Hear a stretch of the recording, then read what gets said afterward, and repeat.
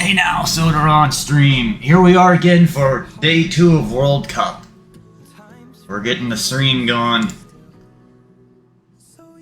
Let's see, it says it's starting here in a few minutes. Now, World Cup, let me go ahead and state that World Cup is in a really bad time for me. So, I mean, it's not in a horrible time, but, last night was the 4th of July, and it's about like 10 o'clock in the morning, and still trying to get up and awake and acclimated, so I'm a little bit behind. I'm trying to get back to the computer by 11 o'clock so we can start talking about World Cup. I guess World Cup is, it says like starting the stream in 30 minutes, so here we go. Ah, my leg is killing me. I have this medical problem where I get a circulation and I can get these sores and wounds. And, oh my god, my leg is killing me.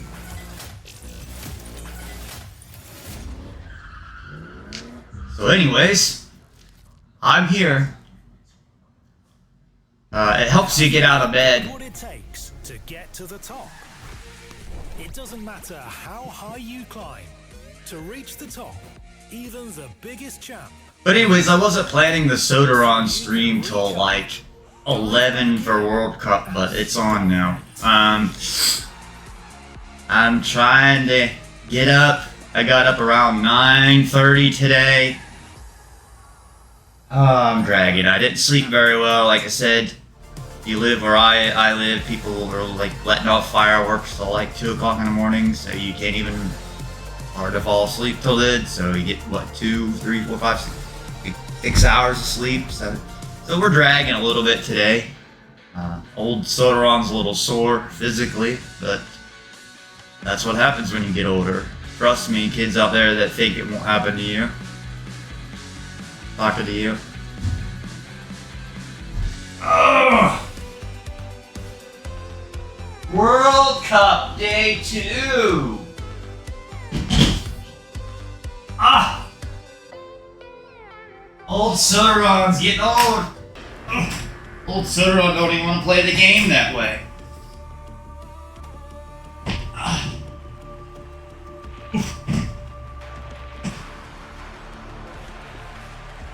See, this is the problem here too. Now my little dog is stuck on Dog Island and wants to go outside. Oh my god, JD, I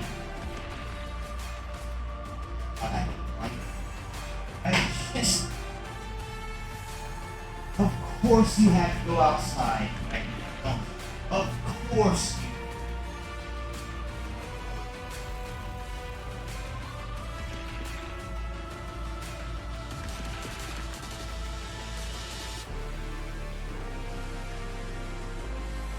Of course you have to go outside right now, don't you? Of course you do, right when I'm busy. You can't lay in bed for an hour and relax. No, you have to get up right now, right when I'm trying to stream World Cup. Like, I can't even do the things I want to do because everybody in my life holds me back from what I want to do. Damn.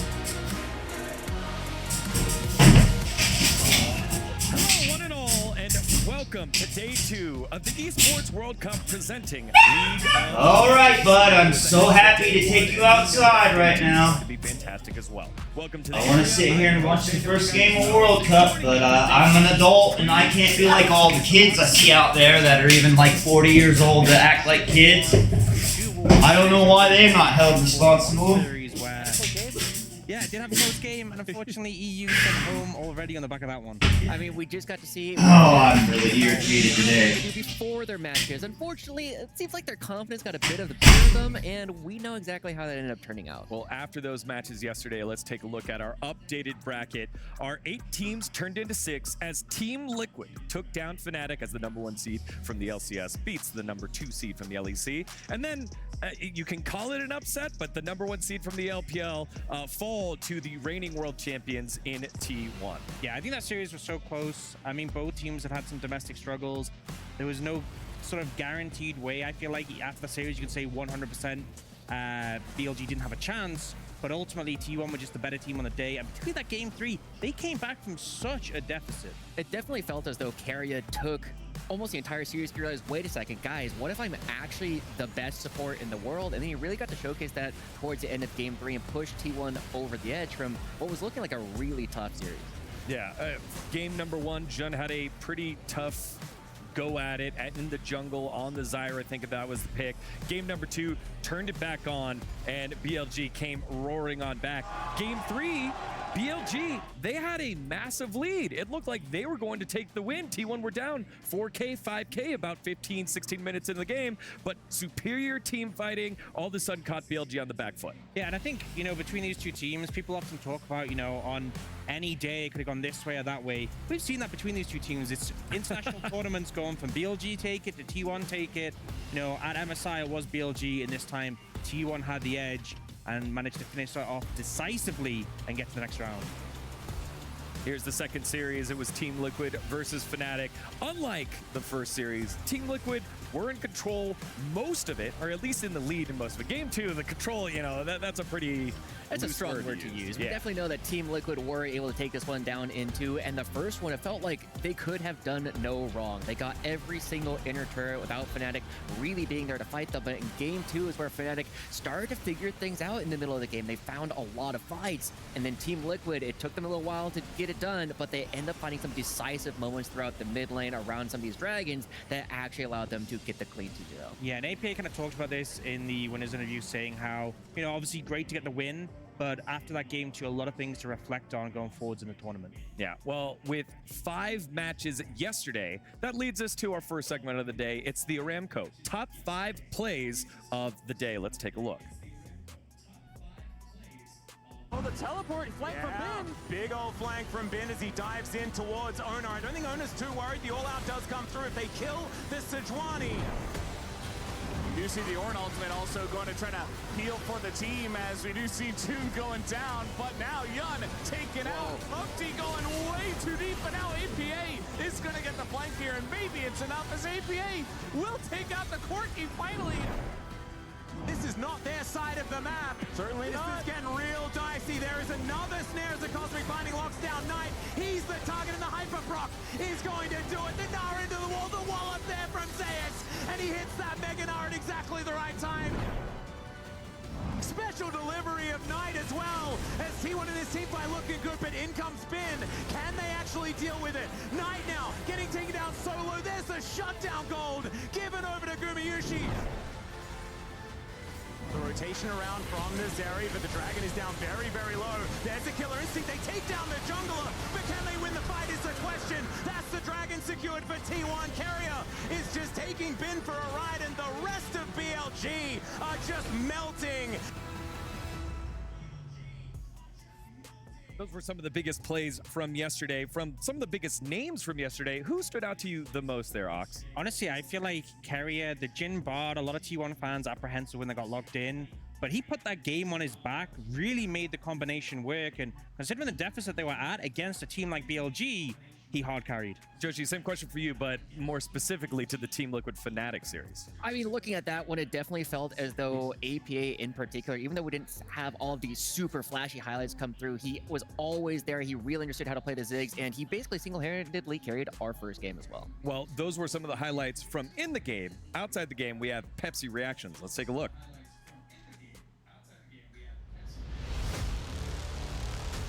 We're the legends that they told you about.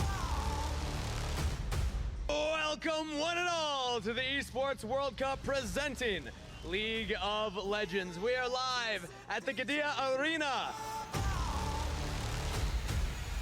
Ready to witness 8 of the best teams from all over the world compete for a chance to be crowned the first ever League of Legends champions in the Esports World Cup.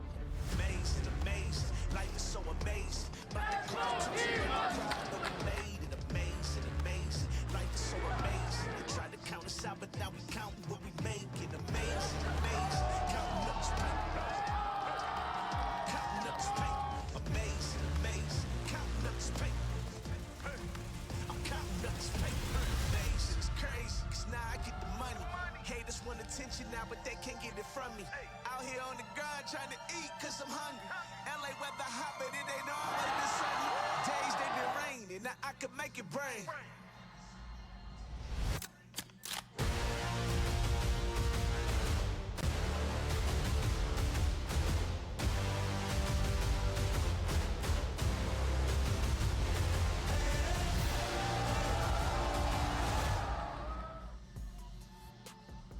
Some of the amazing sights and sounds from the inaugural Esports World Cup presenting League of Legends. Thanks to our friends over at Pepsi for supporting that and powering this event. Now, again, we have to look forward now. That was a lot of yesterday. Let's look forward to today at the schedule that we have, as we have a huge matchup kicking things off. Gen.G versus Top Esports, and then the second battle of NA versus EU. G2, the #1 seed from the LEC, taking on the #2 seed from the LCS and FlyQuest. Yeah, and I'm super excited for the first series because with T1 BLG, we talked about how they've had domestic struggles going into the tournament. Neither of these teams have. They are both looking in incredible form. And of course, on the other side, we have to see, it was July 4th yesterday. It meant that NA had the strength necessary to take it all down, but today is July 5th, and we're going to have to see if FlyQuest can get some of that residual energy to come through to actually take down the Kings of Europe. Yeah, we'll see who ends up being the winners of today's matchup. And again, speaking of winners, you know what they win? A big chunk of change here. As Ox has pointed out, each time you win, you double the prize pool that you go home with. So these guys are playing for $50,000 in this quarterfinal matchup. Yeah, and it just builds up so quickly. You know, getting that first win obviously makes a big difference, but you can very quickly start to rack up a massive prize pool.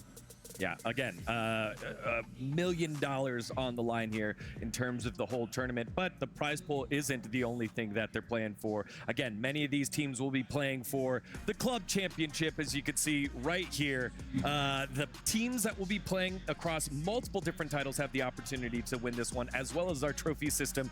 Each game trophy has the opportunity to put your opponent's keys inside the game trophy to be forever encased as a little token. Yeah, and we saw some of that yesterday. Obviously, the keys being crushed and claiming the keys from your opponents.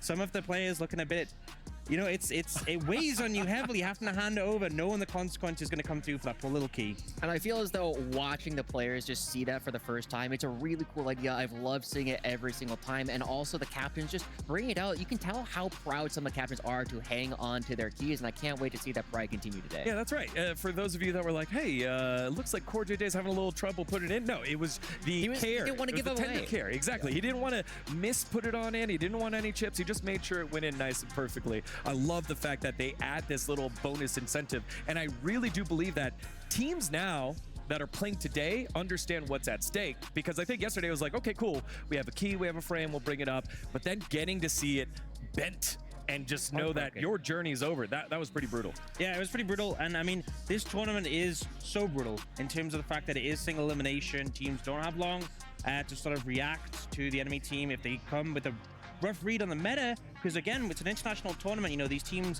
did face each other in MSI, but we got big shifts, so not much time to adapt before you get knocked out. Well, there you see, not much time before we kick off day #2 as Gen.G, the reigning MSI champions, ready to go. The reigning LCK champions, ready to... All right! Ha-ha! Here we are, SodaStream! Ha-ha-ha!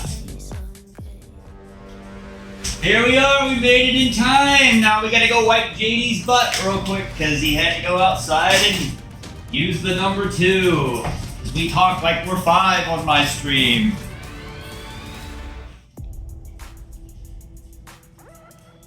Bam! I gotta take care of my dog.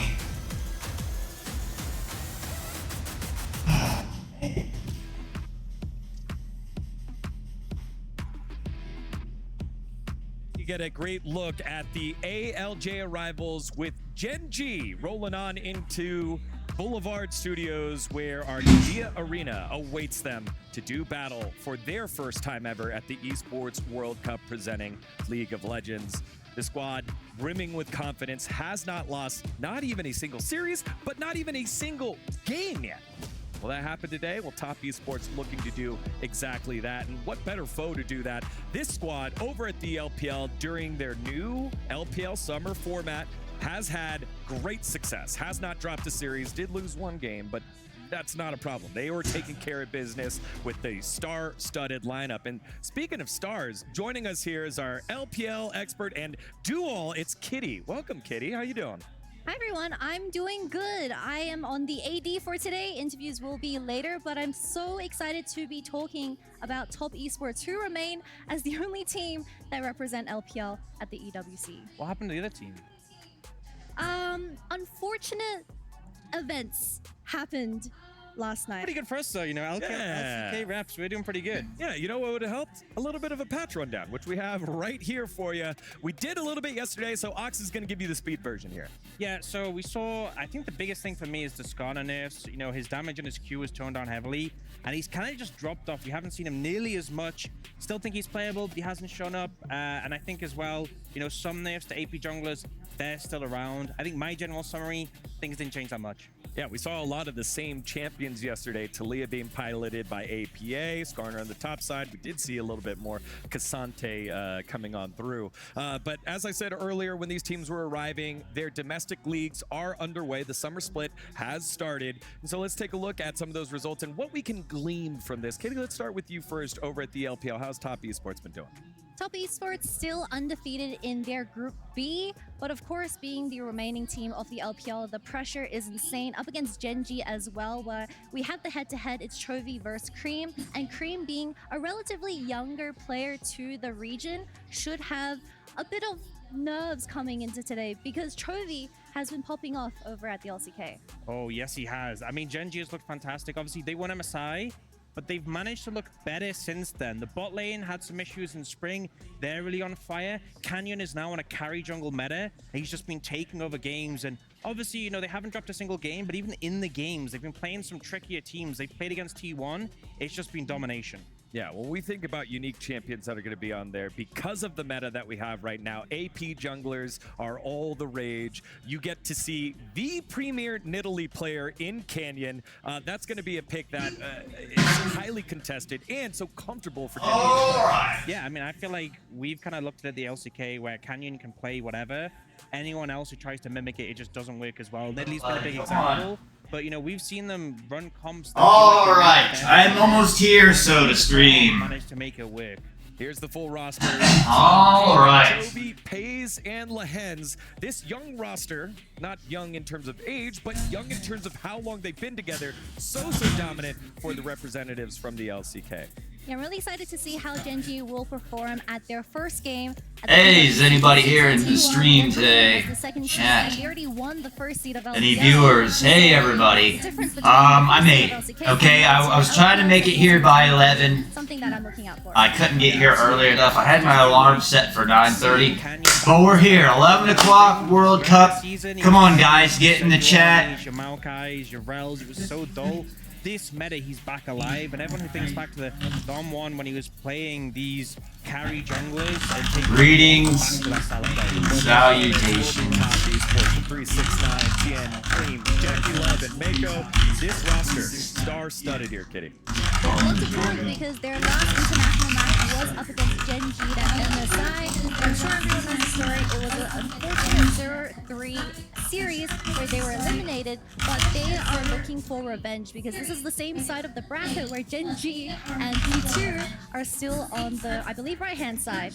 I'm really excited to see how Concealer will adapt to this tournament format because over in the LPL, they introduced There we Fearless. go. And Fearless, it's not hard where Come on, let's get some, come on, guys, let's get some streamers in here. Come on, let's get some chatting. Let's talk about World Cup. I'm here today. My stream wasn't as exciting yesterday, I don't think, as it will be today, okay? Because, I wasn't as prepared for it yesterday. I think I prepared more for today's stream, so here we go. I was really tired yesterday. I just had it rolling. I'm more prepped for today, so come on, get in here. Let's talk. Let's discuss about Gen.G, and they're playing TES, right? Understanding that they were playing Fearless Draft. Yeah, I feel like, you know, being that it is like the soft fearless, it doesn't drastically change because you often exchange with the team. But it does mean if there's an issue with the other side, you have to address it, where sometimes in soft fearless you don't. Come on, everybody's asleep. Come on, guys. Throw curveballs out like in the game 1, things like the Zeri top. So they really have to be prepared. In the best of 3, you have so limited time to navigate that. Yeah, definitely. Very unique format here, unique challenges, and for a deeper insight, we have Coach Maokai standing by. Hey, JD. Hi everyone, we're joined here with Maokai, the coach from Top Esports, and I hope you're having a great stage so far. Hi, buddy. You okay? The first game that we're going to be seeing on stage against Gen.G, a team that has knocked Top Esports into that lower bracket already in MSI. What was the prep coming into this today, and how do you feel them being your first opponent? I'm ready. I feel good today, okay? Here I am. If you watched the very beginning of this, I had a rough start.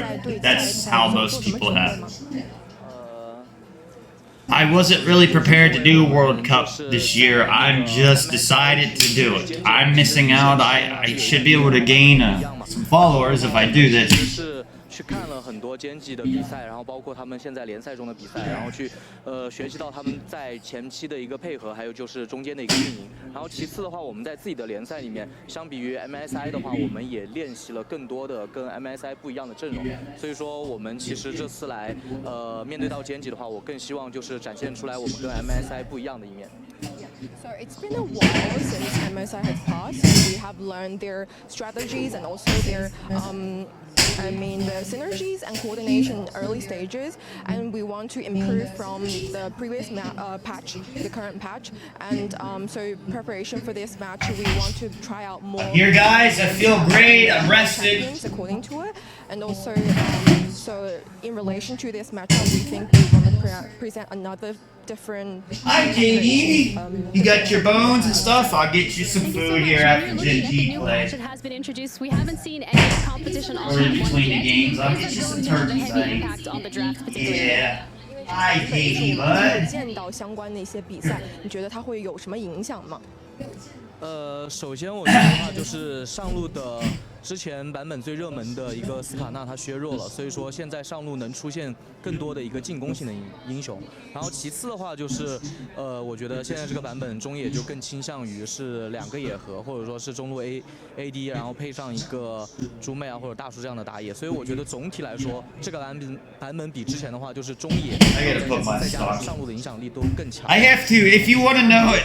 Because there are some weakness from the top lane. You want to look into the world of Sodaron.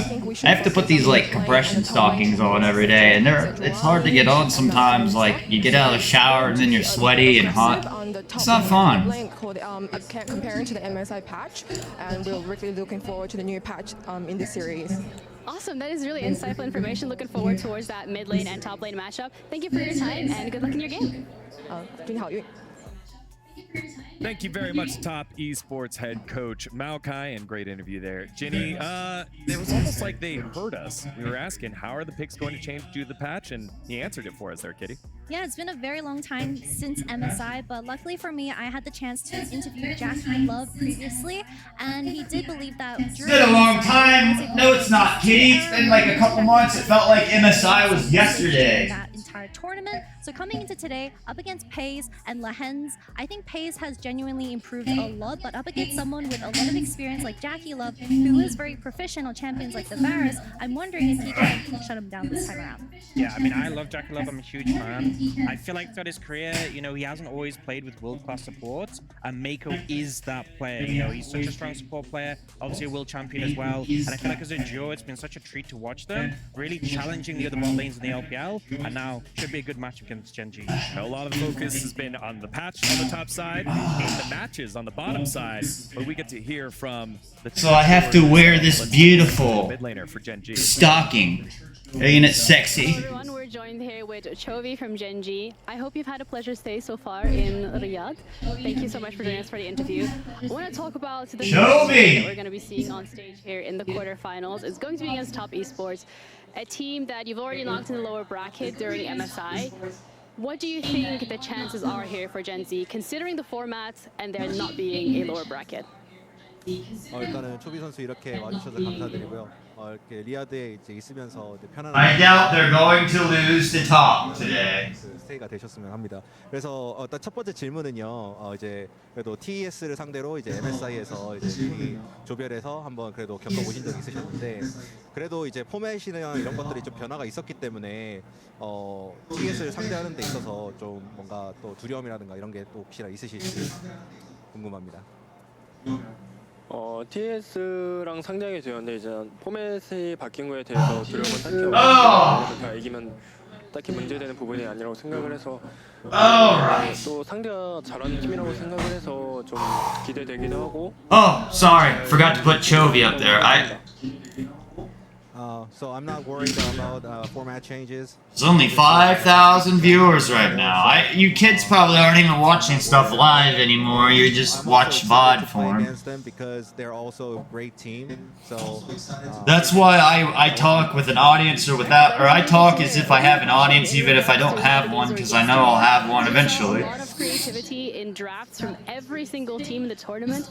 Can we expect anything creative from Gen.G?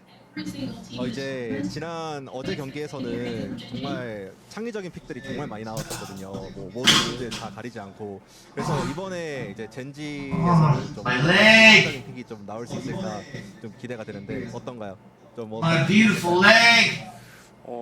좀 뭐랄까 저희 입장에서는 창의적인 픽이 아닐 수도 있는데 뭐 보시는 분들 입장에서는 창의적인 픽일 수도 있어서 뭐랄까 좀 설명이 되게 애매한 것 같습니다. 그냥 좀 나올 수도 있고 안 나올 수도 있는 것 같아요.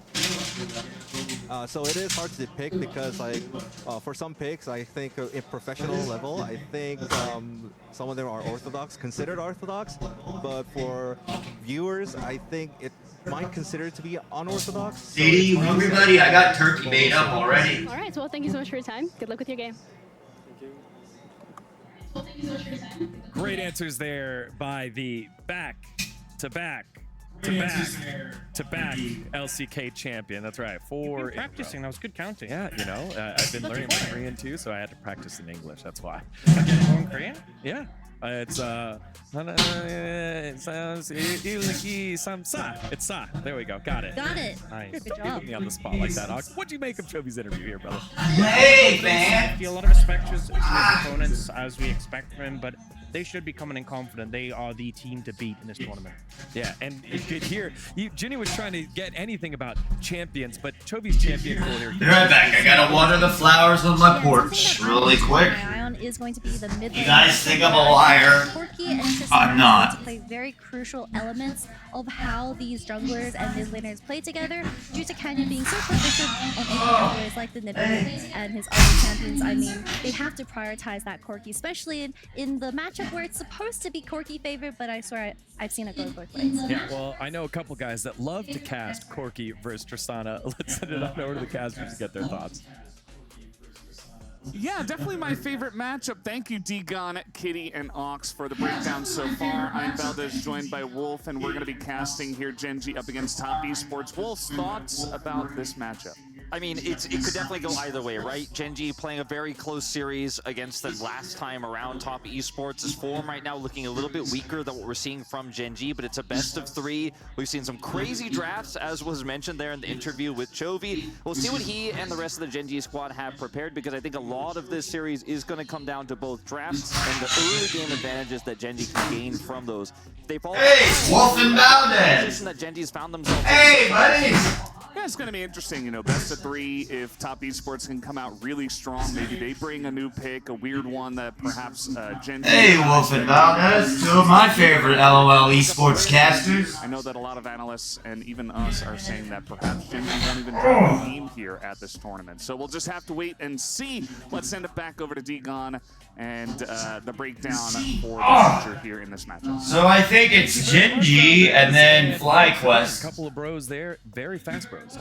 And, I mean, Gen.G and Top. Sorry, I'm not awake yet. STC predictions, here we go. I'm here in America, and, over to STC play esports.gg so that you all at home can In America on the 4th of July, everybody stays up till about 1 or 2 in the morning letting off fireworks. So if you're trying to sleep, it doesn't happen. So you don't get good sleep on the night of the 4th of July. So having an 8-hour event yesterday and then turning around and being right back up again after the 4th of July, being a little rough on Sodaron today. It was kind of a rough start, but here we are. Okay, well, hey, she did the switcheroo. She talked about copium, and I thought we were going with the top esports. The one is already copium enough, to be honest. Yeah, I mean, I'm a huge top esports fan. When I cast on the LPL, it's 2-0 Gen.G. I mean, they're just looking too clean right now. Give me the matchup that you're most excited to watch here, Ox, because obviously Kitty has said in the mid lane. Bot lane for sure. I mean, I love Jack Levermako. Hazel Hens have really stepped up. I can't wait to see that matchup. All right, again, we got ourselves a premier matchup as our ALJ match of the day. It's Gen.G versus Top Esports, all across every single role, star-studded. Gen.G's undefeated record so far in the summer split on the line. Top Esports undefeated in series over at the LPL. Who will find out and take the next step at the inaugural Esports World Cup? Let's find out together as we send it on over to the Qiddiya Arena.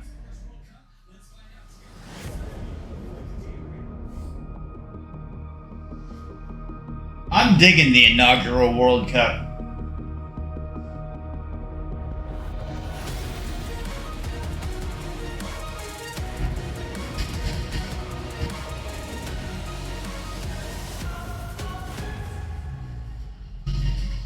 Guys, now I will do a much better job today, so please go and watch my stream. Yesterday is like garbage to me. I would probably throw it away, but it's up there. But today is going to be much better because I wasn't prepared yesterday. It was just a random thing I threw myself into. I didn't have the rest like I should. I didn't have as much sleep the night before on yesterday's stream as I did today, so today will be much better. I know everybody out there is tired, so I'm not complaining or whining. I'm just telling you, if you're trying to make up excuses for why this is horrible or something, that's why. I feel a lot better today. I feel rested. I'm excited now. But that does mean 2 teams ended up going home. And we actually have an update for everybody because if you weren't aware, they lost their keys along the way. But I think we found them, right, Fancy? Yeah, they're right in there under the trophy. Let's take a look. I mean, honestly, if you look at them, Fnatic one looks a little bit too crushed. I'm not sure why. Maybe the guy operating the machine is an NA fan, but hey, who knows? Yeah, I think it was the 2-0. Exactly. That's why. But we also have 2 matches ahead of us today, including our first look on stage at who everyone is calling the tournament favorites in Gen.G. That's correct. Gen.G versus Top Esports is going to be yet another LCK versus LPL quarterfinal. But then we're going to witness G2 take on this stage against FlyQuest. See who can take it on, and then head to the semifinal. More rematches for the region. LPL, LCK, LCS versus LEC. I want this to be more in sync with my TV. Introduce to you your first quarter. Whose bag is this? The name's Umstick. Oh wow, it's way out of sync. I'm gonna need to participate one of these. Another day, another drumstick. That's what's, there's like lag between the... Oh no! Finals MVP, Lahan. And in the mid lane, give it up for... There's like lag between the TV and the computer. Undefeated in their current LCK. That's probably a little better. Reigning champions, LCK Spring Split champions, and halfway down the Golden Road. And their quarter-final opponents. Give it up for Top Esports!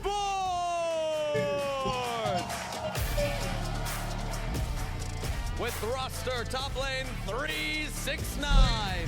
Jungle. Alright, do my notes, the draft. You want your turkey, buddy? You want your turkey, baby? And support, Mako. The second team from the LPL are not only looking for revenge for the MSI upper bracket, but they're fighting for the pride of the LPL as the... My dog has an entire, like, couch to himself over here. Team captains, please He owns bring me. their keys to their starting positions. And everybody here at the Qiddiya Arena and back home, give a warm World welcome Cup Day 2. to our finalists of the day. Gen.G versus... Can Gen.G do it again, or will Top Esports get revenge? Let's begin the match. So our first match is Gen.G versus Top. We've got the number one LCK team versus the number 2 LPL team. I don't think Top is the number 2 LPL team. I think they're about number 3 or 4, because I think that JDG is obviously number 2, if not 1. I think JDG can beat BLG right now. So I think your top LPL standings are skewed. Now the LCK standings aren't.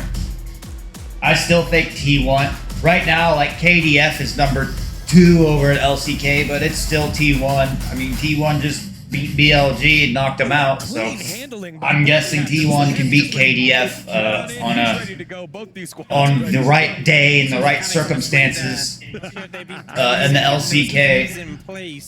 But obviously it all comes down to the performance on the Rift, and I feel like this is going to be such a huge one. A lot of people look at Gen.G as the tournament favorites, but if Top Esports would have taken... Oh, those are nice World Cup protein shakers. ...inherit that title and look like to be in a fantastic spot to take the whole thing. So a lot weighs on this series. I definitely love when you look across multiple different lanes that do a lot of damage in terms of mid lane, in terms of bot lane. It's an age matchup, right? Jackie Love, we've seen him in the spotlight for I did get a tablet, so now I can look at my chat stuff on there. Come on, guys. We need some people in here. Come on, come watch the Sodaron live stream of World Cup. He had the shakies and then started working his way on up. And Chovy, he's been so dang dominant. How will things shake on out? Let's find out as we send it on over. I know if I don't have viewers now, I know that you'll watch it later, so it doesn't matter. And I always record it as if I have an audience. That's the way to be. Into this huge matchup, Top Esports have an early chance to take down the favorites of the tournament in Gen.G. Will they be able to do that tonight? Will they be able to take a game off of Gen.G, who have crushed a lot of opponents in their path? And when you consider Gen.G's win over T1 domestically in the LCK, I never see Coach Kim outfitted in Gen.G gear. Champions defending MSI champions. I think he's finally proud to be a Gen.G member. To that title. I'm glad that they got Coach Kim. He's the perfect pick. A game in this tournament. This is, in a lot of ways, potentially what the finals could have looked like if Top Esports and Gen.G were on opposite sides of the bracket, because they do seem to be potentially our strongest teams at the moment. T1 could break their way to that finals as well if they could pass the quarters, rather the semis.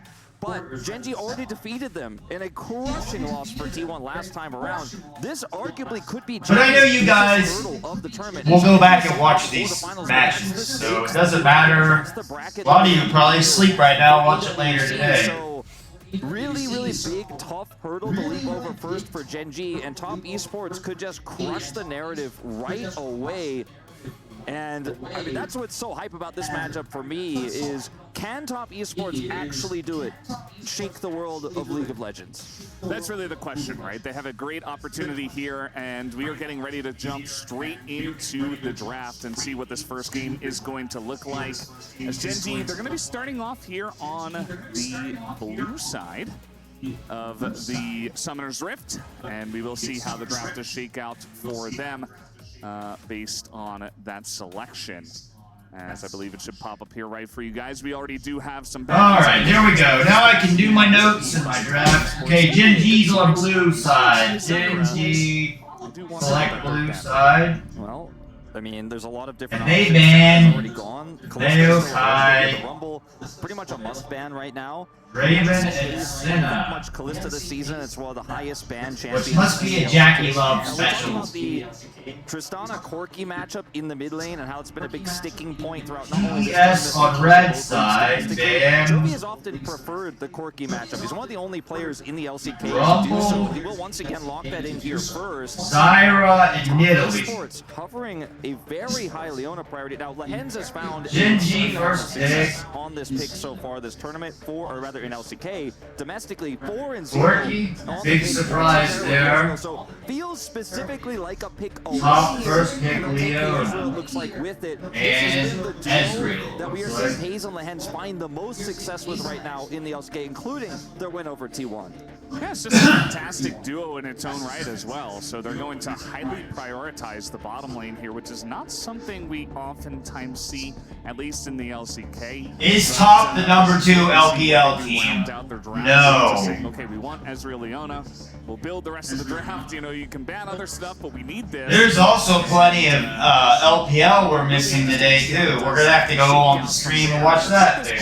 Mid, definitely would not be surprised to see Kennen picking up an AP jungler. Yeah, the Karthus we knew was coming. Yeah, one and it is Karthus. You and I both knew very likely it was going to be the Karthus in this game. It's one of his old favorites. He was the first player to bring it back in the LCK a few seasons ago, and then of course brought it back this season as well. K'Sante coming through now, 369 with a potential hover of an old counter pick in the Gwen, but I think showing that a bit early here. The Tristana is basically a must. And so this is the thing where I talk about the AP jungle meta, where Canyon's gonna play Karthus, and he's gonna keep up and farm with Keen and Chovy and Pays. He's gonna have just as much farm as the lanes do. And then hopefully Tien gets something and keeps up with it. Now, they're probably going to pick Brand.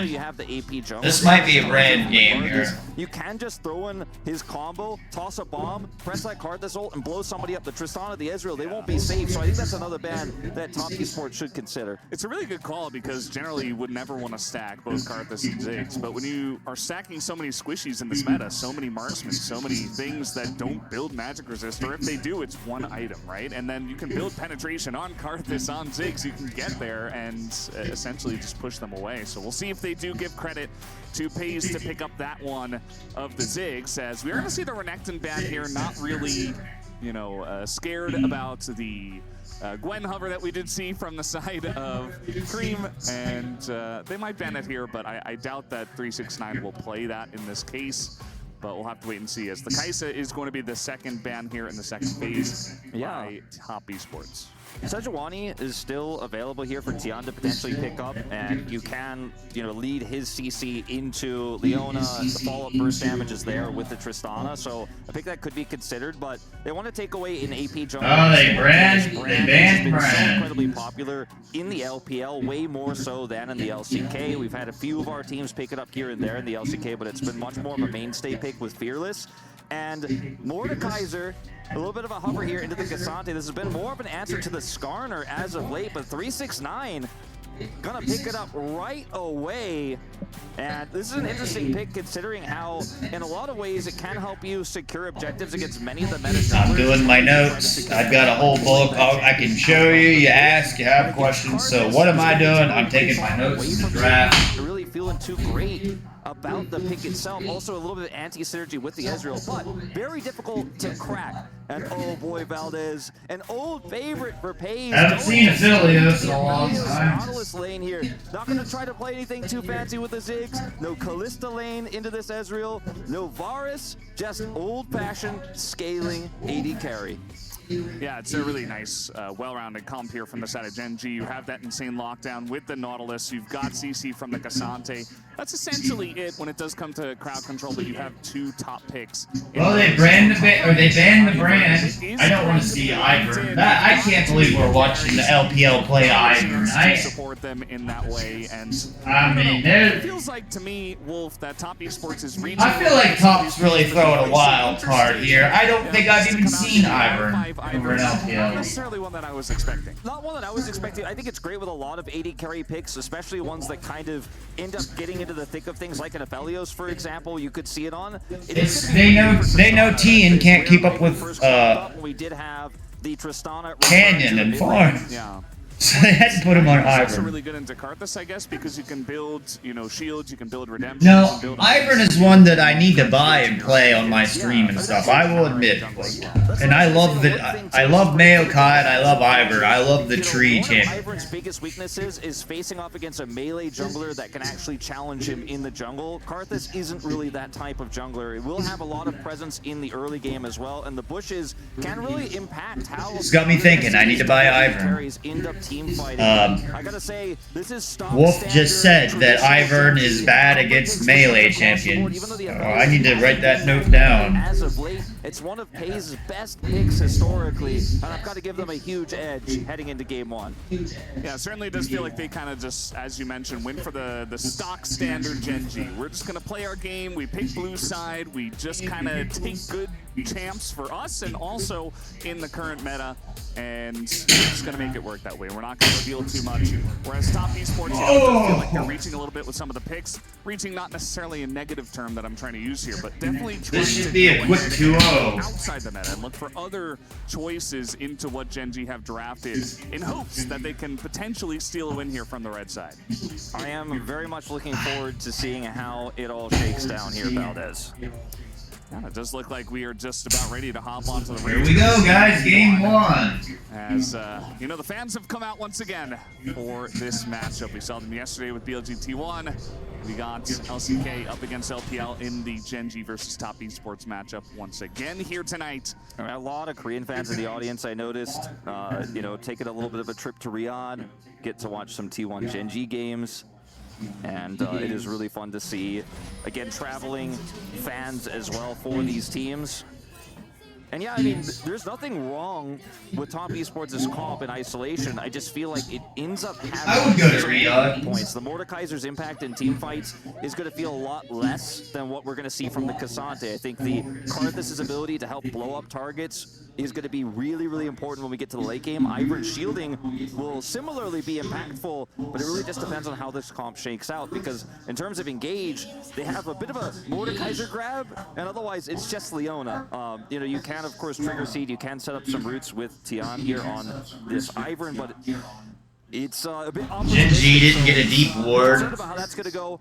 On the other hand, They didn't get any deep wards in the enemy jungle. For this Ivern later on, when he's trying to secure vision, when he's trying to, you know, look for objectives. Ivern's starting the Raptors. On top of this pretty squishy. Canyon's starting over.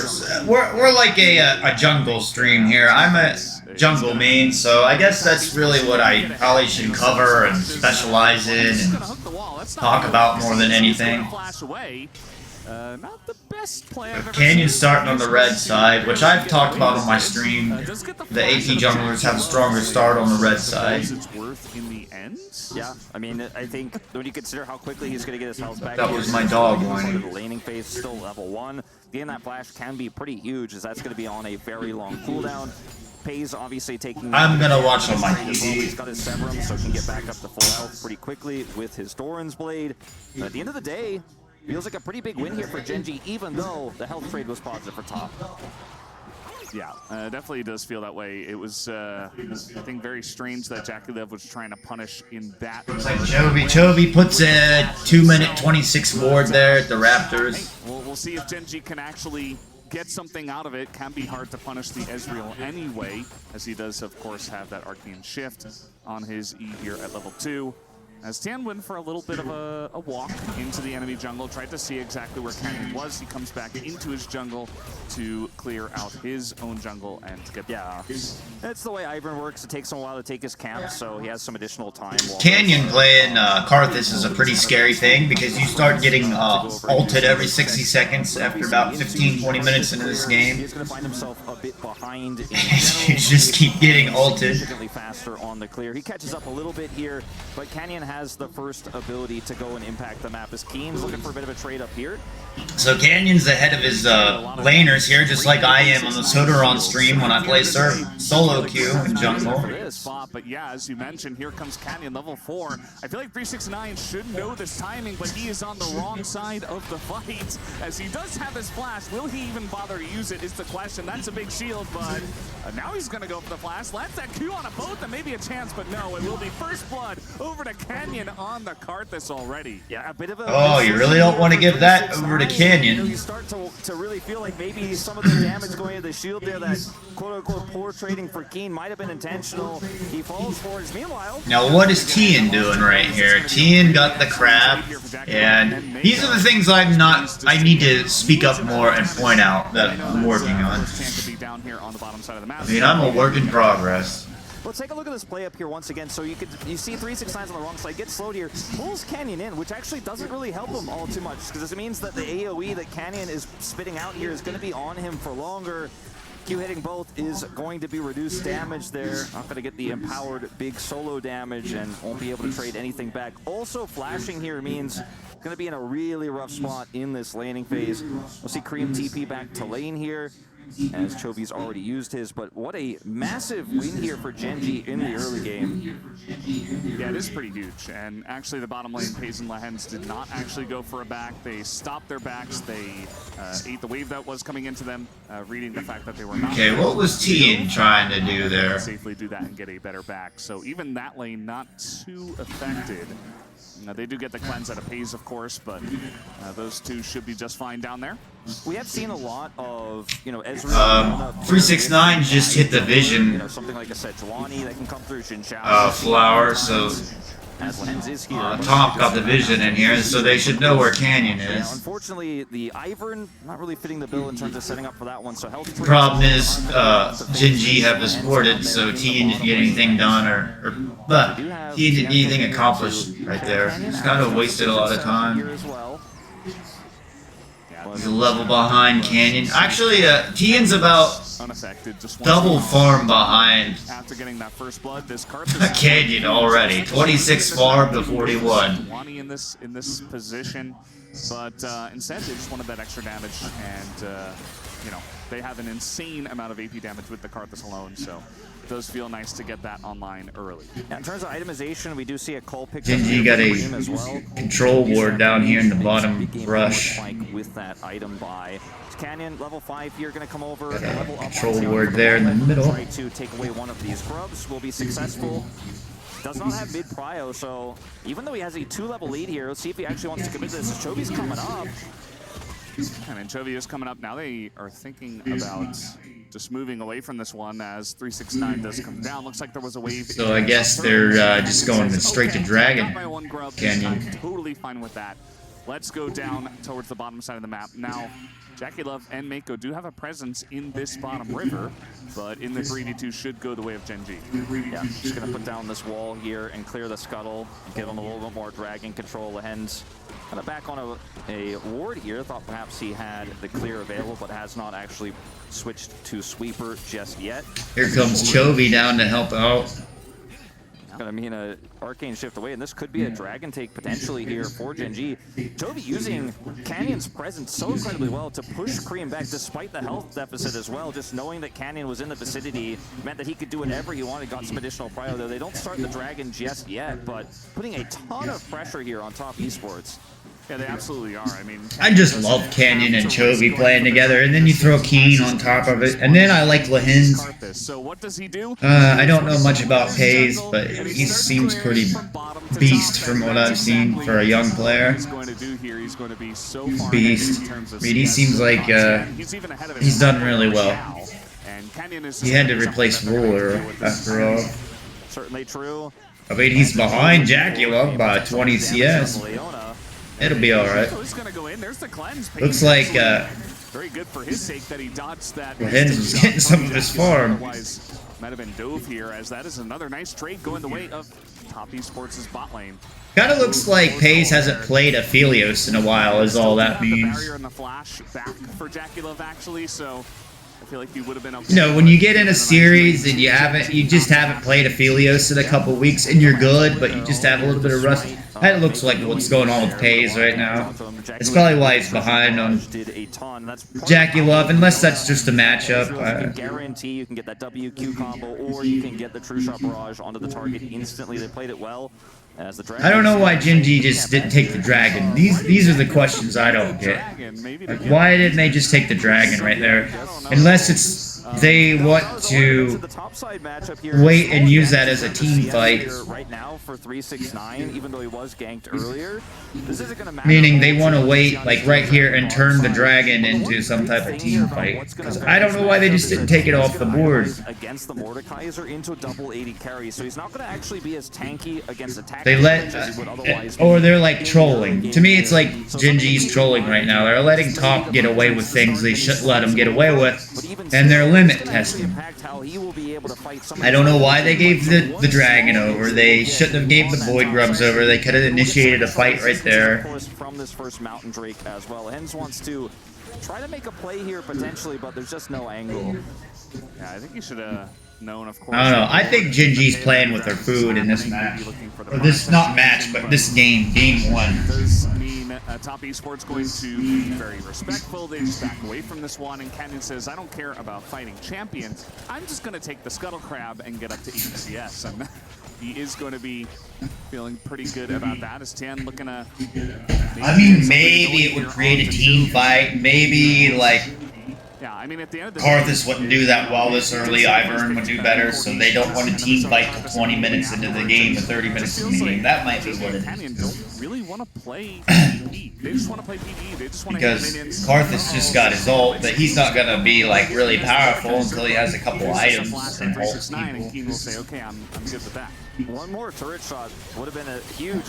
Meanwhile, yeah, that's going to be a lot, but that is into the Nautilus as, okay, that didn't hit anyone. Lahen's doing Lahen's things and dying. Comes in, and Pace has to flash away as once again Top Esports doing a huge amount of damage to the Gen.G bottom lane, looking to take down Pace, but they will not be able to. As Mako, oh no, he is solo and the kill comes through. All right, he got both of them. Turns it around with the help of Canyon as they step just one step too close. That's my boy Canyon. He doesn't even have to be there to make an impact. 2 kills going over. Pace doesn't use his cleanse either. What is this ad? Why does this do this? I'm impacting bottom lane, I'm impacting top. And he's going to be able to help take away at least one of these grubs. As I don't know if Top Esports should really look to fight this. Keen rotating over with the TP. Yeah, I mean, 369, he's just in there by himself. So now they're fighting at Void Grubs. I don't know why they just didn't fight the dragon. Can he be punished afterwards is the question. As a knockup comes through, the all-out... Again, they might be playing with their food. Comes down onto Keen. He's got to flash away. Way too many members here of Top Esports. They weren't expecting this much pressure as Cream.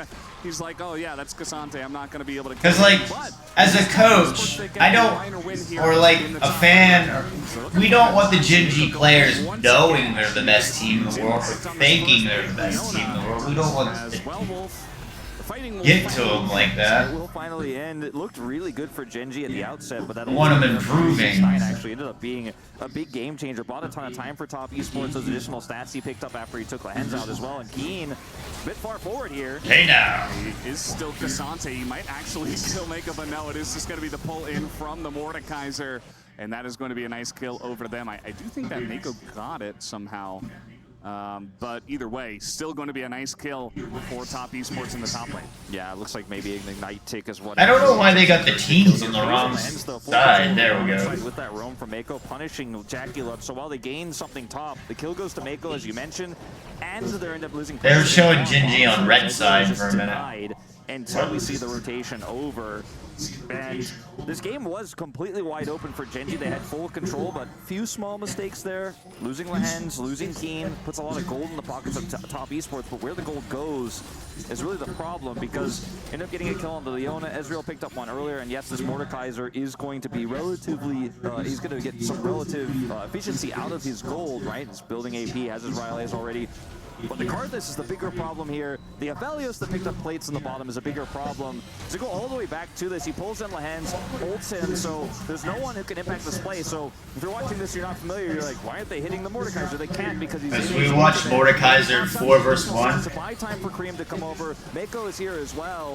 And 369 just tanks it up, still has his shield. Keen's forced to flash. Really good plays here from the side of 369. Some comms there from Tian. Unfortunately, I won't be able to translate those for you guys.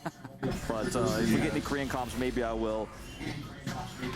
Yeah, that's our area of expertise, as Keen is going to also miss the cannon. And so far, it does feel like the Mordekaiser is getting a lot of value in that top lane. Like, Keen has done Cassante things, but the last couple of fights has absolutely gone in 369's favor. He's getting free money by just picking up the support, putting him in the death chamber, taking him down, gets a kill, and then living afterwards. Also pretty huge. So he's going to be very accelerated. He already had his Rylai's, his hunting guys, going to be working towards that Leandri's. I mean, yeah. It's going to be huge. If you consider all of the gold lead here is really just Canyon, like 2,000 gold is the advantage for this Karthus. He's farmed massively more than Tian has so far, and he picked up those 2 kills earlier. That's where that gold lead comes from. The game is a lot closer than what you might just see on the gold graph, in fact, but we'll see how much of an impact Canyon can make here. Has his Leandries for this fight. As Hayes is not here, trying to get over here as fast as he can, but advantage to Top Esports for the moment. Yeah, they are struggling to actually enter the river. A bit of poke does come out from both Canyon and Chovy. But once they do get into the river, Top Esports as a 5-man unit are going to be very confident to try to take this over. Now, Hayes is pushing mid. He'll get some mid prio here for the team. It does look like Gen.G don't want to fight over the river. They say, okay, you can take it. And that should be a win over at Top Esports. And in these types of moments, too, if you don't have the control of that choke, if you don't have the ability to set up some damage, Canyon isn't going to be able to do a whole lot unless he has, you know, again, the ability to get forward and post. We got Gen.G taking the dragon and when you don't have that Top taking the Rift Herald. It's Gen.G still ahead, 5,000 gold. It is going to be an Ocean Soul here for this first Or game, close. which does feel quite good for 600 so go. they can pick this one up. 500 go. Chovy, though, is going to go down here quickly, and this is why I'm on the Tristana side of the Tristana Corgi, how quickly she can blow these up. Now, in return, Chovy will get it done by himself, had a bigger wave down there in the matchup against the Mordekaiser, not much 369 could have. What's your turkey? Defend. Hayes getting a lot of free farm here in the mid lane as we reset. And the question becomes, when will Tian make a big impact in this game? Because otherwise he's kind of half-heartedly been able to farm, has been able to help in terms of the vision game, but it's feed the dog. a much larger impact on the game. Take like a second. Yeah, honestly, Made up and it does feel like he is just very reactive, very much like a neutralizing pick into the Karthus. He's gonna sit there and wait for Canyon to do something, and he's like, okay, I'll press my I'll press my trigger seat onto someone. They'll take less damage. Let me try to neutralize Canyon, and you know, when you consider that, yes, Canyon is miles ahead in terms of farm, but also Can's able to do a lot with the little that he does have, and he will also be able to support those 80 carries. As Chovy's just going to TP to the top lane. He says, you know, there's no minions here, so I might as well go top. And there is nobody top for Top Esports currently. Yeah, I might have to use 2 TPs to try to make this play, but it is a really good macro read here from Gen.G, getting some additional damage done. Herald's going to be dropped, and Keen probably just going to have to use that second teleport I was mentioning here. If he walks down super slow, as we do have a fight up here. Elahens, once again, in the death chamber, has to throw down that death charge. Now don't sit here and think Sodaron's not giving you any content today because he's not talking, or like yesterday when he was streaming all day, there was times where he's not talking. I can't sit here and talk for 12 hours straight, guys. I don't know what you expect. I'm not a fun, whacking, waving, inflatable, arm flailing tube man like LS. I don't sit there and talk nonsense for 12 hours. Or I will dominate. I don't sit there and talk nonsense for 12 hours. I do have a day and stuff I'm doing. I do give you really good comments and commentary when I have the time and sit down and see. We weren't really prepared for this. This is just our day. We can, if you leave me questions or if you're there in chat or anything, or we can go back and look at this at any time. We are just doing World Cup for the next, there's 2 more days of it after today. We're going to do the whole stream, the whole live watch thing. It's too much for one person to sit there for 8 hours and talk and talk and talk.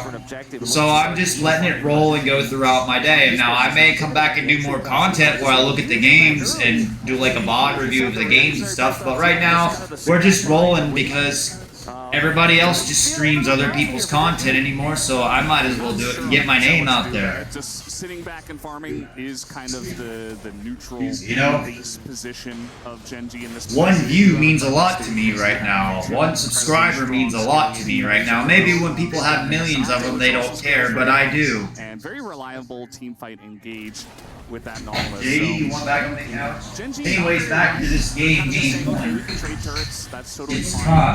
time. Maybe we can group What's going on here? We've got a pretty even game. We've got Gen.G's ahead by 800 gold. Mordekaiser just teleported behind Gen.G, trying to do some type of flank. and there's no objective at the moment. But I think Gen.G know about it. 369. Unfortunately not, but considering both... Just going and getting that blue buff so it doesn't get stolen. Perhaps this would be a potential angle to get more mid-prio. Not really going to matter all too much, though, as Chovy clears this top wave, and not going to be collapsed on here by Cream and Tian. Sweet Diddy. Very interesting choice there, but, you know, had Gen.G not reacted correctly, had they overextended trying to fight for more prio in mid, maybe he could have found an angle there. He's just going to instead head to the bottom lane. That teleport, though, it's about 2-item time, so about time to start thinking Baron fight. Gen.G's a little bit behind. Keen is a little bit behind. He doesn't have his 2 items. Chovy is Chovy. He's on his 2 items a little bit early. Hayes is behind. But Head's doing alright, even though he's died twice. So like you said, they're kind of sitting back and farming. It's a bit of a slower game here. More LCK style than what we're usually used to. Well, what we're saying is Keen and Hayes are behind a little bit, so Gen.G may be waiting on that. Canyon's not. Canyon, here we go again. See, Canyon's double in farm over Ivern, and he's sitting on 2 items, where Ivern's sitting on 2 support items. So Ivern's basically a support. I really do like Ivern, and I need to get him and play him in solo queue. So that's something I'm going to do. I'm not really biased about champions. I like them all. I think they're all neat. Everybody's topped up, and now Top Esports. I like champions with pets. I mean, the redemption in these types of moments is just so high value. The only reason I've not really bought Ivern and played him is he's just so weird compared to the other champions. I never thought I would see him in pro play, but here he is. But I would probably do really well on Ivern because I like support and I can play support jungle at the same time. I always thought Ivern would be a really good support because you could go and steal the other teams' camps and buffs and stuff. Take all these objectives. Once again, they're the ones who get the Dragon Mako, though. He is very tanky, but, you know, given enough time, he should be going down. Chovy, though. Chovy Valkyrie ends with no problem. Not scared. Says, okay, I've got an angle here. Doesn't look like Top Esports can really punish me for doing that kind of crazy maneuver. As now, you know, Mako maybe trying to take a look. Here we go. They're doing Dragon, or they're doing Dragon. They're doing Baron a little bit earlier. Remember, Keen's sitting on, like, not 2 items, and Hayes is sitting on not 2 items. The other guys have their 2 items. Look, Gen.G get it. Look, Gen.G is 369. He's got Lahens in the death chamber. Will be able to take him down, and Mako is going in, trying to open this one up. Again, remember, Gen.G's behind, so I didn't expect him to do well in that team fight. Looking for Top Esports to jump on in. Cream looking for a bit more, but they're only going to get the 1 kill for now.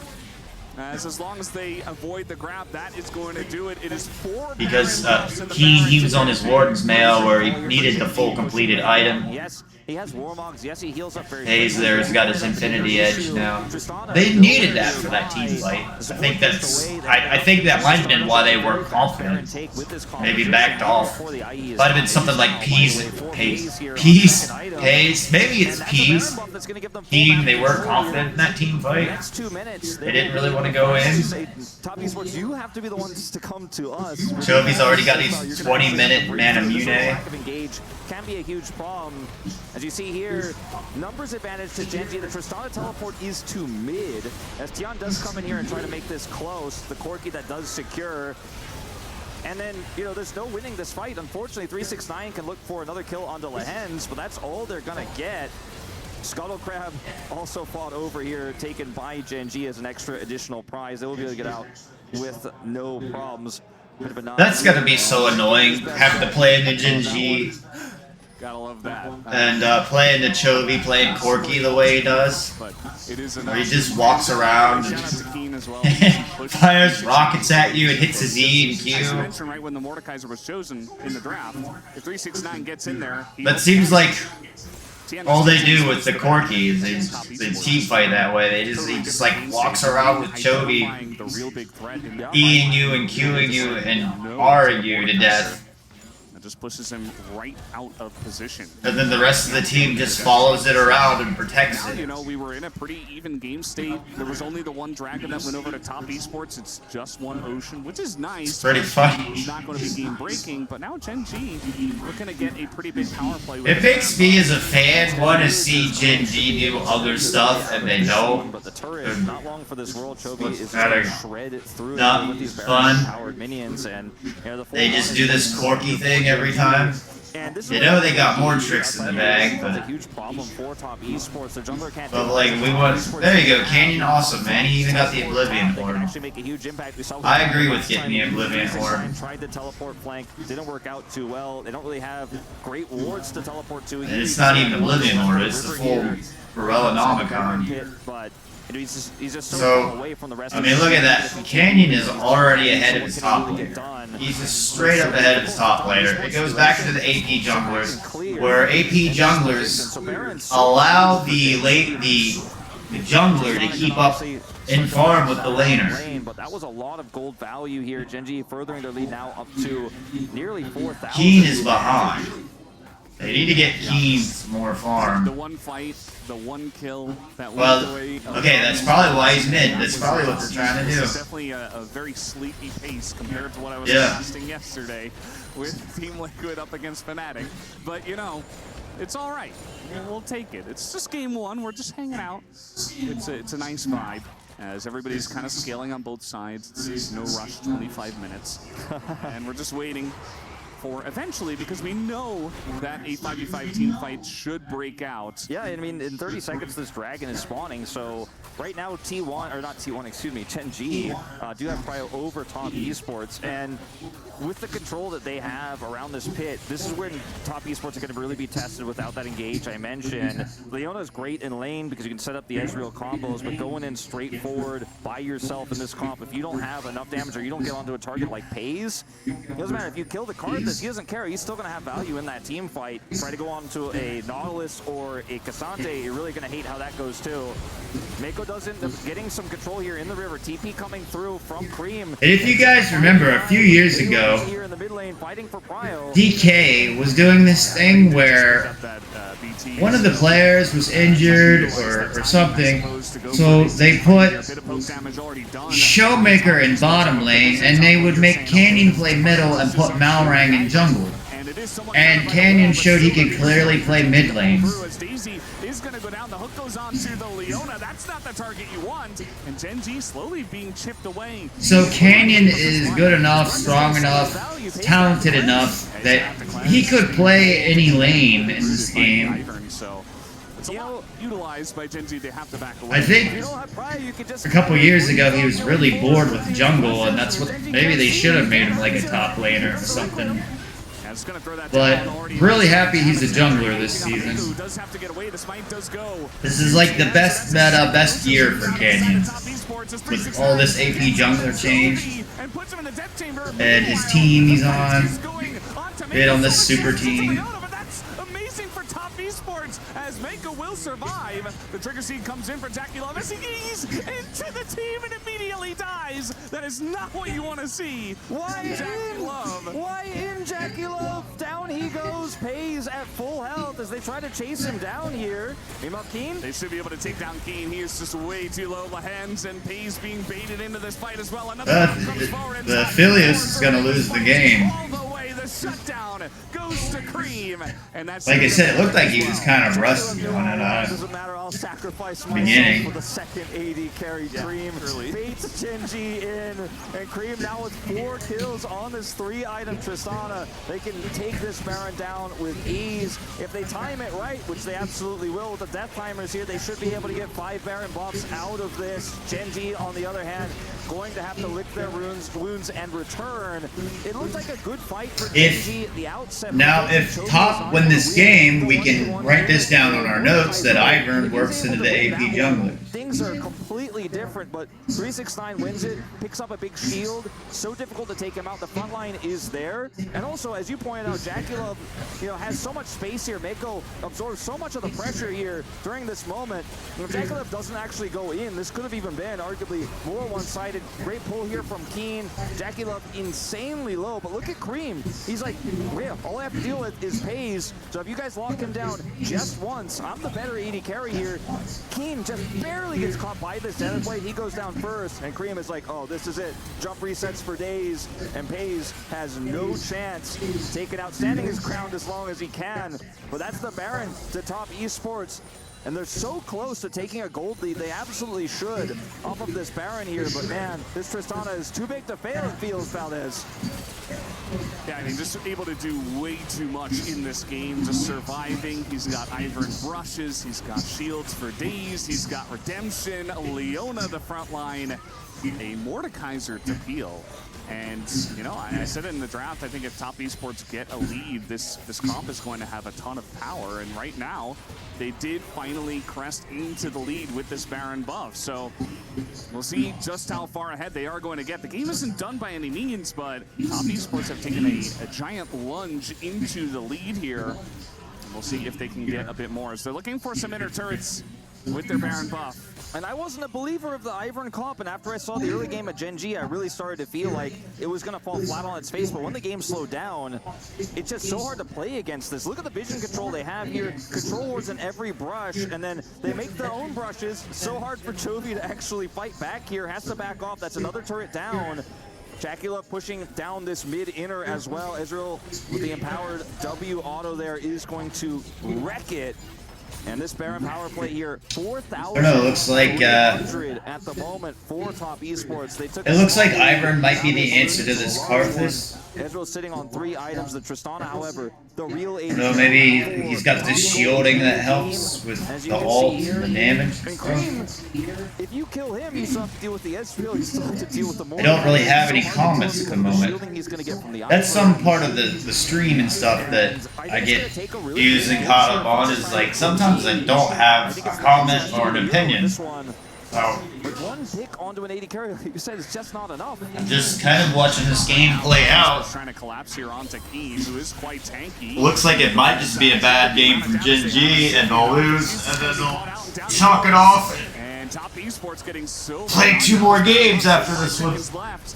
Looking to push in, and we have the Ocean Soul available for top esports in 45 seconds. I'm tired, I need tea, I need caffeine, I need food, I'm hungry. Do posture now that the buff is gone. They've got TP on Keen. Maybe they really want to fight for this Ocean Soul. Hayes also sitting on red-white. You know, he's the real big threat they have to deal with in the longer fights, and he's going to go and have to break through those health bars more than the Corki here. So with LDR completed, he's going to have to be the one who actually takes down that front line. The Mordekaiser and the Leona, namely, as Keen caught out here. This is just, unfortunately for Keen, a step too far forward, trying to set up for his team to maybe go in and collapse there and punish the side of top esports.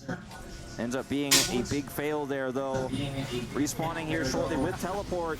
I mean, look at the vision control. Like, we can't even see it. Gen.G can't even see the brushes. But now they're like, okay, well, we got this part.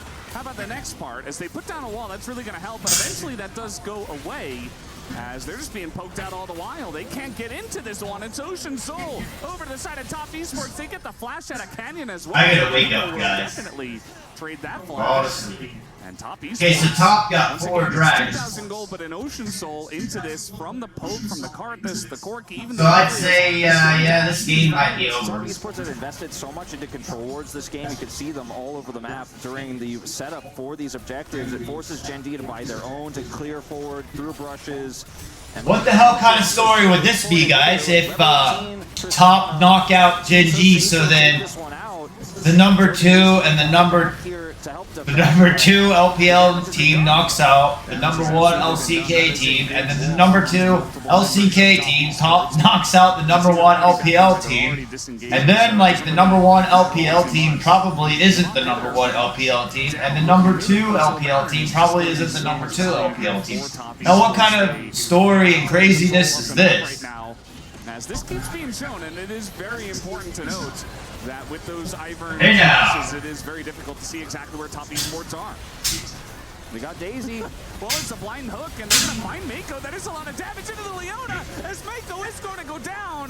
Lahen's a second time going to hook the turret, as now they're looking for a bit more. The Q3 is going to miss. That's the hook onto the Mordekaiser. I feel like Gen.G got team fight power in them. They can turn this around. And this Mordekaiser Nope. insanely huge as they Too much shielding on the Mordekaiser, and the shielding on the Mordekaiser from Ivern. I wanted to say T from Ivern. Shielding. So we know that Ivern. Now we can go into our notes here, and we know that Ivern can counter these AP junglers. Toby trying to do his best to clear this wave here. Cannon still alive. Good flash. Ivern. Was trying to stay alive. I mean, this wave was not clear though. This is end of it. As the wave even coming in from the bottom side. Top Esports a huge first game win, going their direction in this best of 3. And the beauty of it is how calm. Hey now, come on, followers. Get in here, talk, let's chat. Come on, let's get some chat in here. In this first game, we saw those shots of Tian where he just nodded his head, not freaked out. We lost the Baron, doesn't matter. Stay calm, guys. We got this one in the bag. The Top Esports take the Need some chat in my chat. Guys, we are done with game number 1. We're going to take a quick break and come back with the studio to break down that first game.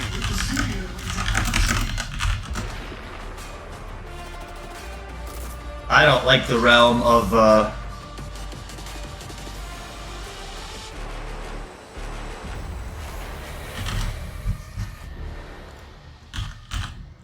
shielding, save, TES.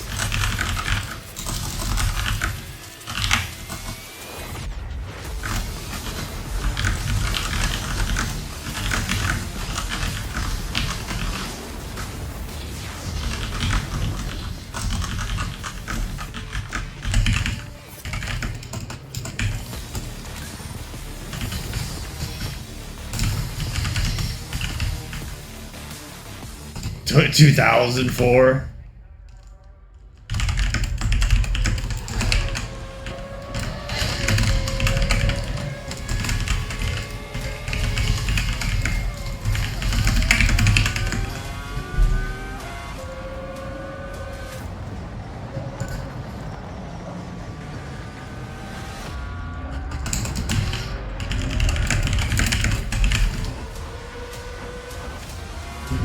Okay.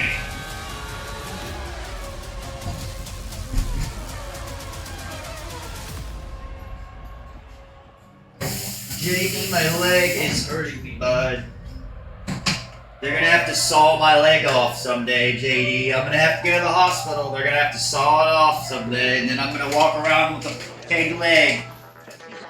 Then they'll call me Captain Soda. Captain Sodaron.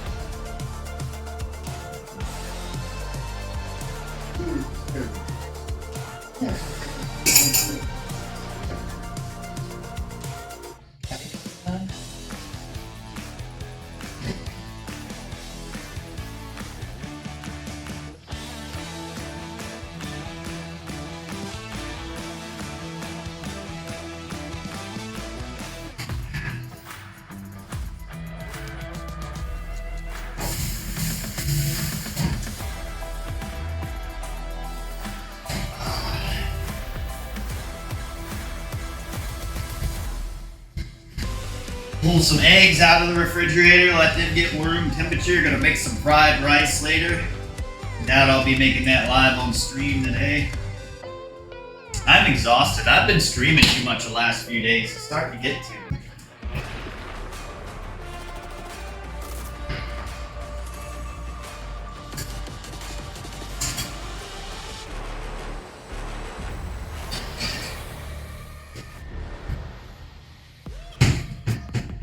For the first time ever, Gen.G's Nexus explodes in the summer split. I didn't eat coffee. Here, boom. They have their best shot at getting a comeback here in the mid lane, but they weren't quite able to do it. Top Esports toppled Gen.G and are up 1-0 against the reigning LCK champs, MSI champs, and in a game where, in a series where no one would have expected this. Welcome back to the area. It's your boy D-Gon alongside Ox and Joshi. We'll be breaking down the action from game number 1 of our first series of day 2 of the Esports World Cup presenting League of Legends. That was a lot of words. Ox, it's your turn. What'd you make of that game? I mean, it was, honestly, we've had Gen.G domestically be so dominant, playing against good teams and confirming wins, you know, beating T1 convincingly, who beat BLG. It's hard to scope out always in internationals how teams can do against each other. But Gen.G didn't underperform there, I feel like. I just think Top Esports really showed that their results so far in the summer really means something, and they really brought it to Gen.G. I think it started off with the draft. I think the Karthus pick got countered so well by this Ivern, and the fact that you have... I mean, Jackie Love was ahead of pace the entire game. And you saw in the later King was behind 369. Karthus will lose so much value. Team played a counter Karthus champ. Back up with the redemption.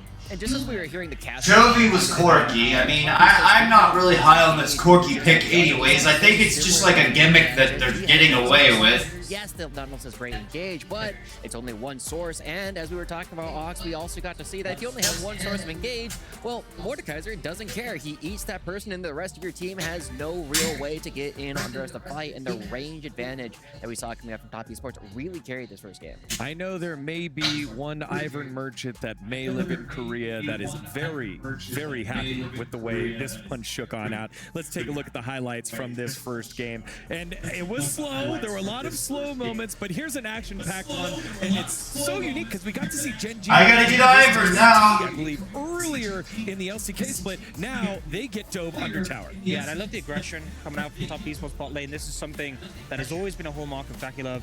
I don't have Zyra. I don't have Ivern. Don't respect the Karthus.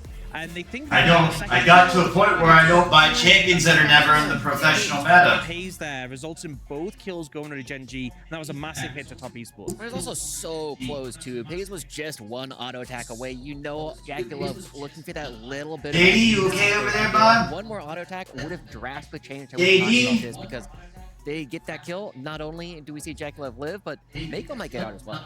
Yeah, good boy, buddy. That wasn't the only fight. Then after. I don't know who this guy is here with Ox and D-Gon, but he's really good. Taken by Chovy, but it was so messy. Yeah, and I feel like it got to the point where Gen.G was starting to be a little bit concerned about the scaling of the enemy team, and the Tristana plus Ivern is such a powerful combo. They end up going with this Baron that is, it's a flip, you know? We see Chan get it to pit, he doesn't secure it, Gen.G get it, and this does allow them to sort of consolidate their lead. But yeah, the ensuing fight gets very messy. One of the things I really liked about watching this fight and how it started as well is the fact that we got to see Gen.G be very decisive with some of their plays. Some of the things that we were looking at a little bit later on, they needed to be a bit faster about how they wanted to take some of these objectives. But Gen.G saw, hey, we have a couple of extra seconds here where Top Esports can't bring the entire team to bear. We need to make use of that. We have good enough hands, and of course they did. It wasn't the juggler that got the smite, but Chovy can do it anyway. Yeah, the fight before that, at that trade, I believe is when they realized, hey, Requiem damage by itself not going to be strong enough, especially with the shielding of the Ivern, which then leads us to our third replay. Watch how dominant the Ivern is as they move Gen.G out of the way into the Drake pit. And the thing is, the vision control is so fantastic because not only are they placing these brushes supplied by the Ivern, but they're frequently using control wards to make sure that Gen.G can't ward them in return. And that's really annoying when you're trying to team fight and there's brushes everywhere and you can't see. You need wards. Absorbed by those shields. Should anything go really amiss, you have, you know, the redemption to bail you out. It felt like this poke and prod coming out from Top Esports really allowed them to get control of this Dragon area. Yeah, it turns out when there's so many control wards, Boss Bomb and the Wall of Pain just take too long. They're on too long cooldowns to actually try and muster their way back in. This was definitely one of those spots where it feels like Gen.G could have played this a bit more decisively if they kite down towards the Dragon. It's not going to be the soul point right away, but that's the kind of thing that got them the Baron. So Gen.G just straight up got outdrafted. Way too long to try and find your opportunity here. Well, the opportunity never shows itself, and after this, I'll play it. Top esports. What's that? And I love you seeing them come down immediately after the Karthus or the Requiem just to heal them all back up. And this ensuing fight. We get to watch game 2. On this Mordekaiser immediately making a beeline for Chovy and getting that shutdown. And with him gone, he's still getting so much value on that Mordekaiser. But the rest of the fight for Gen.G just really starts to fall apart. We do get a little bit of a Jack in the Box, you know, they happen. But yeah, in the ensuing fight, we see a really strong lead. Oh, let me see your eyes, We have another one in Cream. Yeah, I really was looking for Gen.G to back out a little bit earlier, even while they had Canyon sitting there in the death row, using those Skittles to try and push everyone back. There's an opportunity for Gen.G to try and run mid, maybe get some mid priority, but instead, that's one of the times where I was like, man, maybe we don't try and test our hands. Yeah, and I love that highlight right there because it shows the ingenuity of the draft and the understanding on how to play it. As you highlighted, anytime the Requiem went down, it was group up together, let's get this redemption, and all of a sudden the damage that the Karthus puts down that he's known to do, why he's one of the most picked AP junglers in the current, it gets washed away. And here's our final fight here. Lahen's doing his best, throws a hook into a bush, hoping for the best. They get Mako, but then they bite off a little more than they can chew. Yeah, this is part of the problem is that you have Come on, Water, we need you to boil. Position from top esports. Yes, they can get the Leona, but when they engage on the Mordekaiser, you just get ulted in return, you get smashed, and suddenly, out of the death realm, this Mordekaiser appears with such a huge health bar away, and Cream is so strong, he starts chasing down for the reset. I'm sorry, I do dog talk. I talk stupid when I talk to my dog. I have a dog voice, and then sorry, it probably sounds really dumb. And they did so in great fashion. And I think the one last thing I kind of want to point out, we talked a lot about the Ivern, but I think the Mordekaiser being so prevalent in China has been something that Gen.G is not necessarily nearly as familiar with. We'll see if it survives the draft next time. Well, game number 1 goes to Top Esports, giving Gen.G their first game loss of the day. Will it be the first series loss of the summer split? We'll find out together after this short break.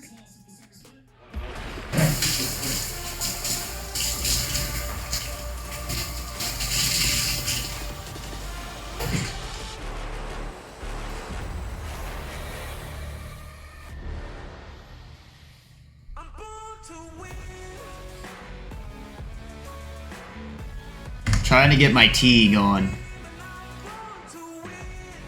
If you've watched any sport, there's always going to be one name that kind of stands out. Even if you don't know much about League of Legends or about the teams, you can just watch this guy and be like, wow, he's insane, he's the best right now. He is just the most gifted mechanical player that Korea has ever produced. Chovy has hit best in the world.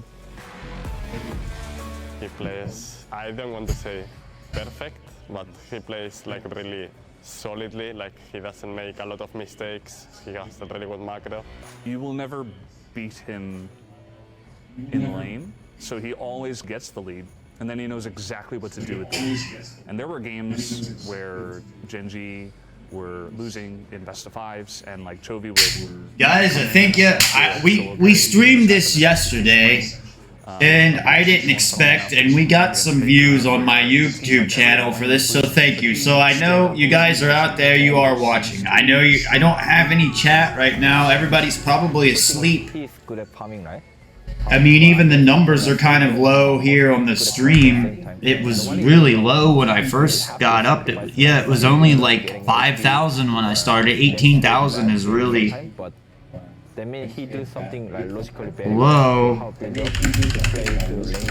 favorite part of Chovy is the breadth of skill set that he has developed and seeing what he does. Hey chat, I need some chat in my It's chat. very scary for anyone playing him since 2018. How many years he's played in a row now, and just think about So, how many times sorry guys, the first hour of this stream was probably rough for my commentary and things because I had to jump out of bed and get showered all of those experiences. and I was up till probably 3 o'clock and I mean I didn't sleep. I didn't get a night of sleep. I haven't had a night's sleep probably like 3 days. I'm excited for this event to get over today because I'm gonna rest and hopefully be rested for tomorrow and have a better next 2 days of this.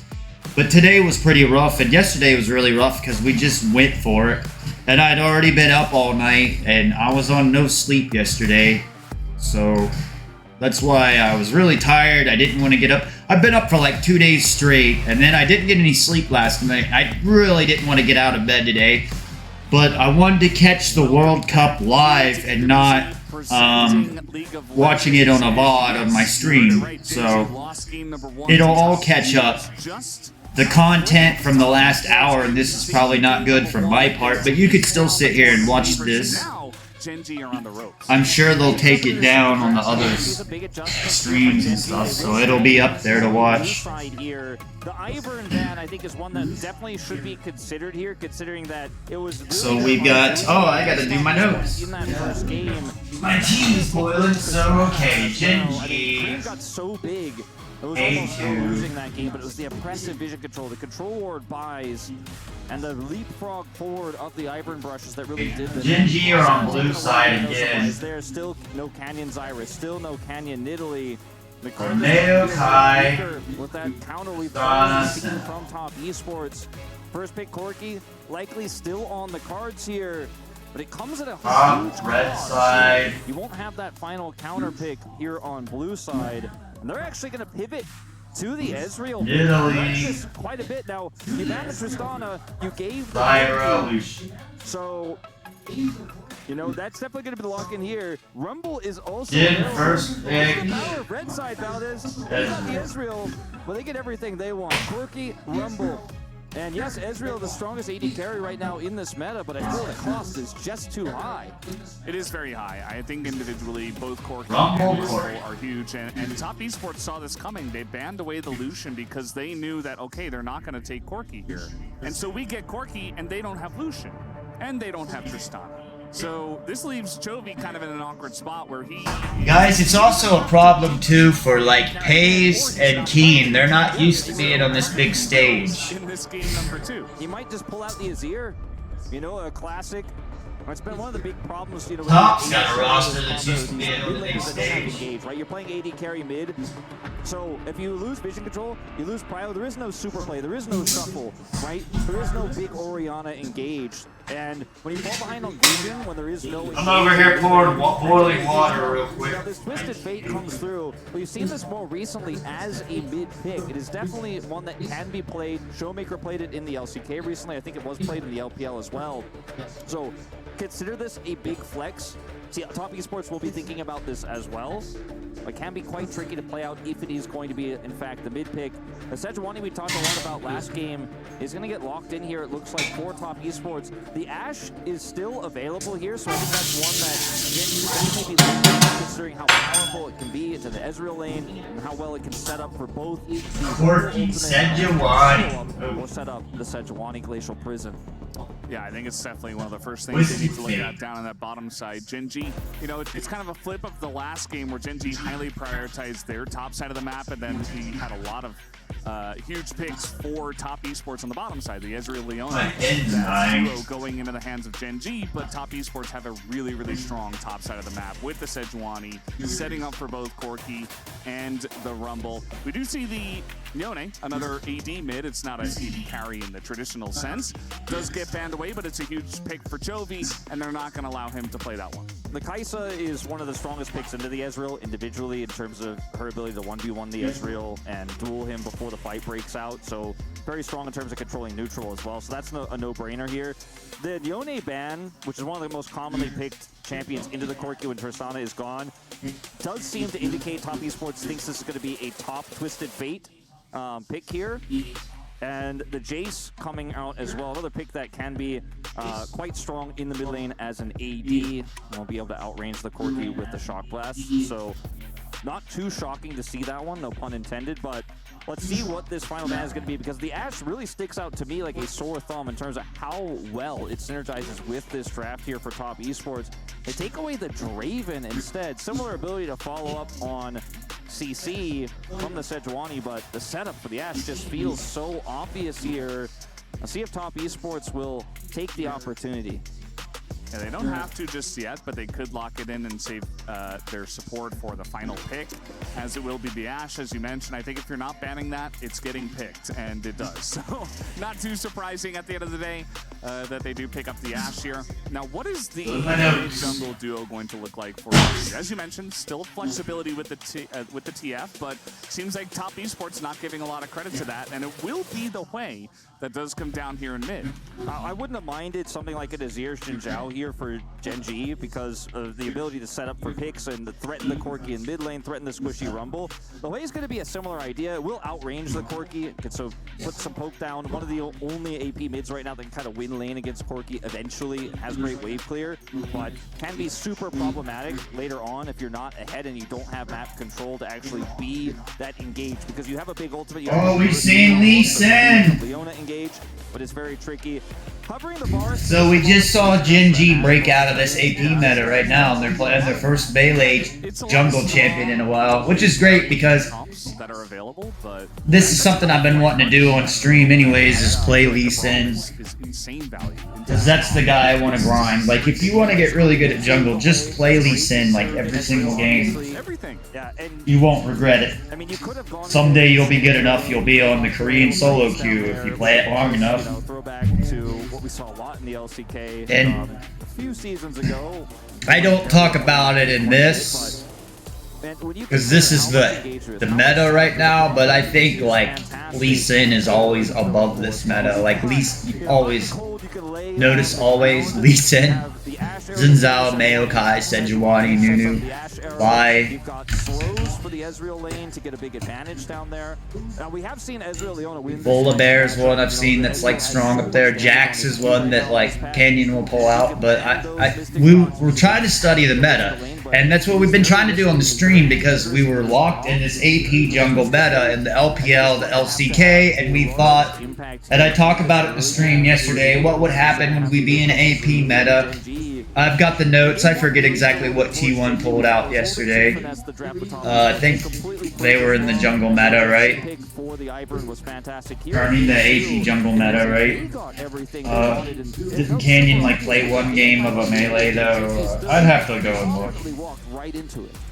Yeah, absolutely. That's why you keep notes. Comps on the side of Top Esports that you just look at it and you say, were there any? Yeah, T1 played in Italy, game 2. Pretty much one of the best comps we have. Sejuani game 1. It's just really, really strong, insane coordination, some of the best picks in the current meta, and it is fantastic. So you want to play non-AP junglers, play Sejuani, Lee Sin. Lanes, right? Canyon, I feel like his role is going to be huge. He picks up the Lee Sin. He wants to have an early impact.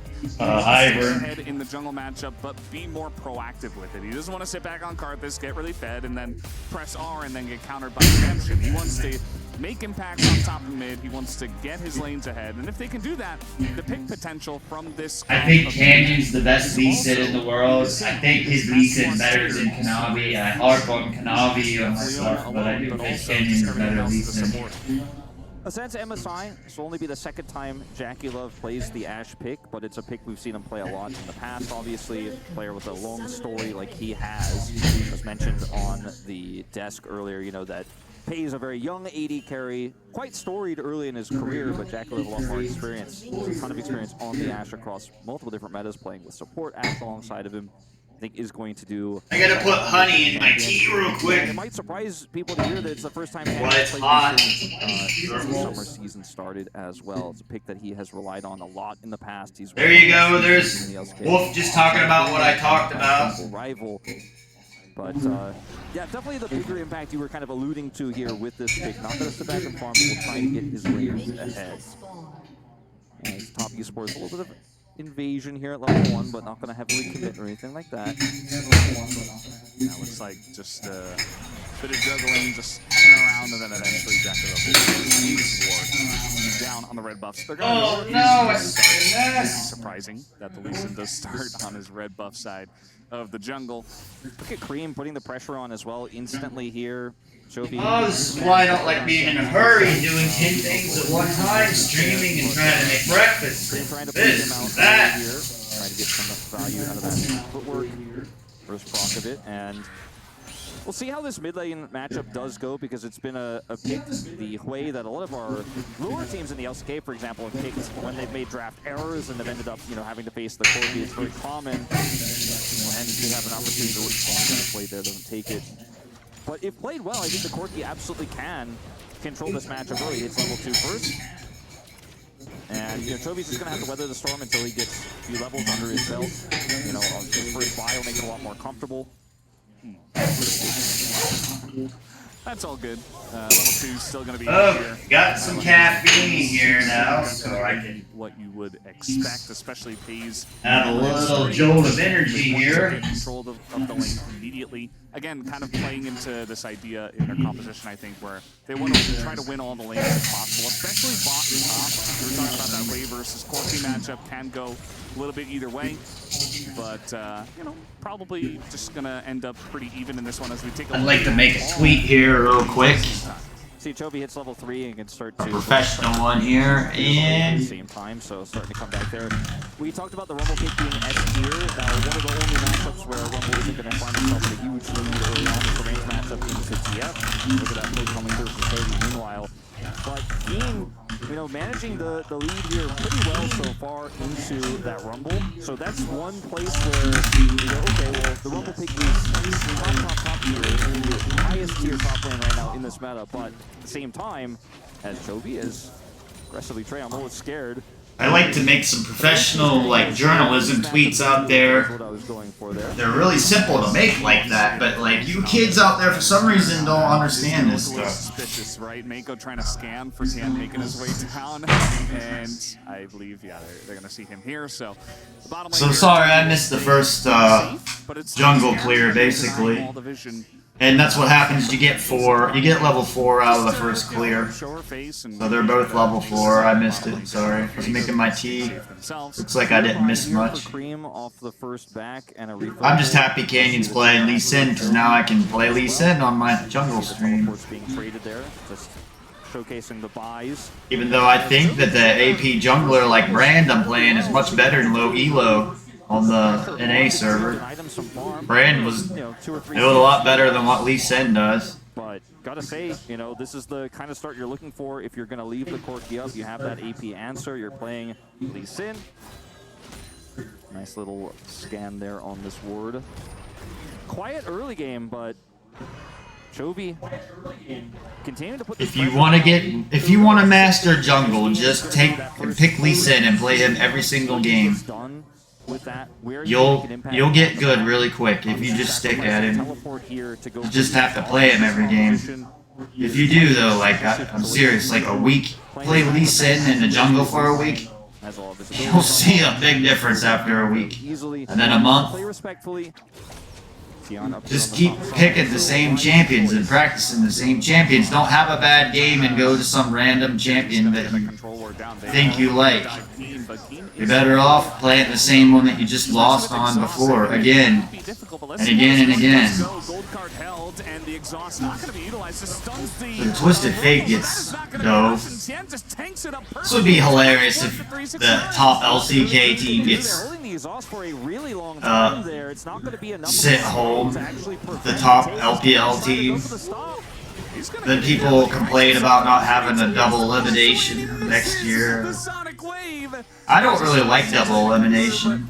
Maybe on cooldown or out of range, and Tian and 369 just massive value in the 2v2 here. Oh, insane! I mean, that was optimistic from Canyon to say the least. Doesn't have ult, of course. I mean, the last game, I think it was just like Pays is a little bit rusty on Aphelios, and he's playing into Jackie Love, and Jackie Love is a like top tier world AD player, and I think he just struggled a little bit in the last game.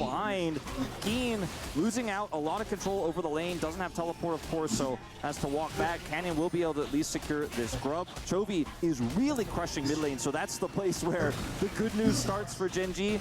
Trying to stop that back onto Cream, having so much prio so that Canyon can grab these grubs. These are really important wins for the side of Gen.G, but top esports, unrelenting. I don't even know what item to take, because most people take the lethality first item on Lee Sin jungle, and then the Sunder Strike, or whatever it's called, the item that has the tunneler. So it looks like Canyon's taking it first in this game. Canyon is nowhere in the vicinity, and they have the push on. I don't know why Canyon does. The one thing Canyon doesn't do that I don't like is he doesn't just take dragons right off the map at like 5 minutes. I never see him do that, and I don't like that. But Canyon in a very awkward spot. I would think he would know better. I even see him in solo queue, he doesn't do that. He goes, Canyon goes for those void grubs every time. And you knew that Tian was bottom side, so and I chime on it in my content over and over. If you really want to win a game, it's very easy. You take the dragon as soon as it spawns, and you get the first 4 dragons, and you're done in 20 minutes. You don't have to play a 40-minute long headache. They should have got the first dragon. No problem. He's not here to help Canyon out. And it feels like a gross miscommunication between the Canyon and the solo lanes here, because obviously Chovy isn't here, but he still goes for this play. Keen does not commit to the ultimate, as meanwhile down here, I thought maybe something was... So there's one mistake that I've seen Gen.G make twice now in the last 2 games where they should have the first dragon by now, and they don't. They gave it over to top. Pick there, 369 with a big punish. It's just one of those I would rather have the dragon than the void grubs. Arrow is gonna get the flash out of Chovy. I know the void grubs give more XP. From the side of That's the reason why I think they're going for void grubs, is it gives so much XP really quick. He's safe, and then all of a sudden level 6 Rumble shows up, and he's like, huh, I guess I'm just dead. And, well, he is. And, you know, the TF picked into the Rumble to deal with the lane, to get ahead. We talked about this for the side of Gen.G, to try to win the lanes, to try to get ahead. It's only Chovy that's ahead because 369 and 10 got so many wins in the top side of the map. And they get an extra one, the cherry on top in their own jungle here on a Canyon. Yeah. Canyon's flash is coming back keen as well relatively soon here after that first debacle that did occur in the top side where 369 and Tian were able to get a huge lead there. But Tian's just hanging around the top side, knowing bottom side is... I'm here watching. I'm watching the computer screen. It's hard to make a play here, but Rumble has the equalizer back. Mako here as well on the roam. They want to dive Keen. They know Canyon's here, so they're backing off. The pressure is real. You could feel it. Top are playing a lot better than Gen.G. Found himself at a CS deficit. He's really been able to stay relatively even despite Chovy's advantages here. It's only 100 and some odd gold that Chovy is ahead, and he's not under any kill pressure. It could be something where Gen.G just straight up overlooked this tournament. They didn't look at anyone. They were overconfident, and like Top has been practicing for it. He's got a flash himself, but the damage comes through, and the phosphorus bomb picks up a double kill for Cream. I mean, it's been a few years since I've been the guy to call the games over early, but this one is looking pretty rough, Valdez. I mean, this is arguably one of Gen.G's weakest performances we've seen in the last 2 months. As about 3 here, pushing forward as they grab the stun onto Chovy. And then just concussive, gonna catch the ends here. The phosphorus bomb is just enough. Huge cheer from the crowd here as another Tian nod to come through. A man's a nodder today, but I gotta say, this time well deserved. Great ultimate from him. No flashes, no summoners expended out of Top Esports for the play. It's just the value of this composition shown very early on. I mean, you get one pick. Chovy's is dead again. I mean, there's nowhere for him to go. He doesn't have flash. Mine's like, well, sorry, buddy. Nothing I can do. I didn't block the arrow, and you're just dead. And that's the value of Ash and Sejuani and Braum. And Cream right there started off in a rough situation, but now he's totally flying 3-2-0 and one thing, super fed. And now on the top lane as well, 369 just burning down Keen. And, I like what Ox was saying on the desk earlier on about Top Esports just showing an incredible performance in game number 1. I do agree. But here in game number 2, Gen.G are also not having a great one as Lahen's trying to get the flanker on Jacula, but he's just going to pick up the kill, and maybe he does go down. He as well. Jacula maybe saved here.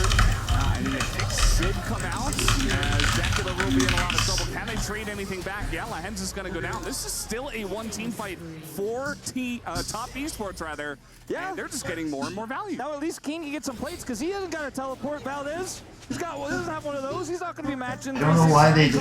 That's one big problem I see in Gen.G is they will not take early dragons.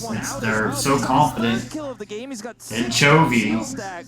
And Gen.G And then by 20 minutes, the other team has 2 dragons already. He's going in on the arcane shift before Lehen shows up on his. And I go over this all the time in my content, how you want to win a game, you take the first 4 dragons, get the soul, and close it out with Baron, and it's really easy to win a game in 25 minutes.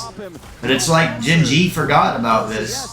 You end up getting the 1 kill. Maybe they're lost. I mean, it could be they're not used to where they're traveling and it's hot, and they overlook this tournament.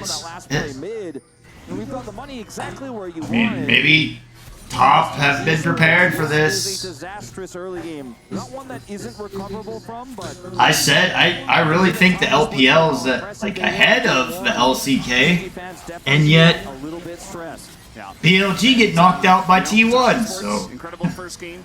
But now they're playing an incredible second game. They have so many tools to do it. now they're starting to fight over a dragon. The game's not over. He's just going to get out of there. The poke is coming down, and Top Esports just weighing their options here. Now I mean, it's Ezreal, so it's going to take 2 items for Ezreal to do anything. It's probably going to take 2 items for Hawaii to do anything. Of Gen.G 10, he's going to flash away. Cream has to do so as well.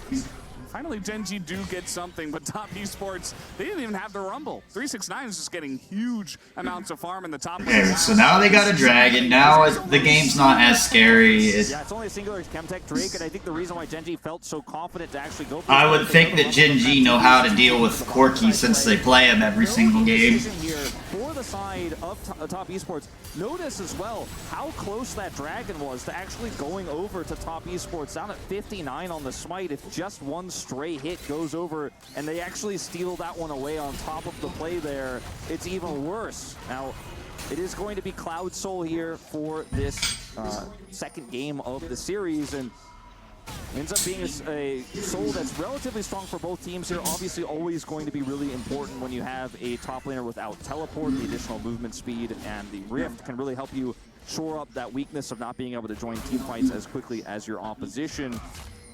And we're looking at a situation here now where this next fight may be the game decider if Gen.G can't figure out how to set up for an angle.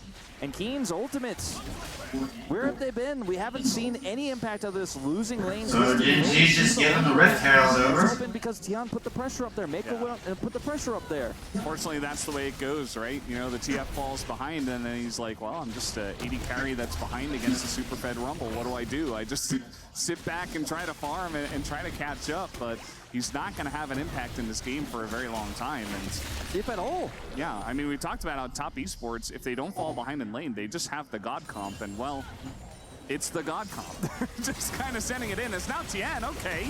Bit of a mistake. He's going to get in there. He is incredible. Oh, their Tien was overextended.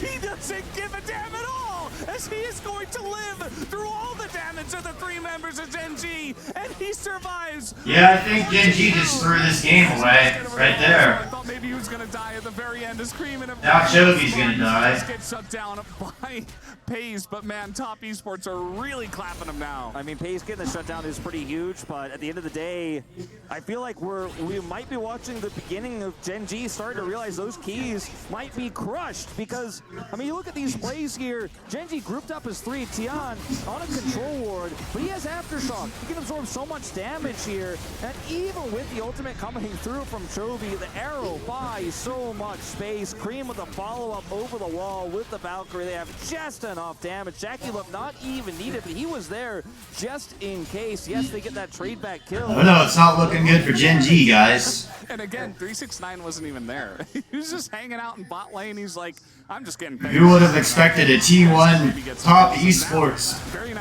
World Cup final? Trying desperately to hold the door as the gold card does come down. Mako in a bit of trouble himself, has to flash away. And finally, Gen.G do get 1 pick, but again, yeah, you guys better get that mid turret. For a bit more, trying to get this mid outer turret as Top Esports are pushing bot.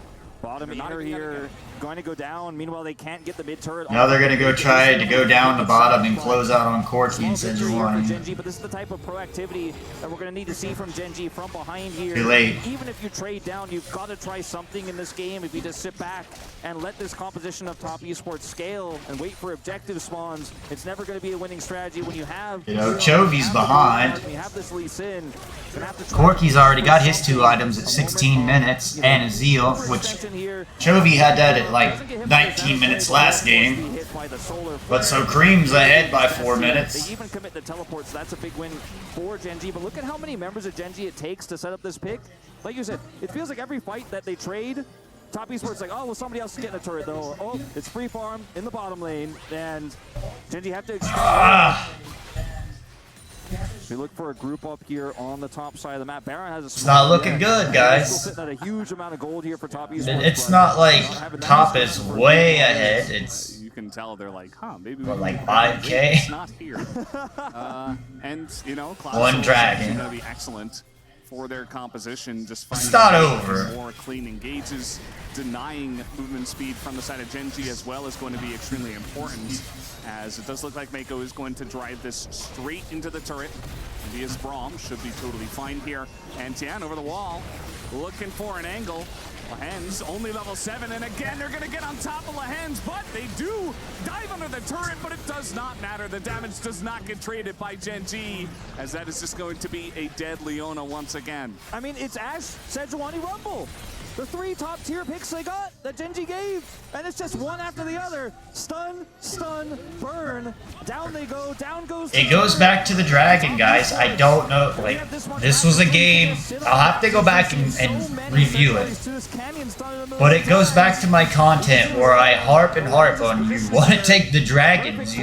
Could occur, you know, he's aware of the fact that Tien could be there. They don't have vision. And we're not, because in my content we don't really talk about like solo queue. Now I've been trying to play solo queue and show you how to win, but we're normally talking about professional play. But he's gonna get caught. He's gonna get burned down. Canyon's And in professional play, if you want to win, there's like a formula where you get 4 dragons, the soul, the baron, and close it out. And you have this big wave and you can push it. It's really easy to close out and kill the turrets, the nexus, inhibitors and all that.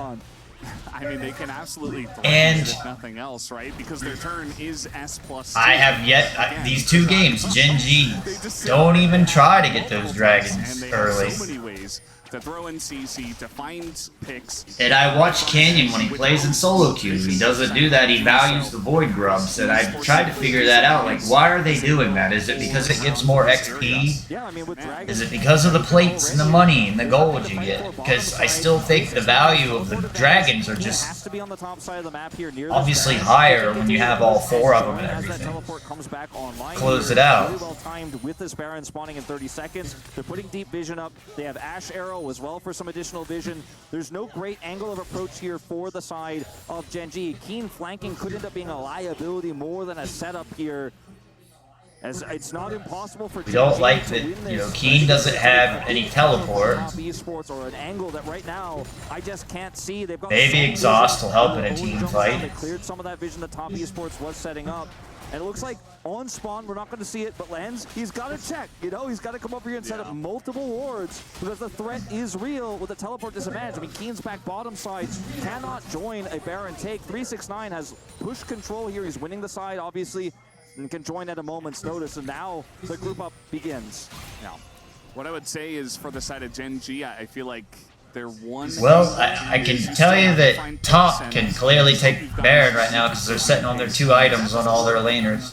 Again, we talk about this in our content. Like, this is what I think pro teams try to do. They try to get 2 items by 20 minutes and then they take the Baron. 369's behind. He's on an item and a half.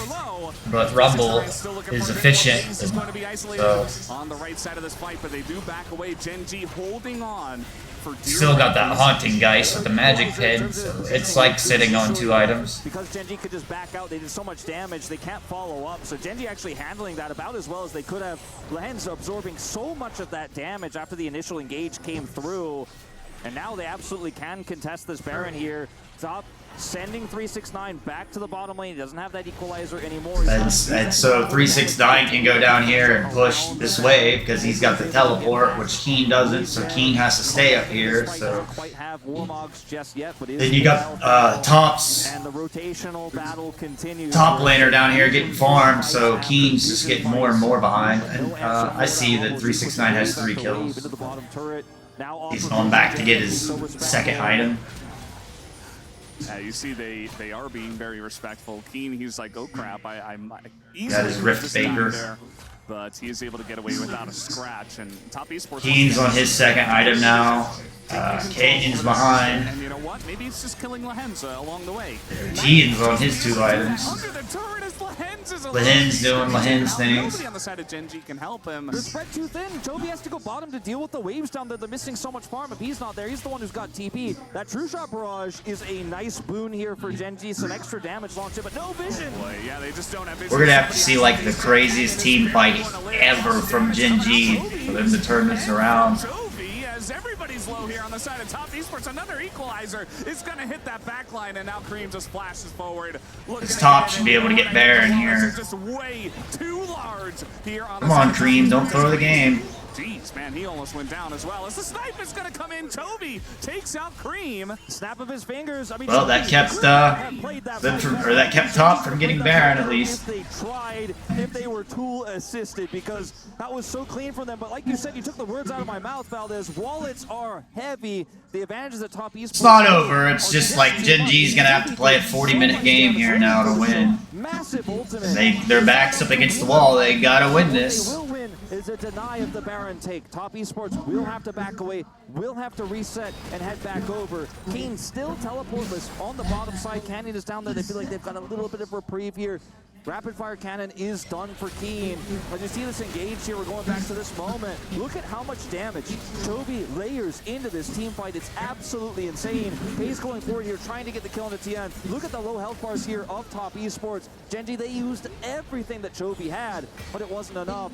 Cream just narrowly thought he is. So there goes Top, getting yet another dragon, getting even closer to that soul. Just need one more. Gen.G just not in a position to trade for Baron. They don't have vision. There's nothing Gen.G can do about this. Way too far behind to even consider that. And, you know, I think that we saw a showcasing of what Ezreal and Sway can do if you run in a straight line at them in a small corridor in their jungle, right? I think that Top Esports are doing a good job denying vision, but they're also playing directly into all of this AoE damage. They have enough money, so it's working out as this arrow. Ooh, nice dodge from Chovy, but he might still go down as Mako's got this angle here. Let's see if he can land this ult. No, Chovy's still. Goodbye, Chovy. He will be going down here. Chovy a little bit too greedy up there in the top lane, and immediately he will be punished for it. That was Onwa Life Chovy moment there. Just so much greed. You've got to farm. You've got to get out there on the map. But unfortunately, A Hanwha Life Chovy moment. There goes Pays getting some damage down on Cream so they can't take Baron. Now Lahen's trying to peel for him. The cleanse comes through. The True Shot Barrage, though, is going to hit the door, as immediately we are going to lose one of our members here. He's trying to put pressure in the mid turret there. But they're just gonna somehow, as all of this is happening, lose Baron, right? By the Rumble, and looking for a steal. Yeah, he does have access to this pit, funnily enough, as Top Esports. Not a lot of health here, but still just tanking this one down. Canyon is going to be pushed away as he is desperate to try to get into the pit, but immediately he does get taken down. That is a Baron on 5 members of Top Esports. Keen trying to get some of that bounty gold off of this inner. He's so close to it too. Ranged minions left. I think he will get it. Meanwhile, Pays in trouble over here. Will actually be able to put the... looks like Keen's dead now. He's in danger. He is desperate. I mean, I don't see how Gen.G is gonna come back in this game. They just keep getting caught. They can't even do anything solo across the map. They keep getting caught out. Feel so doomed, but I gotta say, Gen.G doing the best they can. Here's Chovy again, caught out. Chovy's dead again.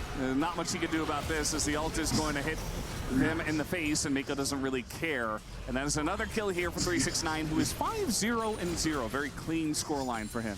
Yeah, almost looks like Canyon, the color is out of his face on this one. Well, maybe this is really good for Gen.G, that it'll change their attitude. Maybe they'll work harder. In his face.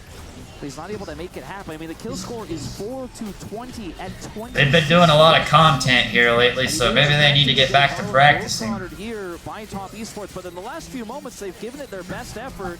Got some bounty gold, denied the Baron twice, but ultimately it's still Top Esports. Is Canyon the insect? Canyon, he's gonna find Jackie Love. That is a massive pickoff here as the push was coming in, and they're kind of lulled into a false sense of security. Canyon's just gonna take down Jackie Love just like that, but he will be taken down himself, I think, although he will flash away. Once the dragon come up, we got 2 minutes on the dragon. The ward hop to go for it. Still has his flash, gets out of dodge there, is able to absorb. As a result, the equalizer there for 369, one of the best tools at, you know, really ending the game in these types of moments. They're unable to get the inhibitor thanks to Canyon's heroic play. I mean, this could be one of the biggest comebacks in the history of international events for Gen.G if they can bring this one back. It doesn't seem likely, to be frank with all of you at home watching and those of you in the arena, but man, they have made this game where they're so far behind look so close with some of these clutch plays. And I think, as you mentioned, Top Esports, a little bit of false sense of security here in these moments, and Gen.G, they are not going to go quietly into that good night. They are not ready to see their key crushed just yet here at EWC. The massive I had to text my mom there. A close one in game one. Game two, extremely one-sided until these last few moments as Chovy is stunned. Retired and works this job around the 4th of July every year. Now it looks like Chovy should be able to TP out. I don't know if she wants to be Tally or not. Unfortunate for 369, a little bit baited by the recall, but got this funny job where he works with fireworks, a fireworks place. You know what? They almost definitely will. And it's just funny because, like, my mom can't stand fireworks. She doesn't like the 4th of July. And so it's funny that, like, somebody that doesn't like it works for a fireworks place selling fireworks to all these people around the area for a month before the 4th of July. The chain CC that can come through here, where you have the gold card, you have the so, like, she had to work today, so the potential is definitely there. They have a huge amount of damage. she had the same problem of being kept up till about 2 or 3 at night and people shooting off fireworks. Then have to get up and go to work at like 7 in the morning, so her and I are kind of grumpy today. Gen.G holding on by a thread. I had a really rough start this morning, but here I am. I think all that top has I like to catch stuff live. I don't want to do this. They just got to set up very I think you get better viewers when you're live. You got a chance to pick it up more viewers. Now the arrow comes out. This is everything into Lahens, but their wallets are just so huge. And Lahens is dead. Is Lahens still alive though? Is going to survive in this one as now the Sejuani ult comes out. That's not going to have any follow-up either as now pays over the wall. The arcane shift as he is doing a ton into TN, but eventually should be punished. He is so low on health. Brahm's doing a lot of work in this game. Now trying to get his True Shot Barrage back, queuing this dragon, doing anything he can. I mean, the health bars for Top Esports pretty low. Chovy running out of mana very quickly here, but this is looking good for Gen.G. It is kind of insane. This should be going the way of Top Esports. Nope, because they just lost. No, it's not looking good, Gen.G. Wolf, because they just lost the dragon. They are very low as Pays once again trying to just E forward, trying to find whatever he can as the push is coming down in the bottom lane. True Shot. Top Esports will get the objective. True Shot's back. Can he catch anybody? Oh, the angle. Not good enough. Nearly takes Cream's head off, but it's not enough. This is insane, though, to see Top Esports struggling this hard at the big damage. Chovy opted into the Leandri's third. And when you consider how slow the team fighting has been here, low range Ash, low range Court. Yeah, it's like now Top can't if his equalizer doesn't get team fight. You don't win that fight necessarily right away. And how many times do we see Canyon put big shields off in that fight, being a secondary got a 4-item Corki at 30 minutes. Using this Cloud Rift to look for a pick. So fast. They are just sprinting out. I think Rumble needs Zhonya's. Not in this game, not particular. I'm not talking about this game and 369, but I mean in general. I like a Zhonya's Hourglass on Rumble, so I can initiate team fights and get out. I couldn't believe that they haven't already won this game, but maybe now they will put an end to this one. They don't even have the Baron buff. 20 minutes, or rather 20 seconds, until the Baron will spawn. The Top Esports are looking for 2 inhibitors before they go for that objective. Yeah, I think they should be able to get it here. Jackie Love firing away. Chovy has to deal with these cannon minions. They have to defend their Nexus turret. Gen.G do not have... I bet there's a lot of excited people for the next match, guys. We got, what, G2 versus FlyQuest? So we got Whippo versus Caps. We got the G2 army. Vision control, as you can see, totally blind right now. Trying to think of what to say about Gen.G. Here we go. I'm not big on Broken Blade. I like him as a person. I really like Broken Blade as a person. As a player, mechanically, Chovy is doing insane damage. again, as a person, I really like Broken Blade. He's really good at like talking to people and taking pictures and doing all of the outside of the game stuff. When it comes to the actual game, he's kind of a really weak top laner in my opinion. Anybody on the side of Gen.G? Remember, Yeah, he's just Gen.G have those super minions. Gen.G or G2 was always gonna have problems with their top lane being weak. Top Esports finally get the fight as Pays will go down. Chovy doesn't have any hope, any mana to do much as they only get Pays, but now they are looking to push right down the middle lane. And they certainly should be able to end off of this. Or certainly end off of the Baron that they will now take and then walk down the mid lane as Jackie Love will also secure this scuttle. Gen.G, Chovy, their main damage dealer in this one, unable to be anywhere near that pit. He's got great wave clear, and they will be able to manage the top lane. But you can see 369 is already prepping the mid wave. It's okay, Gen.G. You can't win everything, guys. You can't have a perfect year. You've pretty much got one already. I'm loving this storyline because this fires T1 up. T1's really looked like garbage the last week where they lost to KT. There is just no chance they're going to be able to get to the Elder first as Pays trying his best to Now people are going to be like, well, T1's the best team in the world. They have the movement speed advantage here. And Gen.G can't back out of the Baron. They lose the Baron, they lose the game, and with the super minions, they kind of had to kite away. Now Top Esports setting up these waves. I think Faker knows not to, like, expend his energy till the right moments. Like is that they've realized that they've messed up. They have found out. They're like, Faker knows to be prepared for this final of this. So, like the KT match, they probably didn't practice for that. As Top Esports are pushing right through the front door, right down in the bottom lane. Or maybe losing to KT at the T1 home ground lit a fire under T1. A Baron buff. They will be looking to end this game. I mean, I just love the LCK. As quickly as they can, 369, 2 super minions coming over, buying a ton of time as Chovy's wave clear. That Leandre's damage taking through, but I can clearly tell you then, like, KDF is number 2, so this means like T1 is clearly number 2, number 1. Who knows how the weekend will play out. I should have bet on this match, huh? I wonder how much money you make if you esports bet on this match today. And you pick Top over Gen.G. You make like $1 million to 1.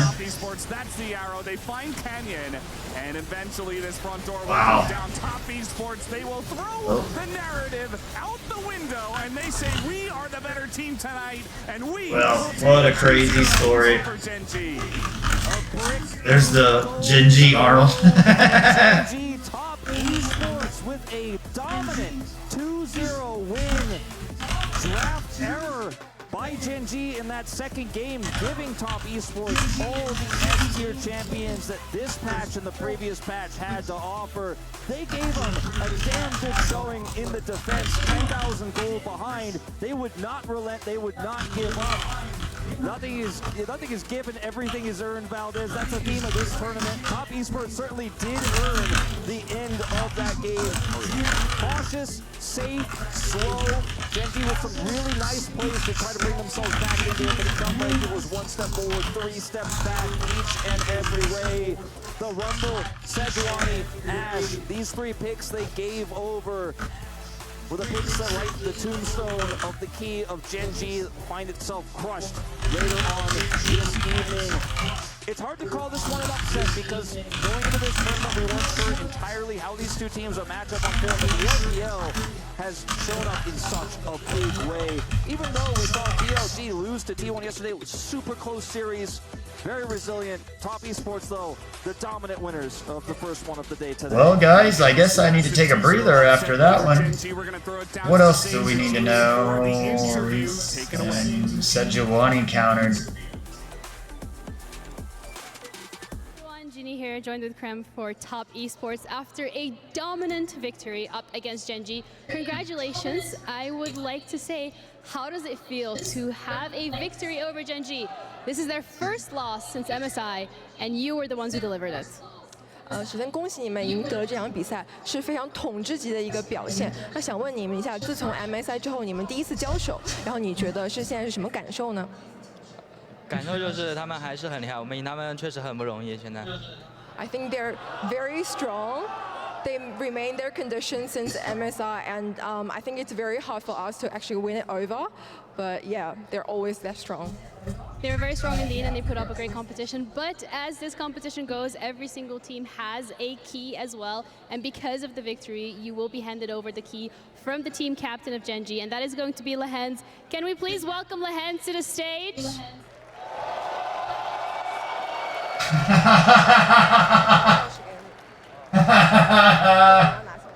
Poor Lehens. That is now yours to keep, as you have rightfully earned so. I would like to also start talking about this game particularly. Coming into this game, your coach, Maokai, particularly said that it was going to be very aggressive in the mid lane and the top lane. How did you as a team get that confidence to come up here on the stage, your first game, and just hit it swinging? 在赛前采访的时候，你们的教练茂凯其实有提到，你们想要战术就是在上路和中路打得比较激进一点。然后你觉得在游戏里面你们是怎么样执行的呢？游戏里面就是按照教练选的阵容，然后在选之前会告诉我们这把需要怎么赢下来。I think it's according to our draft. Our coach would just tell us how to acting our unique strategies, and we'll just perform it really well. The draft seems to be a very big talking point for every team that is here in the competition. There is no lower bracket, you snooze, you lose, and you will have to give up your key. When it comes to this type of format, what has it been like for Top Esports preparing for it coming into it? 因为此次 EWC 我们采用的是单败赛制，如果就是输掉一场，可能就要回家了。那你觉得在这种赛制下，TES 是怎么应对的呢？就放轻松打吧，就不要有压力。我们教练让我们。We would just want to stretch out all the pressure and just let it go, follow the wind, right? You guys did exactly that. There are a lot of fans as well here supporting you today. Is there anything that you would like to direct at your fans here at home as well, but also those in the stadium? 在现场来了很多你的粉丝，当然了，还有在电视机前的很多你们在家里面的粉丝，你想跟他们说些什么呢？谢谢大家的支持。Just thank you all for your support. Give it up one more time for Top Esports! Thank you guys so much. 谢谢. And guys, we'll be on a break and we'll be back shortly.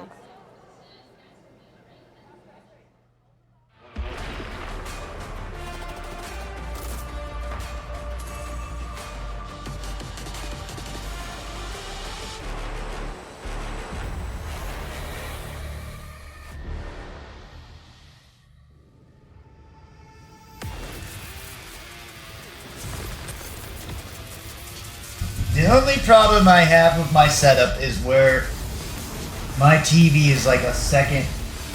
My TV's 3 seconds behind.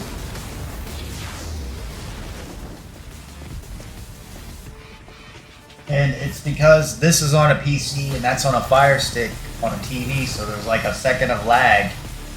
Nothing I can really do about it.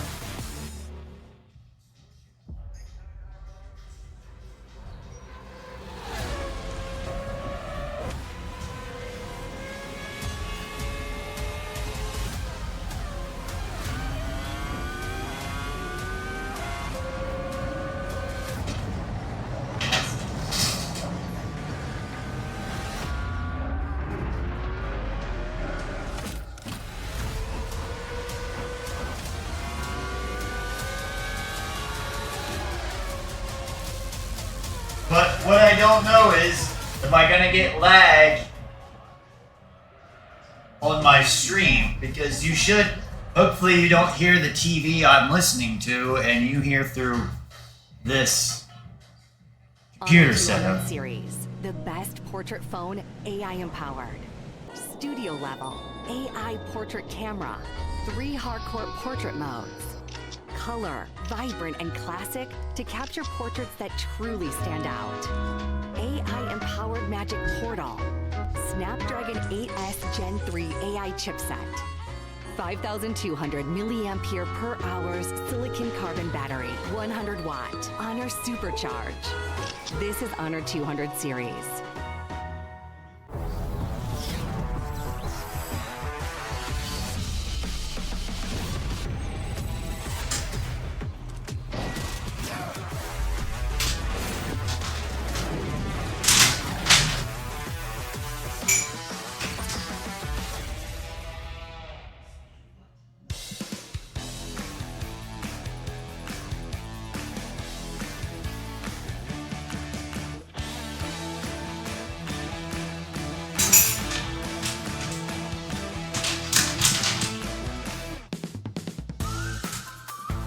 That's off like a second, 2 seconds.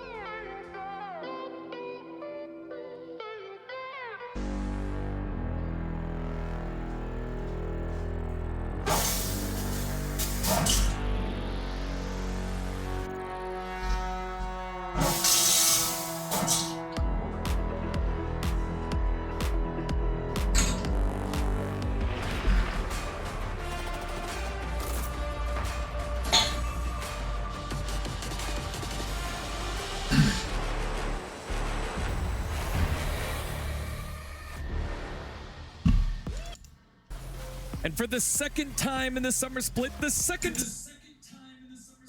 Esports World Cup, Gen.G's Nexus goes down as a victory over favorites. I'm syncing this up. World Cup, presenting League of Legends.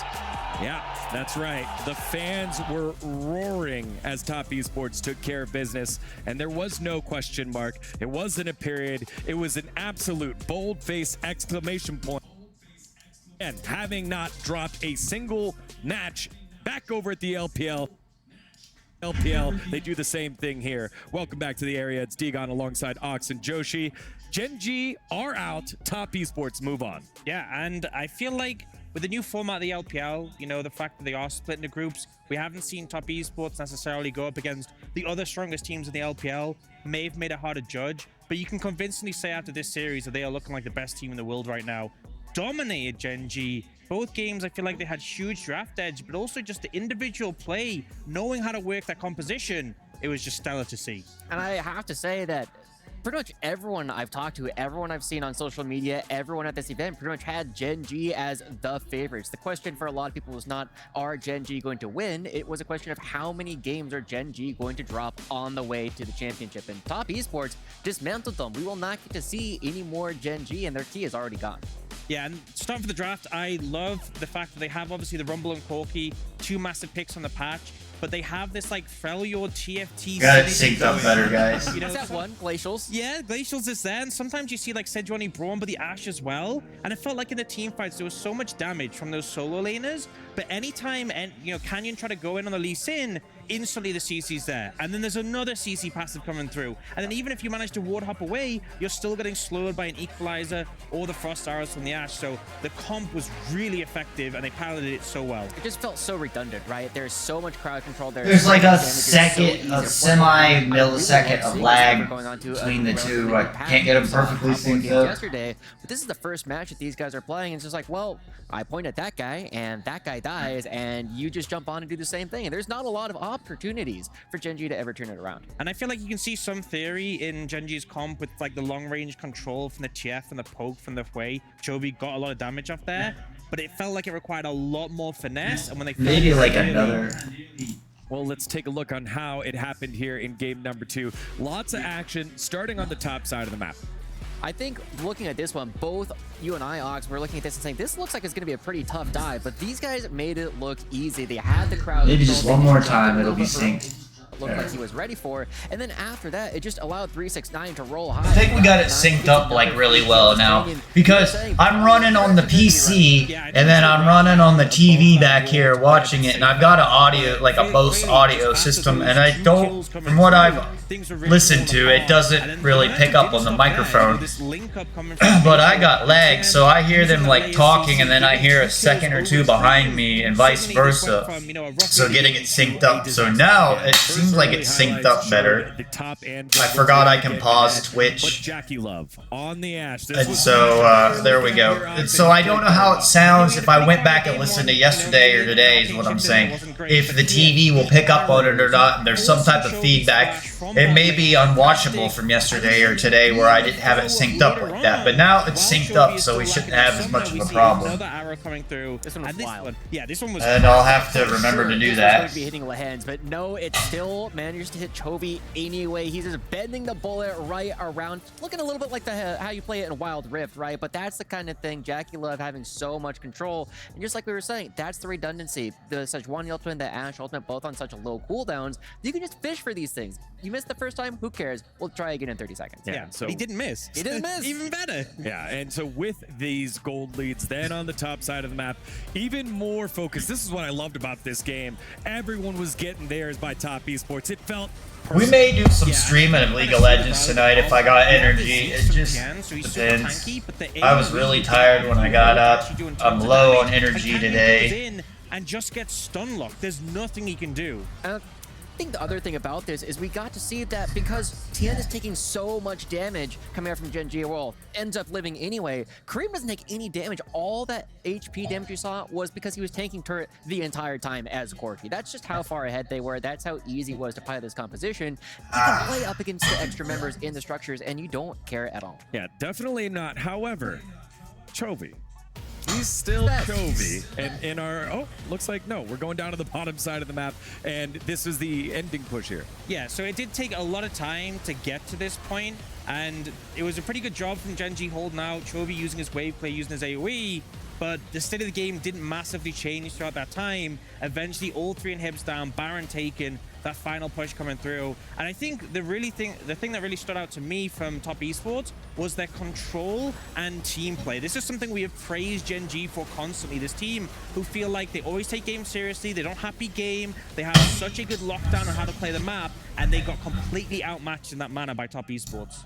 I'm really looking at Come on, get in here and chat. Becomes the tournament favorite from this position. You take down the top dogs. You do it in such a dominating fashion. Neither of those games really looked close. Gen.G had a couple of moments where, you know, you can blame some of it on the draft, but Top Esports comes in and they beat Gen.G at their own game, and now they're going to be able to do that against the rest of the field. Well, that's what I think about this series. I think in game one, it was the sneaky Ivern pick that comes out by Top Esports because it's been the world of the AP meta. If you play something else that isn't that, we've seen Zinjao, we've seen a lot of Sejuani, but the Ivern coming out, I think that forced Gen.G to try and get creative in this draft, and they fall a little bit behind here. And yeah, I gotta say, you know, there's been a lot of talks about the Fearless draft that was introduced into the LPL. It was a huge draft gap, I feel like, in both games, and we're seeing picks like the Ivern, and we did see even Gen.G play Mordekai's in the LCK, but it felt like the innovation and the draft priorities were really sharp for Top Esports, so maybe the Fearless draft was a factor in that. Yeah, well, with that win, it is Gen.G, the MSI champ, Sports World Cup, and it's Top Esports moving on to the semifinals. A huge victory for the LPL. They will have representation in their undefeated squad. Again, great job by Top Esports. A huge upset, which leads us to our next match. I love it. Another slice of the West. It's NA versus EU, G2 versus FlyQuest. As one of those squads want this to happen to them. This is Gen.G's key getting crushed by the hydraulic right here. Yeah, that felt like that game too. You know, slowly just the pressure keeps building. Oh man, rough. The pressure. Under pressure. Like you said, it is another Western matchup. You got NA versus EU, and so far, one team from every region has already made their way towards the semifinals. G2, a lot of people think they're the favorites, but if they drop it here, that means that EU never even makes it there. Yeah, that means NA would have two teams, so NA the best, NA the best team? Yeah. Why are you looking at me? Well, if there's a team that's used to any pressure, it would be this squad, G2. Again, the kings of Europe. Enough cannot be said about... Well, come on, G2, win this tournament. But come on, guys. The #1 team just got knocked out. Represent Europe in the semifinals. The final hope for Europe against FlyQuest, who, back at MSI, they had their heartbreak in the play-in stage, did not make it. This was going to be the proposed matchup, but it ended up not working out that way. FlyQuest then made the change in the mid lane. In comes Quad, and now they're looking to answer some questions. This will be our next matchup here. G2 versus FlyQuest. I like the hype stuff too. Right after this.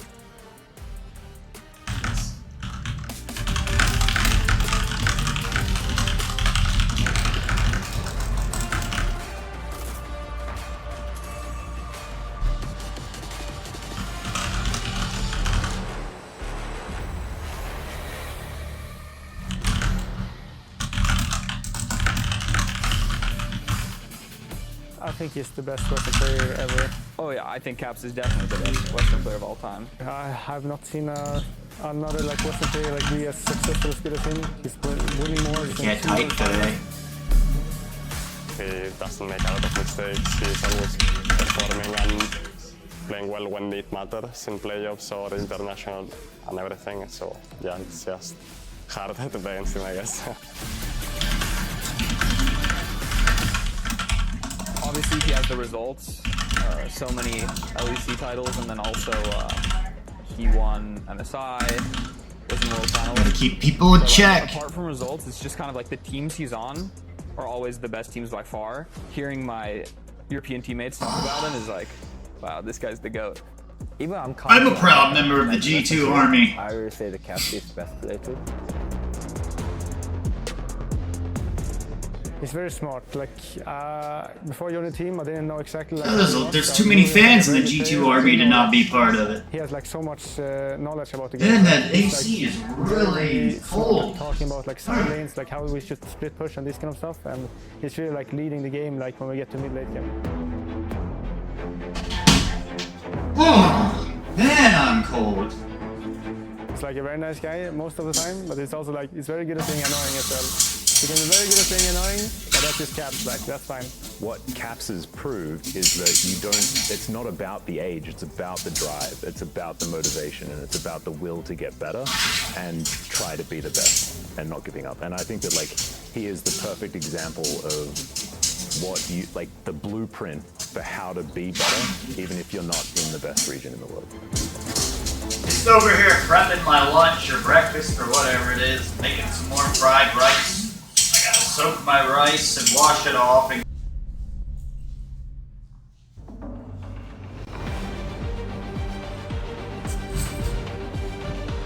Oh yes, let's hype the LEC NA now. I can't stand to watch the LCS teams. And I'm just gonna not say any more into that topic right now because I'm trying to be less negative. Well, they got a lot of security there. To do battle for their first match ever in the Esports World Cup presenting League of Legends.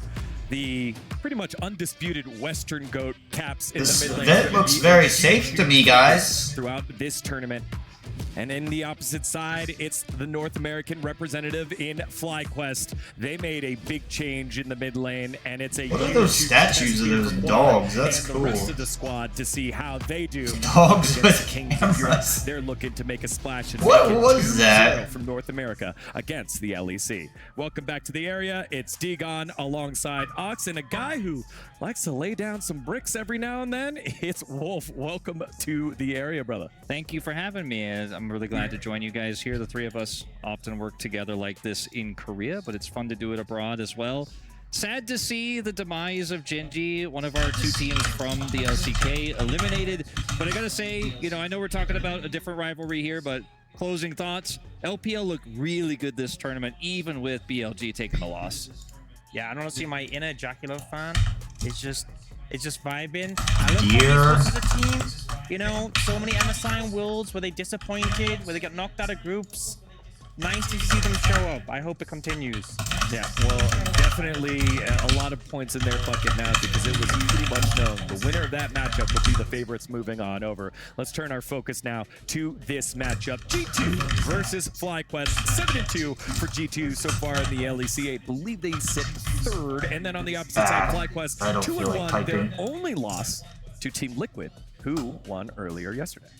Yeah, and I think for most people, G2 looking heavily favored in this matchup. A lot of times people view them as the exception. Even APA in his interview after beating Fnatic said that EU is People get mad I do that. I don't know why, but stands above when it comes to innovation, when it comes to international results, even at this latest MSI. And you've got Broken Blade in the top lane, obviously Caps in the mid lane with a massive champion pool. This G2 roster feels like the perfect storm of exactly what you want to see from Europe moving into a new patch. This is the type of roster that in the first round... Come on, boys, you can win the tournament. Come on. No shade, but I think we have a clear Let's favorite see. here, right? This team will both... Come on, Broken Blade. International Put on those big carry pants. Let's see it. Straight up raw macro mechanics. And Hansama and Mickey have been so good this year. Were great last year. Top tier bottom duo.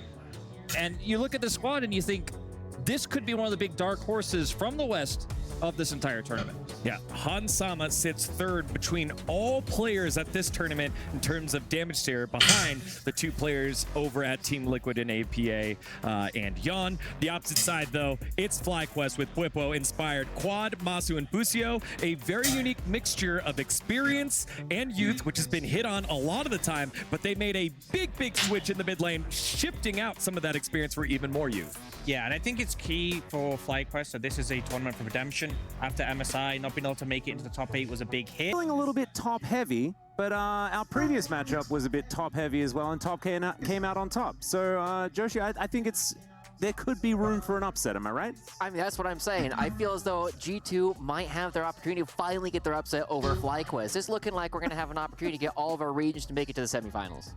We will see. I had my eyes on more G2 being the favorites there, sort of agreeing with Wolf, but I do like the gusto, and I like to have a representative from either side. So, gentlemen, to answer your question, we have no idea here on this desk, and we're hoping that we're going to find out after this best of 3. Yeah, well, I guess we'll all find out. Again, some of the players over at G2 had some experience in the LCS. You take a look at Hansama, he was over at Team Liquid. Broken Blade played some time over at TSM. I feel like this is a roster. Why is this getting out of sync? To defeat some North American squads. Yeah, and I feel like a big factor for me when we're looking at G2, and the meta wasn't really favored towards carry junglers. It was a strategy that they looked to go for. And I think on the back of Caps, you know, you have that backing, you have that mid lane that could really the pressure for the team. And I think in this having a strong mid jungle is just so important. And for me, I think Broken Blade is a big key in this as well. Obviously, I mentioned Caps earlier as being a player who has a large champion pool, adapts very quickly in new metas. We've seen a lot of new pocket picks coming out this tournament. We saw the Varus top attempted, right? We saw the Zeri top. We've already seen Ivern, for example. So maybe G2 have some curveballs they can throw. I feel like Broken Blade is extremely flexible, especially with the Skarner nerfs that we have coming through, really unlocking that top champion pool right now. I think Broken Blade's going to shine. Yeah, and I love that point too, because it gives us the chance to shout out the coaching staff over at G2. Dylan Falco has been one of the most innovative coaches in the West, spending time across multiple huge organizations, then moving across the pond to Europe, and now finding huge success with G2. They're going to have a great pool to work with. On the opposite side, we've seen the unique picks like what we just saw in that last game, or last series with Ivern coming on up, be a key to success. If FlyQuest were going to be doing something unique, who on their squad would have the pool to do that? I feel like Bwipo is always someone who's been a very intelligent player and always been really able to understand the game at a deep level. I feel like obviously pro players all are very good at playing the game. There's a difference between a player who obviously plays the game well and also understands it at such a deep level. And I think Bwipo is someone who always is able to reach into his pool and bring out picks really contextual to the situation the draft he's up against. And, you know, unfortunately on the counter end of this, I feel like Quad in the mid lane is a player who's been really small champion pooled throughout most of his career. Obviously a little bit more unlocked as he's moved into the LCS. And he is a player who masters a small champion pool and really iterates on it. Moving into a new meta like this, I think he'll probably lean more on those AD mids that were popular on the previous patch, what he was practicing and scrimming before coming here. I don't think we'll see anything unusual out of him. I think we're more looking towards Caps in the mid lane for that type of pick. Well, with that breakdown, it's time for our STC predictions. And again, you at home have the opportunity to play. Head on over to stcplay.gg to make your predictions for this next matchup. Another chapter in the NA versus EU rivalry. Gents, it's time. Where are you going with this one? I think for me, I got to go G2. I think they've looked so strong historically as an org representing EU, and I think this is a pretty big mismatch in their favor. Gonna have to agree with Ox. I'm gonna have to say G2 2-0. I think we saw yesterday North America prevail over Europe, and I think a lot of people are kind of riding on that narrative a little bit, like, is North America stronger than Europe? No, I think Team Liquid yesterday was better than Fnatic in a large margin. So I think G2, good meta for them. Very, very adaptable team, great coaching staff. Moving into this patch, I think they'll have a good read. I think both of you guys have a pretty solid shot, so bear with me as I cope for a little bit, just like Kitty did earlier. Kitty threw out some copium. I think for me, the only thing that I can possibly hope for is that G2's roster is... We are slowly gaining followers here on the Sodaron stream. Thing that you had. Every single one of those players, sweet, delicious, and great. I guess they're starting the game in 15 seconds. You have to decide. I better get out here. Actually, I think... My notes. Right. What are you talking about? All right. Hey, look. G2, heavy favorites going up against FlyQuest. Will they be able to do it? Let's find out together and send it on over to the Kadia Arena. They're even sweeping the floor. It's like professional sports. Hello and welcome back, everybody, at the Kadia Arena and watching at home as we are prepared for one final match of the day and of the entire bracket. But before we get into that, Top Esports, they did it! Nobody thought that they could upset Gen.G, especially after their history in MSI. But who knows?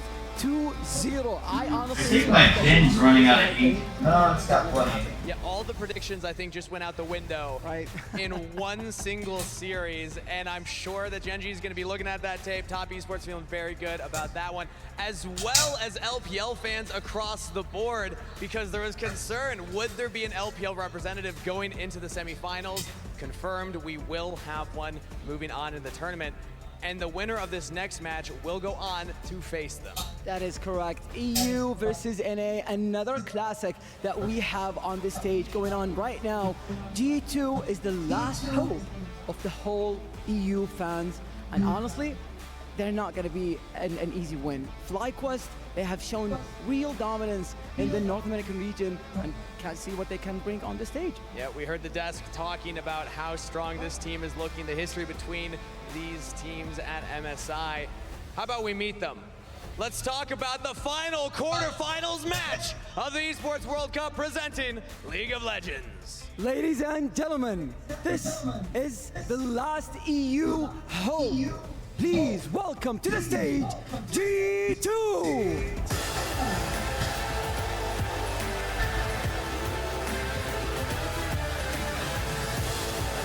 In the top lane, Broken Blade, Yike in the jungle. And in the bot lane, Hans Sama with his support, Mickey X. And in the mid lane, it is the MVP. Not very many people there watching.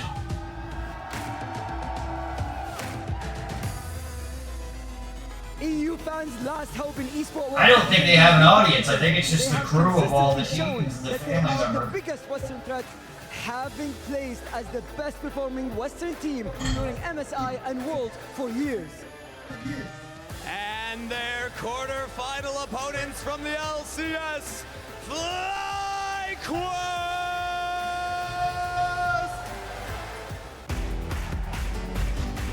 Their roster consists of top laner, Whippo, jungler and team captain, Inspired, mid laner, Quad, AD carry, Masu, and support, Busio.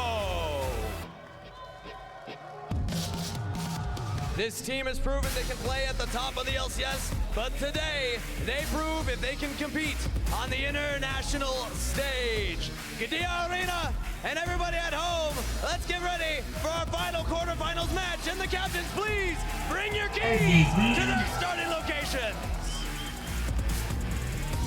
Another classic EU versus NA matchup. I'd like to have one of those G2 Ralph Lauren polos, but they're like $300. World Cup presenting League of Legends, and let the games begin.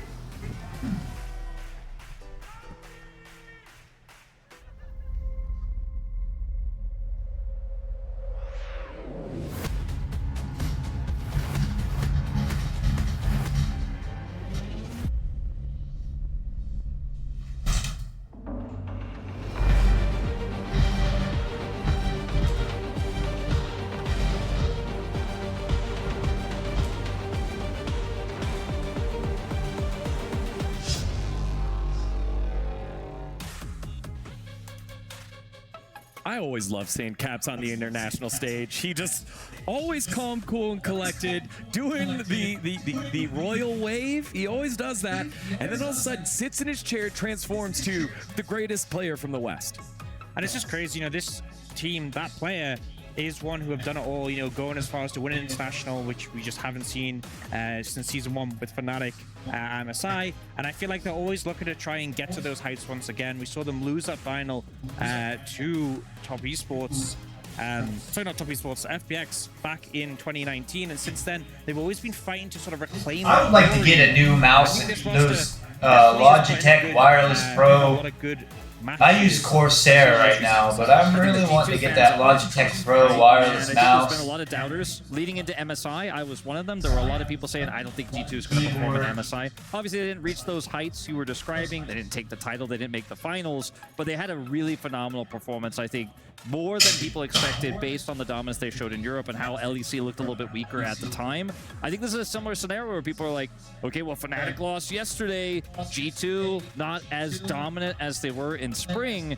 But I think going into this matchup, it's an international tournament, new patch. I feel like they might be the biggest favorites we've had in any of our quarters in each individual matchup. Yeah, again, you could see the players on stage. Whippo having some last-second technical touch-ups, but should be in there in any second now.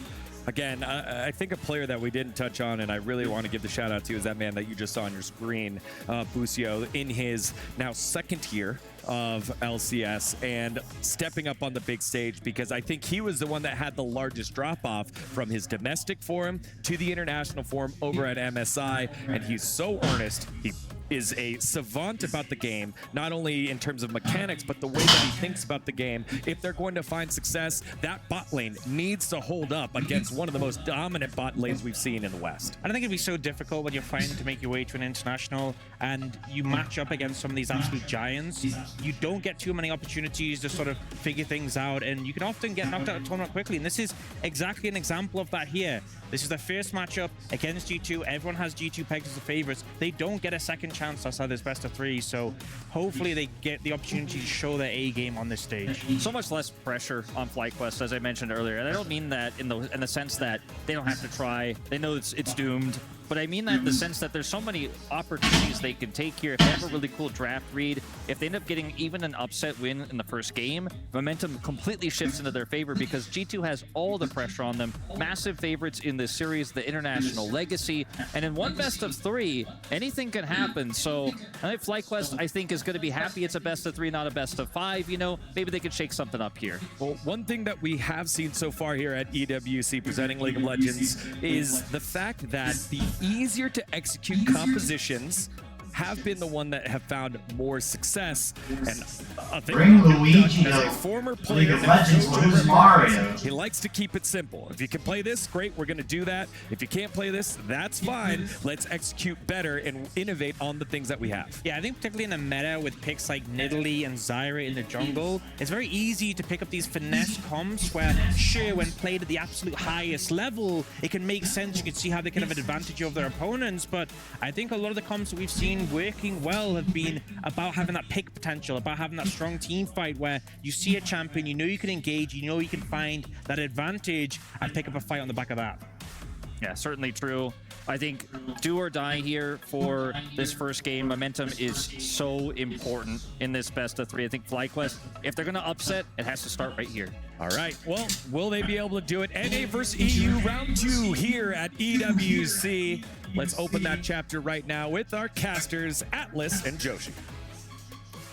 Thank you very much, gentlemen, for the breakdown, and we are so excited to get into this best of 3. It could be every single region with representation moving into the semi-final. And Joshi, I do need to start by putting out a bit of a public apology. Yeah? I was sitting with Kangas during the last series. I'm sorry for you. And I was very sad.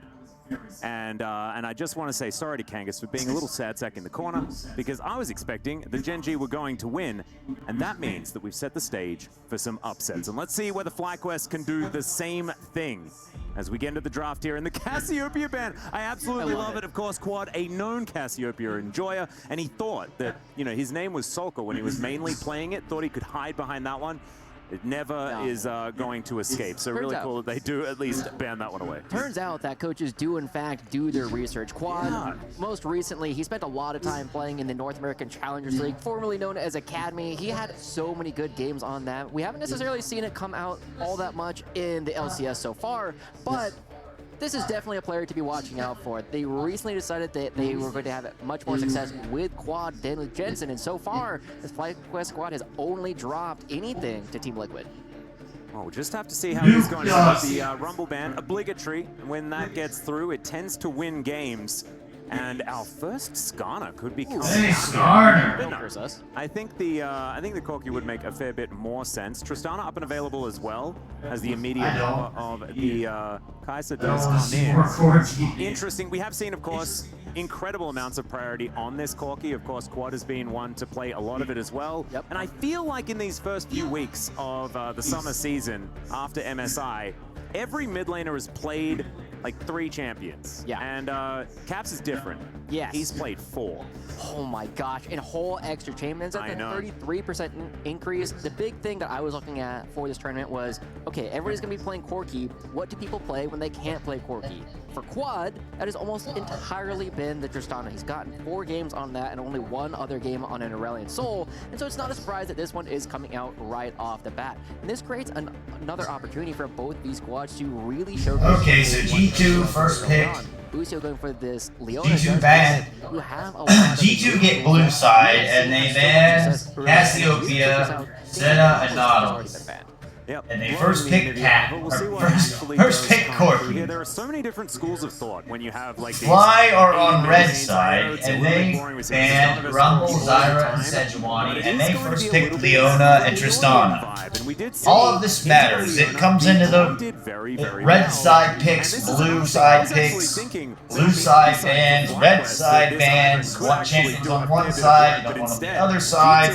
Draft is very, very important. Oh, there's Brand. I feel like this is Inspired's bread and butter, right? He's just been carrying from the jungle all season long. That said, I'm very surprised that the brand is coming out now, right? Because the brand already has a couple of champions on the other side of G2 that it's going to kind of struggle into. The big one is the fact that Braum has that Unbreakable. You have to be very careful that you... Ivern is the AP jungle counter we just learned. Simply, you lose so much of the efficacy of that ultimate whenever you try and go for that at the same time.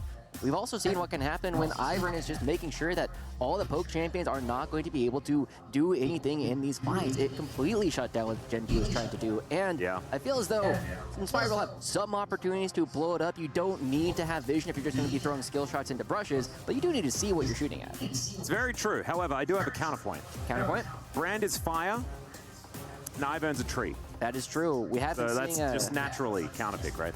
That's a very good point. What about Ice type? I know you're way more up to date on this than I am. I mean, Fire's pretty good into that as well, as it turns out. And we do have, you know, the very physically accurate representation of that in Pokemon that we've all played. The Kog'Maw and the Ashe both banned away. Of course, Kog'Maw a little bit of Hansama flavor. Does mean that there is his most dangerous champion left up and available in the Draven if you would like to pick it. But we'll see exactly what is going to be locked away here. Could be a dangerous option with that Leona already being threatened. The Renekton So I'm writing my notes of the draft because I collect the drafts of all we the know that teams. Whippo plays basically everything, and the Ezreal Leona lane to be considered here for Masu and Busio. Busio, of course, having a little bit of a rougher time this season, but I'm expecting that they should be able to bounce back. It's a great opportunity for a reset here at EWC, and expectations seem to be a little bit of a problem here. Hanzama is just going to lock away the Caitlyn. And the Caitlyn coming through, I really like this. Traditionally, we have seen that Ezreal and Caitlyn tend to be strong at similar times throughout the history of the meta, and this is a great opportunity for Hanzama to create a lot of pressure. Both these AD carries are very self-sufficient, and both supports very capable of roaming. And we know that Mickey X loves to move out of the lane as early as possible. We also get the Gragas as the last pick coming through for Broken Blade here. A bit of an unsurprising blind pick, right? You get that extra magic damage, you have great tools, you have good Should I go ahead and write down that G2 win this game in my notebook? There's a ton of disengage. There's so much burst if anyone tries to jump in. And Whippo actually going to be bringing in the first Skarner of the Esports World Cup. Yeah, I find the Gragas to be really dangerous when you can set up all these brushes. I also love the headshot synergy by being able to create all of these brushes.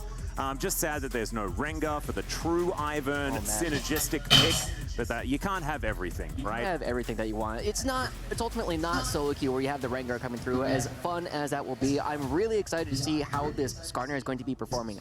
Every team so far has pretty much dropped it entirely. It lost a lot of damage. It is mostly just relegated to being a strong tank, but this is kind of a similar thing to what we were seeing in our previous series as well. A lot of damage and a lot of beefcakes coming out for FlyQuest. Exactly right, and they've got Brand, they've got damage for days, right? Brand, Tristana, and Ezreal, all of them going to do phenomenal work as far as that DPS is concerned. So you can have a few beefcakes there just to augment it. I do really like G2's composition for the way that it synergizes together, though. You know, you create all of these brushes, you set up the Caitlyn, firing from exceptionally long range, with then Caps able to throw out those rockets and really provide that poke required. I think G2 Esports have a very, very solid game plan in mind with this composition, and FlyQuest are going to have to do their very best to dismantle that as we get ready to jump onto the Rift here for game number 1. I think looking at this draft in particular, the player that I kind of want to highlight for Hey, he uses a breathe right strip too. You guys make fun of me putting this on my nose. Look, Broken Blade does the same thing. Player who we have prided as a I got my nose broken in a fight. It never reset straight. So many other players where he has still opportunities to improve the laning phase, but it's been so clutch later on the team fights. But in this one, he's going to be how many viewers? See, I would like to have the 7,000 viewers like he has. With the fact that there's a Gragas and an Ivern constantly preventing him from doing the damage to the targets that he Diamond wants to. Pro. This is going to be an opportunity for Monty to showcase that he has what it takes to play on the international stage. Very much looking forward I'm to watching, guys. I'm standing here getting excited. G2 Esports versus FlyQuest, the last chance for an LEC representative to make it to the semi-finals. Team Liquid already there for the LCS. FlyQuest would love to join them, though. We'll see whether it is going to be the first region eliminated from EWC. A lot on the line. Doubled prize money just for winning this. Just for one. Doubled prize money, and you also. I don't know why Inspired. I already see a red. Flag. Why is Inspired using the blue CD, the cooldown movement speed? Oh man, it just Ember or whatever you call these. You need the red one, man. Why are you doing blue? You don't need that on Rand. FlyQuest does win this. They're going to be picking that G2. Of course, I ran a game with Phase Rush on Rand and won no problem. It's So just the kind of rivalry that you will have for years. And I'm glad to see they're playing Brand. Not going to be able to get anything done. I love the fact that Now again, G2 picked the AP counter jungler, Ivern. No, FlyQuest, you're doing a good job. Apparently that's why Ivern's picked. He's an AP counter. So they know we're inspired with pathing. Yep, able to get in there. Of course, get a little bit of information. Broken Blade able to get that ward on the Krugs as Caps. Just doing that Corki into Tristana thing. Now, I haven't seen this matchup for a really long time. Joshi, can you let me know how it got? No, we don't need to worry about it. We've seen this a little bit. It's We've seen it new Azir all the time. Yeah. The new Azir Corki. Oh, God. It's fleet footwork, Tristana. Cats are still playing as we have a bit of biffo here towards the bottom side. Not too much to worry about, as I'm interested to see what FlyQuest can actually get done here. I think you can do a lot as the Ezreal and Leona in this lane. But I think if Hans Sama and Mickey X really start landing these Winter's Bites and the Braum can play aggressively, it can be a little bit dangerous down there with all of the range of a Caitlyn. And of course, control of the lane is what she's all about. See how it does go, because we haven't really seen Caitlyn just yet here at EWC. And it was the last champion that Hans Sama played, so of course, feeling pretty confident. Yeah. We're already getting a little bit of a scuffle, but I'm mostly just curious to see where this Inspire's going to go. Caps taking a lot of damage there from one of the new players coming out for FlyQuest. And this is one of the opportunities that Quad does have this matchup, even though it's fairly stable most of the time. If one of these two mid laners does get a big advantage in the laning phase, it can translate to a very different play across the rest of the board. And one of the things that we do know about Quad is he does a lot of damage. We're talking about the Cassiopeia that he was known for before. This is another opportunity for him to just pump out the deeps. I mean, Cassiopeia is basically an 80 carry that does magic damage, let's be honest. You just press a different button in order to do it. It's okay. Boosty already taking a lot of damage. Yike coming in, and that is going to be first blood already at 3 minutes into the game. Yike going to collect it, and G2 on the board. Saving grace that it is going to be going over towards the Ivern. Not going to be the same kind of damage output, but hey, you can do more damage if you just don't die, and Yike is going to be doing that for the rest of his team. And Inspired not able to build up a CS advantage at all. Now, he's going to have to be worried about where he can even go on the map. He's not going to be able to do his bottom side scuttle crab because of all the pressure that's coming in. He will be able to at least get it on the top side. So, with Yike already getting this first gank off, that is a great play coming through for the side of G2, putting some pressure on the bottom lane where we know this is going to be one of the toughest places for FlyQuest to play from. Yeah, having a look at this replay, just not a whole lot of options here for Boosty, who does try to at least taxi his way up, but it just doesn't work. Yeah, I was wondering if he was going to flash at all, but I always love seeing players just hold those. Like, yeah, you know, I could try and do something weird. Yeah, he was real. We've got a 300 gold lead over the jungler right here. Yike's got his cooldown boots already. Fire's got his black torch. Actively ganking Ivern, I tell you that. As Whippo, not a whole lot of mana, does have his flash available, and does have the opportunity to grab that shield as well. So that's what Ivern's supposed to do. Is a little bit of a dangerous dive, especially with Broken Blade, not with a whole lot of the blue stuff. So it's going to take a drink, see whether they can still set up for it. And you can see Yike pretty keen for this crash to come on in, and Whippo is really keen to just not let those minions approach the turret. As Inspired comes on over, Trigger Seed is going to stun him up, gives him the good old okay, as one more time, action here towards the bottom side. Not able to stack up that passive. Finally, the concussive blows does come in. As Busio down to 50%, but it's a lot of damage being offered back here by Marcio. Oh no, Busio, he'll have to flash this time around, and he at least isn't going to die, but that is a big cooldown. Marcio still staying on that front foot, and I think really saved that play. Cats just teleported into the mid lane. They need to get this wave underneath the turret in order to allow themselves time to back. They know that Yike is on the other side of the map, but he's moving towards the bottom side very quickly. You do not want to get caught here for too long. You can't afford to give Hans Sama this incredibly long freeze. And Inspired, he will at least like put a Yike, so control word up here in this brush. They get in and at least save will look like a very dire situation. Yeah, it was a little bit rough. Up in top lane. This Rift Scuttler, so that means Broken Blade's safe to push. Of course, just an extraordinarily fast jungle clearer versus the Ivern, who is at the mercy of the passive just a little bit there. So it's understandable that the brand is going to be cutting these ones down. Still, Ivern having so much of an impact in this early stage really does not bode so well for the LCS as times go on. As Cap's going to catch this wave as it moves in. Busio having a little bit of a roam towards our first grubs that are coming down. And this might actually be a little bit of a skirmish. So you can see Yike coming up. Quad going to dive in on top of Caps here as well. Does get the first shot out. I'm watching. I'm over here making some food. As Winter's Bite not going to find the mark. Mickey is just going to punch a minion in frustration. Yeah, and here on this top side of the map, Busio going to be able to grab a stun. Gets the flash out from Yike as well.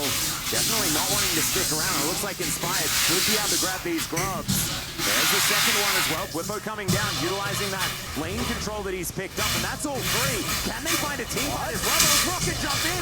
Quad is going crazy. And Caps trying to get himself out of that. Impale very close. Not quite close enough. The strides on Yike, able to get him out of there. A very confused set of battle lines coming out for both sides of the fight. It looked like GT was a little bit more coordinated at first, but FlyQuest just had the damage. They had the clear speed coming out from Inspired to make sure that they get every single one of those grubs. No one ends up dying like that, but that's not from a lack of trying. Quad is still looking for more opportunities, and Busio not able to find any opportunities for him. I do like a man who executes on Hex flashes a lot, though. Yes. And Busio just coming in, trying to get what he can, and Caps catching waves. You can see it's actually more than a wave in the lead is Quad. It's going to be not quite that, as this wave is going to get cleared up by Caps, but still will have an advantage, and having that lane control going to be important there as well. So shout-outs to the newest addition to FlyQuest. We'll have a look at this fight one more time.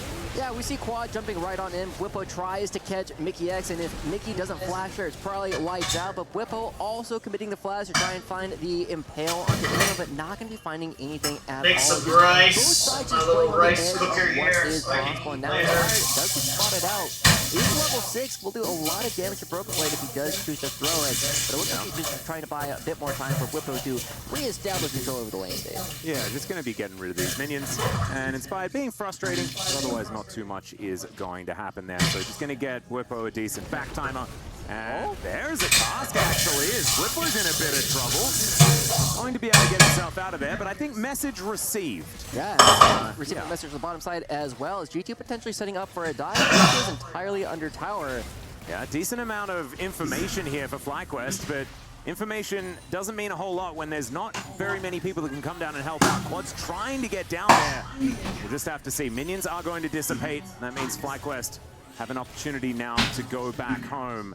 And yes, G2 have picked up first blood, but here could be another opportunity for FlyQuest as Caps trying to get himself out of there. The Q gonna miss that from Inspired. And the burn is gonna come in and Brand is on the board. 1-1 now as Fly even the score. I thought for sure that Caps were gonna be walking out of that one, but Inspired just gets that little bit of extra damage. The Blackfire Torch where the Ashes just there in order to get that little bit of extra.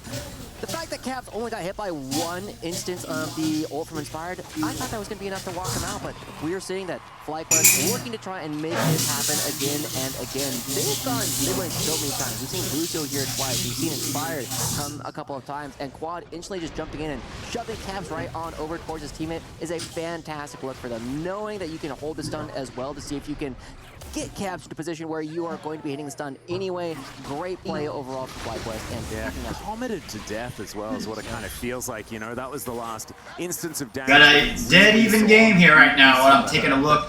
Sorry, I missed a few of this, but I know how to read these games, so I can see what I've missed. So Brand's got a kill. He's sitting on his Leandries already. Kind of needs his magic pin boots first, but whatever. NA's always stuck in their own thing. So he really needed the magic pin boots first. But anyways, he's on a Leandries. Yikes on CDR boots. And just got Kindle Gem, and I forget what that item's called. So much trouble, not going to be stepping on the snap trap though. That was so important. If that headshot had to come through, I think he might have just died right there on the spot. See, this Quad slaying in pretty well because he's even with, or he's ahead of Caps. Pretty sure. Could have just been taken out. Ezreal's behind by about but now Inspired coming down towards the bottom side of the map. 20 CS. And Mickey going for a roam up. Hansama's sitting on the BF sword and the Zerker boots. I really want to see Nasu's just basically got the Sheen and a tier. Got a couple long swords too. Puts up the door. Masu not going to be killing him with a Mystic Shot or anything like that right now. Looks like it's just going to be a Dragon consideration as Whippo doing a fair bit of work up here. Last time we checked in, the sorry we're not full of energy like you would like stream. Through these grubs in response to the first dragon of the game. Fly's getting the dragon and G2's taking the void grubs. Again, I would rather have the dragon. Clearly showed it in the last series. Why? I think a lot of that has to do with Quad. So if you want to know why, go back and watch the last series, especially the last game where Gen.G loses the top, and watch how they don't go for dragons and just slowly lose the game. Yeah, one of the big things that we've been seeing from Quad is he's always been a very strong laner. He really likes pushing the edge of what is possible, and every time that we have You pretty much gotta have that Dragon Soul to win a game of League of Legends.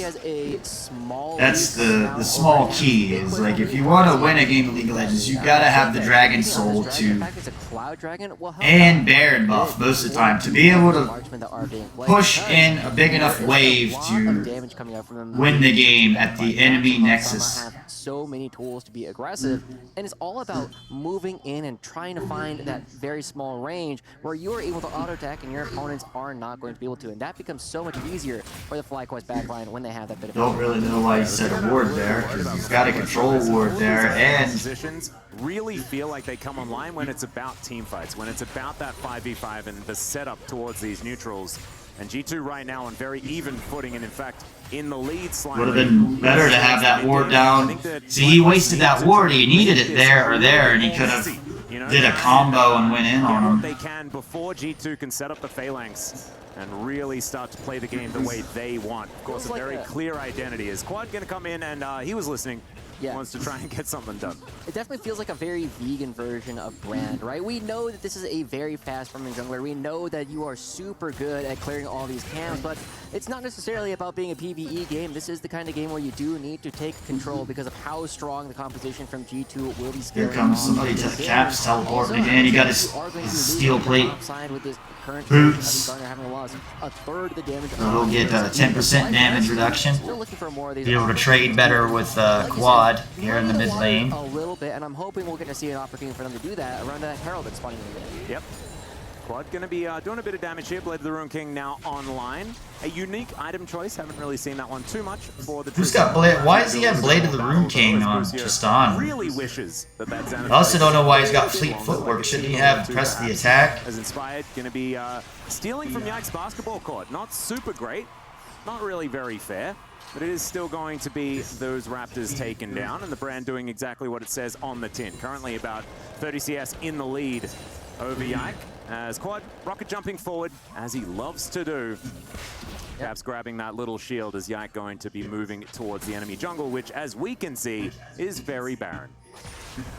There's nothing there. It's not even a Baron just quite yet. I know, it hasn't even spawned. It's still quite some time. That's been a very slow Esports World Cup, I feel like. A lot of these teams playing a very slow style. We know that Gen.G. Did you choose not to watch the second series yesterday?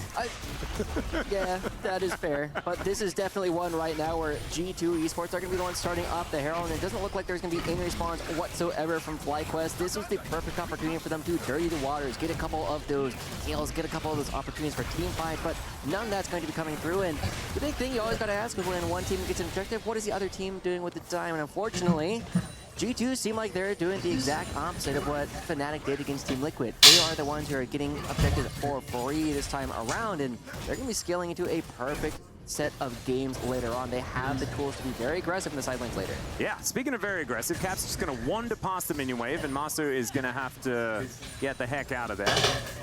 Really just a show of force from the mid laner from G2. FlyQuest not wanting to accept it though. They will bring everyone up here and look to try and start a fight, but like you say, just a little bit too late, right? So Caitlyn's got his first item now, Collector. To try and guarantee themselves this next dragon, which will even. See, these teams to me are behind. They're behind the LCK and LPL teams because the LPL LCK teams will have 2 items by 20 minutes. Laning. Still, damage potential is absolutely massive.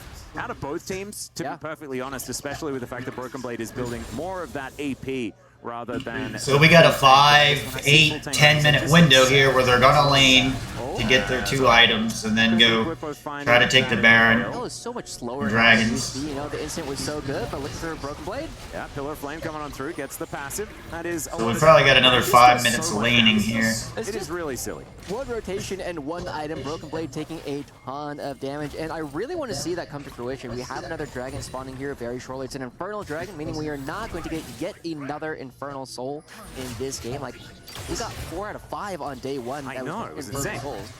I thought it had something to do with the heat, but I guess it is a little cooler today here in Riyadh than it was before. But now, FlyQuest, they're going to be looking towards the dragon, but G2 on the other side, turns out it takes 2 to tango. You can't just fight yourself. True. And it's going to be spawning now. We have the Rift Herald spawning in the river, just back where she belongs. It's actually really cute.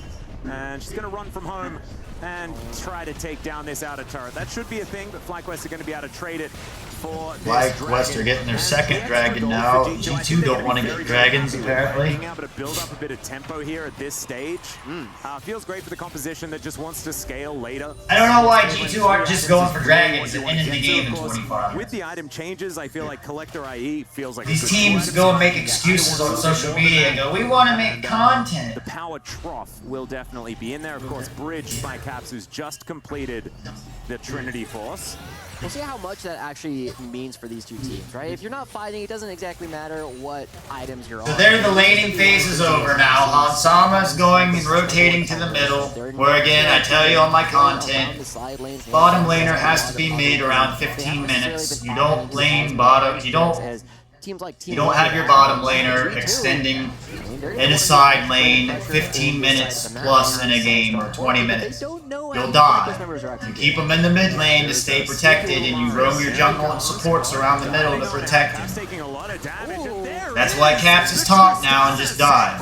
There was some type of miscommunication going on within G2.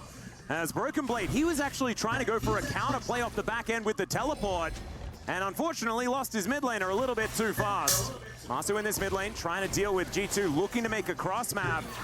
And it might still be possible. The slow not actually going to land on a Mickey X though as he finds the Glacial Fissure. And FlyQuest. So I feel like G2 thinks they got to make up a play now where the Caps died, so they had to apply more pressure somewhere else. Impale is decent, but the body slam is better. And now the teleport's coming in once again. Quad finally in the battle as Whippo diving for Shoulder Rush, cuts them all down, and they don't even need the brand to do the AoE because Quad and Masu are going bananas here in the mid lane. Caps finally respawning though, and can he do enough to try and get this one back as Yike is there to support him? What a bloodbath. It was so incredibly slow. Wait a minute, I gotta send out a... That is exactly what we're looking at. That was the dirtying of the waters we've been looking for from FlyQuest for such a long time, but now shout out. So much strength. He's got Yike right behind him, and will look like a fantastic series of plays. Again. Yeah, Quad diving on forward. Yike able to keep him shielded up, and Caps is just fine. And so G2 able to really stand their ground, even though they lose Caps towards the top side. I think because Quad took so long to get there, it was a bit of a disaster as we check out the replay. Yeah, Inspired being pushed away from this fight almost immediately and dying. Yes, he gets the ult off, but 2 or 3 of those bounces end up hitting Daisy and minions. They don't do what they need to. And then, like you said, it's all about the body slam and the impale. Broken Blade and G2 now on the run, and Quad coming through. Whippo flashing forward. Just needs to get that little bit of damage out of the True Shot barrage. Goes across, hits the entire team. I'm a little bit surprised Quad did not live up to his name and get even more kills. Hansama using his ult there to get a little bit of damage. And that means we got 2 minutes left until the Ocean Dragon is going to be spawning, and that's kind of where I'm expecting FlyQuest to take another opportunity for a fight. Well, he's going to be so Broken Blade's behind. He's not on his 2 items yet. He should have about 200 CS. Whippo should have about 200 CS to be on 2 items right now. He's behind. Locks it down. Masu able to dodge the winter as well as Masu's almost there. You love to see it. Just break it down. If it's in front of you, hit it. And he's going to do so. FlyQuest really not giving up at all. Yike's got his 2 items. I guess that's the Ivern thing, is his 2 items you can get at 100 CS. But then he's gonna fall off later on in the game and be more and more useless. True Shot Barrage doesn't quite find the mark though as Quad just shooting against Broken Blade. Yeah, over and over again. They're just not quite able to answer as Quad. Hit him, Quad. Yeah, you're gonna push me away, I'll jump forward. Is now just looking for Broken Blade here. Redemption gonna be able to keep him up, and the threat of having an extra person up there means that he doesn't overextend. I kind of felt like Quad could have killed him, but maybe he's just being merciful. I don't know. It's gonna be funny when like LEC gets knocked out of this tournament, and then people that are in LEC are gonna be like, I don't even want to watch this tournament. Jumping onto Broken Blade on the top side just means that the side lanes are suddenly going very well for Fly, because we also have the Fimbulwinter being. Okay, so Whippo's got his 2 items now. Increase is coming in at exactly the right time. 30 seconds until. Yeah, like FlyQuest is gonna win this game. This is the most exciting soul of all time, but they got the Brand Jungle, which you know on my stream, and I showed you on a game the other day where I went 12-0 on Brand Jungle. How strong. One of the best you could ask for. So FlyQuest understands we're in an AP jungle meta right now, so I was happy with FlyQuest's draft. They actually drafted a team that I like and appreciate, and I've seen when I'm watching LCK and LPL and the better teams. Seems like they understand what's going on here. A true shot barrage. I think that earns you a spot on the naughty list. G2 look pretty bad. As now Whippo getting pushed away from the banana brush, but they still do have that ward in there. In fact, everyone with vision available. Quad moving on up. I don't think FlyQuest are going to give this dragon up. It is a dangerous time here for G2. They're trying to set themselves up, though. They've got their Daisy's already out, so that was like a... That is going to be the dragon picked up by G2, but can they keep themselves alive as the redemption comes through? But it's a little too late. And they Daisy helped to get that dragon, I guess. And FlyQuest, yes, they lose the dragon. They don't get to that soul point, but still feeling really good about how these fights are going. We're seeing that G2 not able to do the same thing that Top Esports are doing with just pushing their opponents around. They end up getting the dragon, but because they end up taking so much damage on their way in, it's not going to be giving them the same kind of team fight advantages as we saw from Top Esports earlier. And FlyQuest right now is taking a look at this. They come in from a lot of different angles, and it didn't seem as though either team was ready to full commit for the fight. I was wondering what Whippo was going to do, but he ends up just grabbing one player. He grabs Mickey, they are able to kill him, but it still takes them so long to take them down because there's not a whole lot of other follow-up after that. Busio not able to find a big solar flare to allow FlyQuest to He hit two people with that soul flare. It was actually so sick in that fight.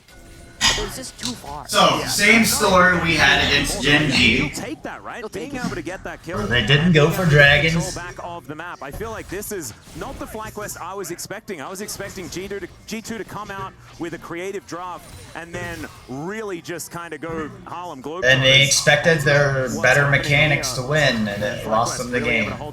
As I say that, of course, Masu takes a headshot to the face, and as headshots generally do get aimed.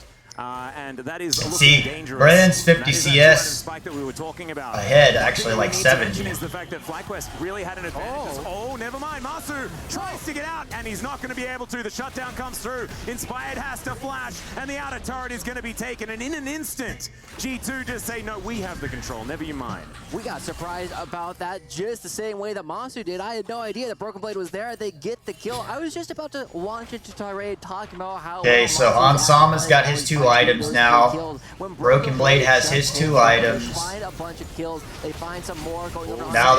Now we just team fight back and forth.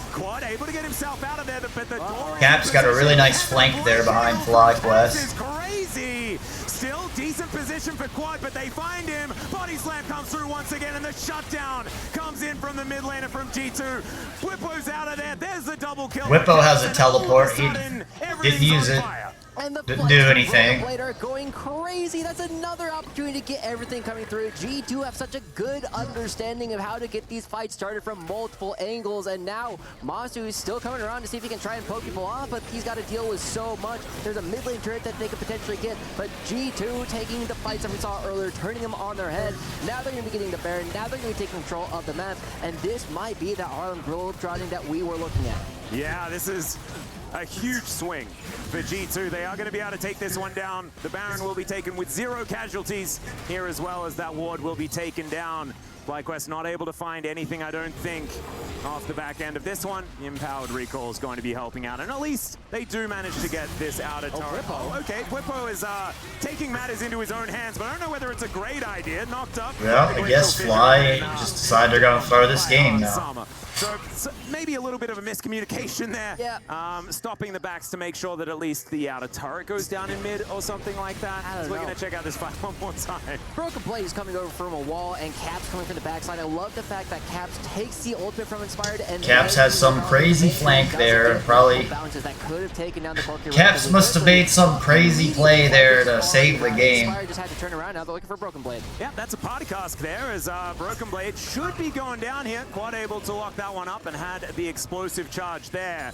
So FlyQuest able to get something back, and that might stop that Red Bull Brown power play, or the lack thereof, from being picked up here. So 1,000 gold is not as much as what you get just from killing it. Yeah, that is a very big pickup. Oh, now G2's like 2,000 gold ahead. They can do even more of that. Now Yikes got 3 items. Whippo does have the teleport, but that seems to have been the thing that G2 was Caps doing has so well. 3 items. When I saw Whippo running into And 4 players, I was Sama's like, got yeah, 3 I know items, you need to almost be as 4. wide as possible. You are a very big tank on this one, but unfortunately doesn't have the same kind of damage as we were looking at before. So now I don't think FlyQuest can win a team fight. Yeah, I mean, Straight up. Just wrong place, wrong time. Cass not going to take anything. Going to be sharing some gold and a bunch of members. And FlyQuest, easy money. Yeah. Not exactly psyched about it is Broken Blade, but still with a fair bit of extra money. And as you can see, able to take down this outer turret towards the bottom side of the map. FlyQuest, let's see what they can actually do, because they've got Quad in the mid lane, getting some work done. Whippo in the top side. And this Baron buff is being used to take down one turret with all 4 members that are here. Gragas moving towards the mid lane to try and stop Quad. But if FlyQuest are able to get more, then it should be okay. But if they lose an inhibitor, it's probably not. Interesting. So we're going to be trading for the Dragon, and FlyQuest, your base is now exposed. Yeah. So 1 inhibitor, not end of the world, I guess. But if they lose a Nexus turret, it's really, really bad.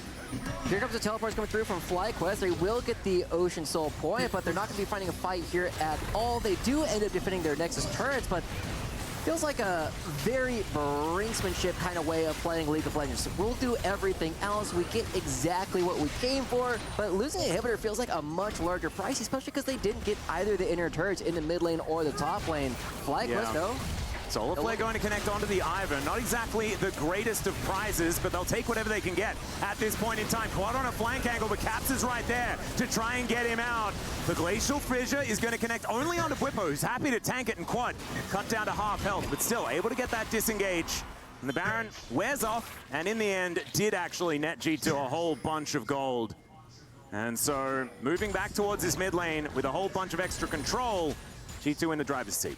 G2 in the driver's seat. We also saw that FlyQuest, one of the big things that I was looking at before is the difficulty that we were going to see Inspired have actually piloting this brand, because Braum is always there, because Ivern is always there. So much of the brand damage is mitigated. We actually saw that the ultimate from Inspired did go directly into the Unbreakable and would have gotten so much damage across all of those grouped up G2 members, but not going to be able to do that at all. Instead, we're going to have to be looking at the next couple of objectives here, Alice. 2 minutes next until the Baron buff will be spawning. 3 minutes until the Ocean Soul will be spawning. G2, they have a pretty big gold lead, but it's not going to be enough it's not going to necessarily be enough to push them over the edge just quite yet. It's going to mostly depend on whether or not they can find another good flank from Broken Blade. Yeah, the thing that I'm worried about, though, for FlyQuest is the fact that as soon as G2 has control of the map, this Ivern can get to work, right? You can set up all of these brushes, you can make Hansa all these positions to place down the traps, and if it's you that are setting up for this Baron that's going to be spawning in a minute and a half, they not only have so much damage for it, but they can also set up so many traps. I forgot to hit Cook. FlyQuest from being able Forgot to hit the little button and press down on the rice cooker. To trying to combat that, because they're the ones with the soul point. They theoretically have a slight tempo advantage when it comes to the neutrals. It's just getting themselves into a position to utilize it that is important.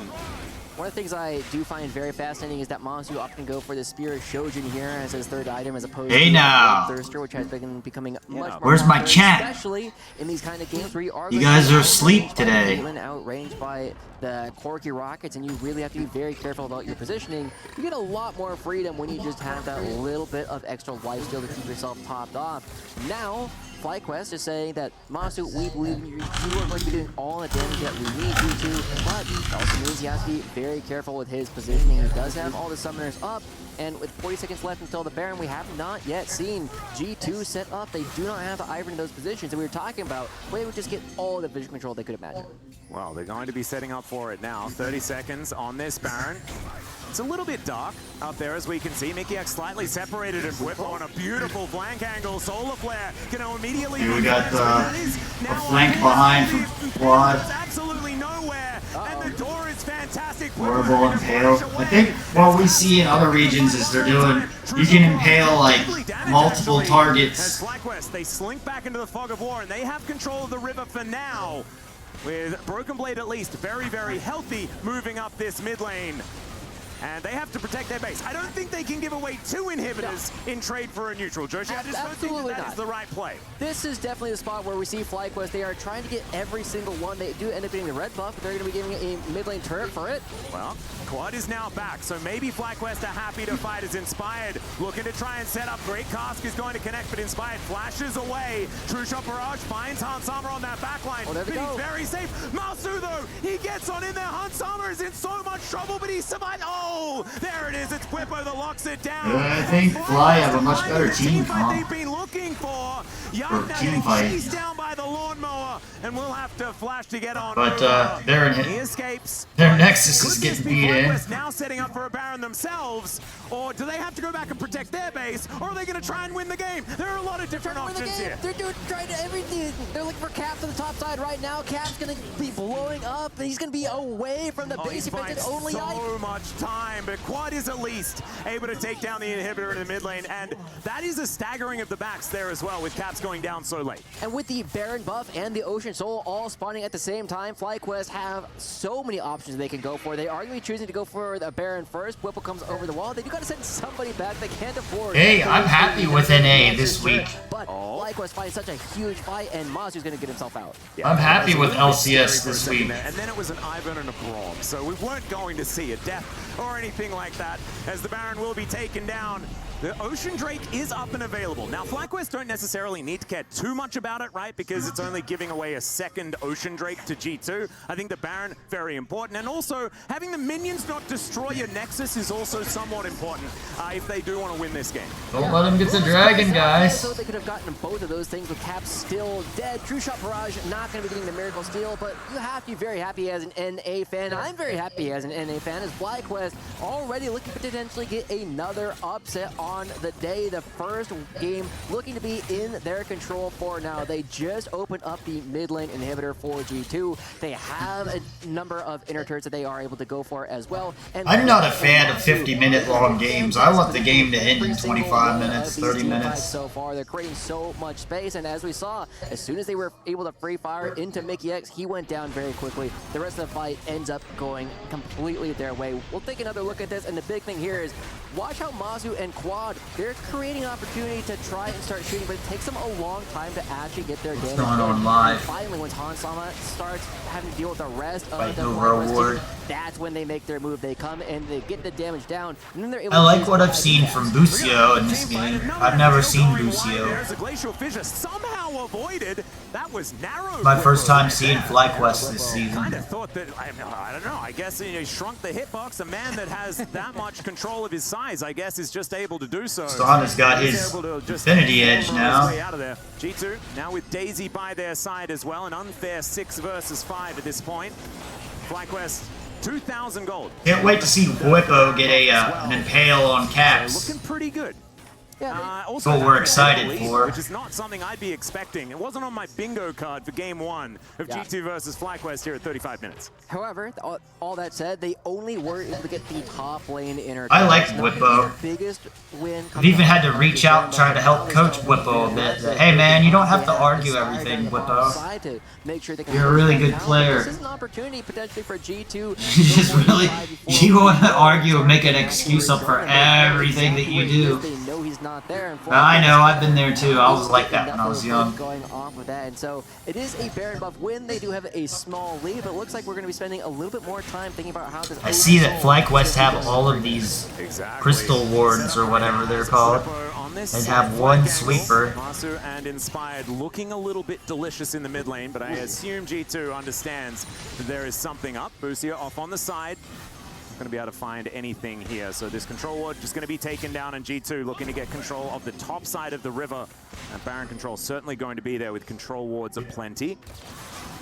Now just making sure. They finally got their Oblivion Orb. They needed this, an Executioner's Calling, a Bramble Vest. They cut the healing from Gragas and Ivern. Gets more and more items. That's 4 now completed. It's going to be very, very difficult. FlyQuest is going to have to make sure that this Caitlyn has a whole lot of trouble doing damage. As Broken Blade getting chunked. Remember, this is not a tanky Greg. This is a Cosmic Drive. As, yeah, Quad is just playing the... When do we ever see a mid laner trying to hard solo carry a game by himself? I think they're gonna have to stop. Never see this. There's the teleport to This come quad on. guy's trying to like put this whole game on his back. Anytime soon. Still, Caps gets back. He'll thin out that wave, but it buys so much space. He's playing like Sodaron.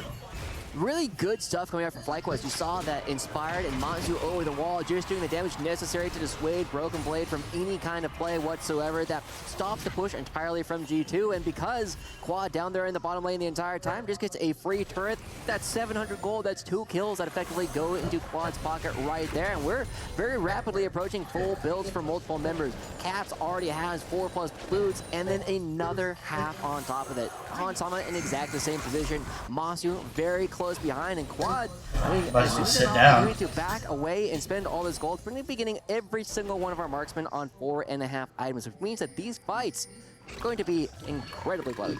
Oh yeah. I feel like there is a... It's actually completely... I was about to say, with Broken Blade building damage, they'll have more, but they've got an Ivan in the jungle, and there is a Brand on the other side. So, as far as damage is concerned, there is a whole lot coming out of everyone on both sides.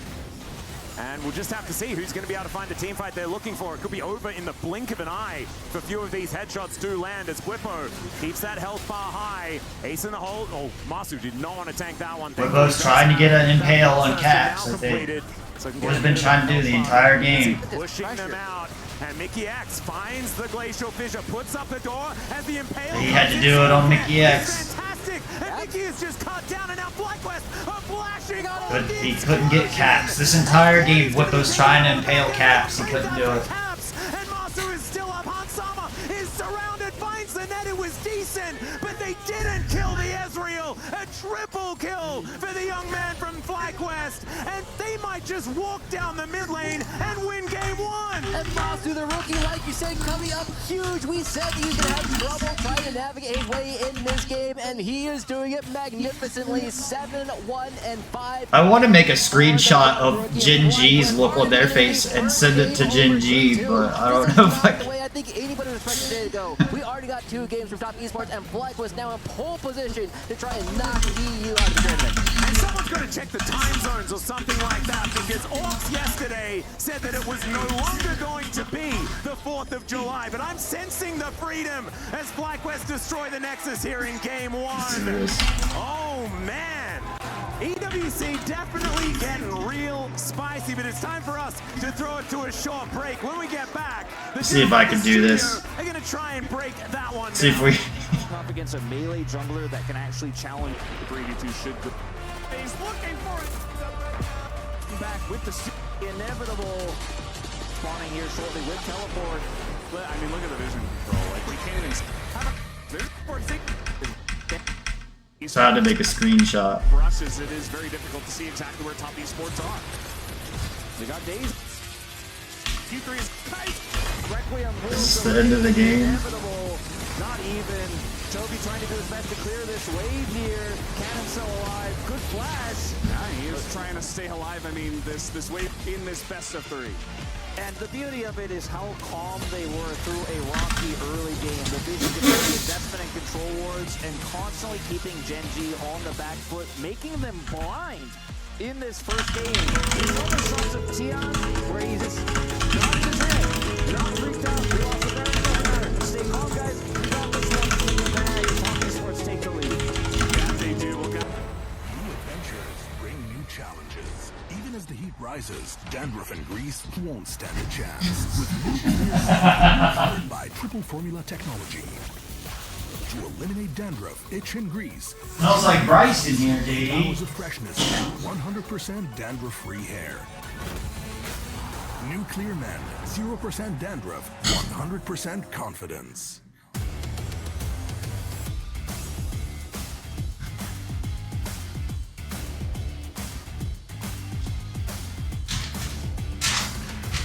Gen.G's like,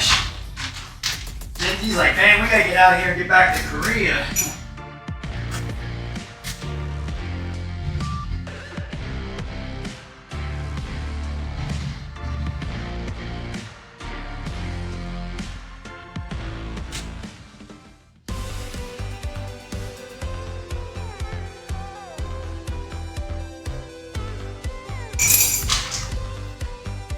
It might come down to something like where like Monte Cristo said that the Koreans are very, very peculiar and picky about their food, into where T1 is better at traveling than Gen.G. And so Gen.G was not prepared to travel for this tournament at all, where they're like, today they wake up and they're like, man, I'm really hungry. I haven't ate for 2 days because I don't like the food.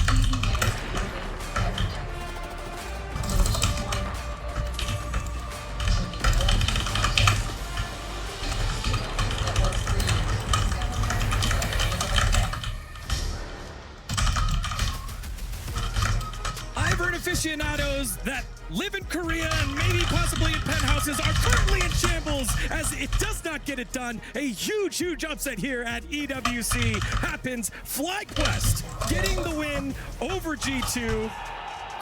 Crazy stuff. As yeah, this was also the other upset that was happening with Top Esports over Gen.G. I mean, that's probably what happened with Gen.G. in a nutshell. These guys when this happened earlier, I'm like, I've been trying to forget, but congrats to Top Esports, of course.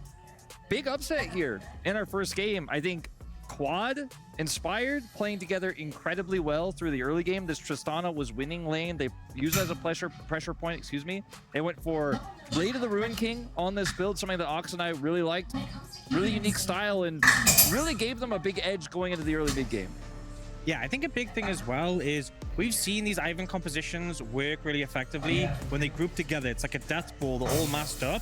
And actually the value that a brand gets in those situations, like in a team fight, you throw the ult in, there's so many targets to bounce between who are clumped together. On top of the Daisy, who's just another well, not even a champion, another target that can bounce from to get those passive stacks, to get the AoE coming down. And let's be honest, this game was fourth when we got into it, but I feel like the team fight from FlyQuest at the end to clutch it was massive. Yeah, and I think a huge part of that is the big move that they made in the mid lane. Again, last time over at MSI, the international appearance that FlyQuest had, it was Jensen in the mid lane. They make the move to Quad. He gets the Tristana, and he looked solid early on, and based on this build that he had, was willing to be the guy, willing to be in the face of the Western GOAT in caps and deal the damage here. I mean, a point Ox made, you know, when we were watching the game is the Blade of the Ruin King great when everyone's full health and you have that double shield. Hey now, chat. Sorry, I'm over here in the kitchen working on some things while we're waiting. Ends up unfortunately dying here to that extra burn earn damage plus the Comet. They make the same play topside here. Again, looking for the pick onto Caps. Quad jumps forward. Caps not respecting the ult. He gets Buster shot back and taken out.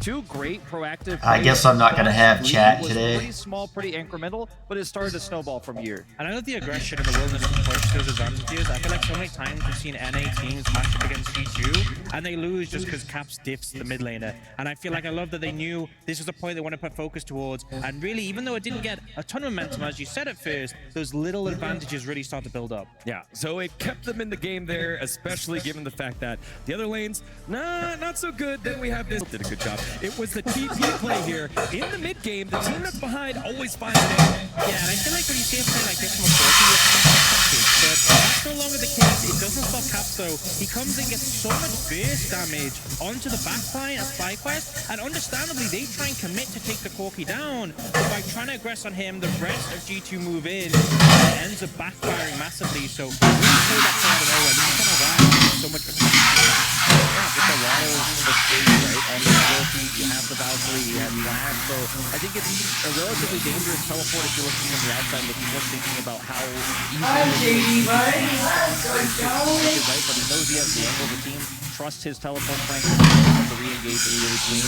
He gets out, becomes this kind of dummy target, this taunt Corki, and he's able to win the fight as a result. And from there, we don't have a Sleepyhead, you alright? with like G2 taking. We've only got one more game. Hopefully G2 loses here, JD, and then we can go for a walk. It's huge scaling from Brand. Look at this flash forward by Inspired. And I love the decision to focus down the ball, you know, as the invisible time now, there's so much time spread between the composition. And the thing about the composition is getting people low, you know, isn't too much skills that keep them healthy, but if you start taking out targets, the depth will really start to fall apart, especially when it is that problem trying to safety, and they really just ran through them on that fight. sauce as well in that type of engage, going into that choke point, into the Skarner. It's a similar type of overextension to what we saw happen in mid lane, where we did see FlyQuest take that lead. They could have tried to fan out, set up some brushes, slow play. I feel like G2 was getting super impatient in this moment, where they didn't really need to hard force. Yeah, again, just kind of confusing to see, like the macro play that happened throughout that game.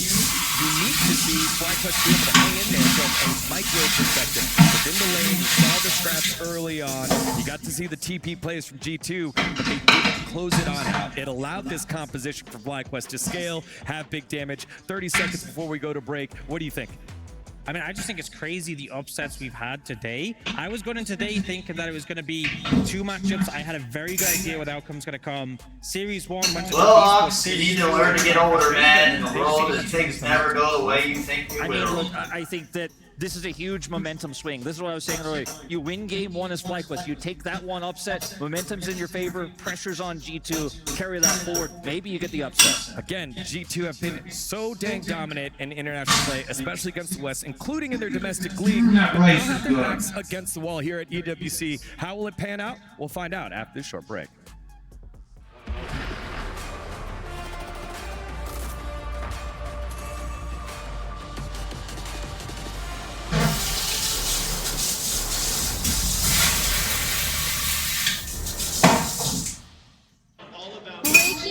From the BR stage. Today is the last group stage. If you guys want rice that's really good, this rice from Aldi's, it's $5 a bag, which is expensive. Jasmine rice from Thailand. This is good rice. $5 a bag. £5. $1 a pound.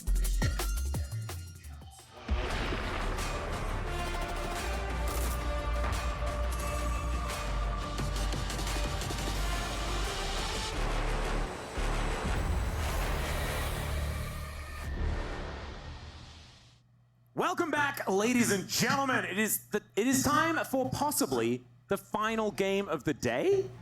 We're gonna say that. That'd be nuts. That'd be absolutely crazy. Alright, G2 versus Fly game 2. Who really did just run the rift in that last one.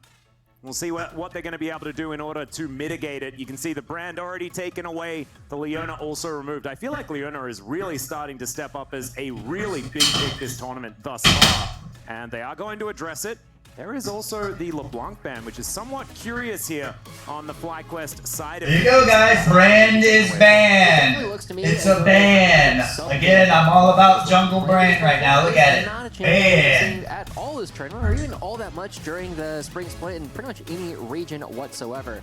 But it does look as though G2 is trying to rectify a lot of the mistakes they were making in the first game. The brand's off the table, Zyra's off the table. They're trying to take away a lot of the magic damage jugglers that Inspired has had such a strong spring split on. And there is the Rumble being let through. I think that this is always extremely dangerous. If anyone tries to do so, we've seen Rumble be so incredibly powerful so far at EWC. So yeah, it is a bit of a gamble being taken here by FlyQuest. We'll see what they answer with. We saw in our previous series as well that it felt as though Gen.G was doing fine in almost every single one of their fights going up against top esports until the equalizer hit. And it's like, oh, yeah, that is a lot of damage coming through all at once. But at the same time, with no Leona available, they are going over towards the Nautilus. And the big thing here is this, I think, is the longest in any of our drafts that Corki has not gotten picked. Oh, and maybe FlyQuest aren't even going to pick it, as they're at least hovering for now the Cassiopeia, but instead it's going to be the Corki. Surprising to me that Quad didn't decide to go towards the Tristana. I think he did very, very well in the matchup. I assume that Caps would probably be keen to go towards it anyway. So, somewhat surprised. Figured out exactly how to dodge out of almost everything. This composition... Again, all of this content and stuff goes back to what I was talking about on my stream a couple days ago, where I started talking about AP junglers every single one of these and the meta we're in. Already do something to get. And I talk about this Vi and Morgana, and Morgana's the counter to Vi. I really like the Ziggs ban though. We've seen Ziggs superiority, and our boy Orcs really does like to talk about Ziggs when it's winning, so we're going to see it banned away this time. So Daniel, please, no more bus rides with only conversations about Ziggs, if you do not mind. Ban to come through from G2. We'll see where they're going to be targeting here. I imagine the jungle could be somewhere they continue to look to make sure Inspired doesn't have full comfort, as there is the Nidalee taken away. You really have to start looking at this composition from the rest of FlyQuest and say, they already have 2 of the marksmen. What else do we pair with marksmen? It is almost always magic damage junglers, and this is the 3rd one that's taken off the table. There is still the Karthus available, but it is worth noting that Taliyah did take a pretty significant nerf in the jungle specifically, which is why we've only seen it in the mid lane coming up from APA so far. But I would not be surprised if this is just another magic damage jungler ban coming out inside of G2 to force maybe some magic damage to come out from the top side of the map, which has traditionally pretty much been only Rumble. True. I mean, the Karthus is the thing that really comes to mind. Of course, Inspired playing a bunch of games of that so far in the LCS. So if they want to get rid of every single AP jungler option, if we assume that the Taliyah is taken away, and there it is, going to be that Karthus ban. So how deep are we going to go? Of course, Lilia up and available, I guess. You could try to just play the Taliyah and hope. Certainly, a lot of junglers available, but maybe not the top tier ones. So where are they going to sit? As so far, I thought it's an AP jungler. Hell, pull out. I'm still thinking about the Lilia a little bit more. Pull out your fiddlesticks, Inspired. I don't care. One of them is point-and-click crowd control, which is buy, and strong auto attackers, which is the Tristana. And ooh, you really are going to be struggling to try and play a Lilia into a Draven Tristana buy composition, which looks to me as though this Udyr is way more likely to be building up a little bit more magic damage. We have been seeing Udyr start going for the Leandries as a first item relatively commonly at this point, so a little bit less burden put onto Inspired to try and bring that magic damage from the jungle, but it could also be, we have seen Udyr very many times being played as a jungler in the past. I'm guessing that's a Whippo here, and they're gonna pick like. Hopefully it's an AP jungler like who else? Looking forward to seeing what Hans Sommer is going to be able to do on that champion, assuming he's going to be playing it. As Mickey X, what are we locking in? It looks like it's going to be the Rel for that bottom side. They needed a little bit more engaged and a bit more perfect one to pull out your fiddlesticks if you want. Just go in on a single target. So that is going to be your G2 composition. I feel a lot more cohesive and a lot more aggressive. I think we heard Wolf talking about the fact that G2 were playing pretty impatiently. I think with a composition like this, if you're playing impatiently, you're doing it right. Exactly. You're going to be looking to be very aggressive, and it's going to be on FlyQuest to try and play a triple marksman style composition that is going to be kiting back. They do have a couple of good tools, but instead of going towards that extra marksman, it looks like they are going to instead bring out the Maokai. It's champion, I'll be honest, I had kind of forgotten about just because it had moved down so many tiers in terms of how much damage it was doing. But he's still AP, he's still AP jungler. Blackfire Torch, you can still do a lot of damage with this, and it creates a very strong backline coming out for FlyQuest. It's not going to be doing the same kind of upfront and just raw damage that we're oftentimes seeing from the Tristana and the Vars, but Corki is not going to be something you can shake and stick at, and Senna will constantly keep your frontline alive. It's true. I mean, I feel like in the last game, we had a firepower. We reached firepower parity, right, between the two squads. In this game, I think G2 got outdrafted. G2 has about 4 times as much that FlyQuest has. Yes, they have a fair bit of durability, but they're going to have to really. But it's going to be. This is going to be one of those long, annoying games. It's 30 minutes. FlyQuest are going to win. Threats on the side of G2 if they're going to stand a chance in these team fights, or wait until Senna has 1,000 stacks. Yeah, the flip side of that is G2 really only has one player that they need to target, and it is Quad. We saw that Quad was getting the better of Caps with a little bit of help from his friends, but nonetheless, Quad I don't like so much G2's damage in draft. this game, and now he's going to be the primary damage dealer, also coming out for FlyQuest. It says to me, Yike, go mid lane, pitch your tent. It's going to be a great time to shut him down, and we could potentially be looking at a game 3.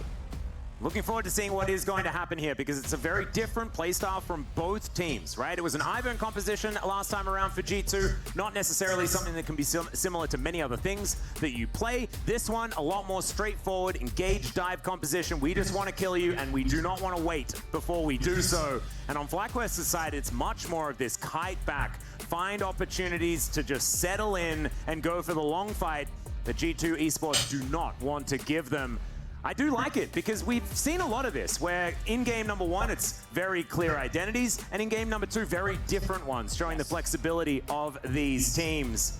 Now it is time to head towards Summoner's Rift and hope that we get another 3-game series. Yesterday, 3 games and then 2. Today, maybe it's 2 games, then 3. Wouldn't that be nice? As long as it's consistent, right? It's 5 games every single day. Well, it will lead up to a fantastic finals, which will be a best of 5 when we eventually get there. But as I'm looking at this, like we said, I feel as though G2 really gonna have a chip on their shoulder after that first game. They were pretty heavily considered favorites coming into this series.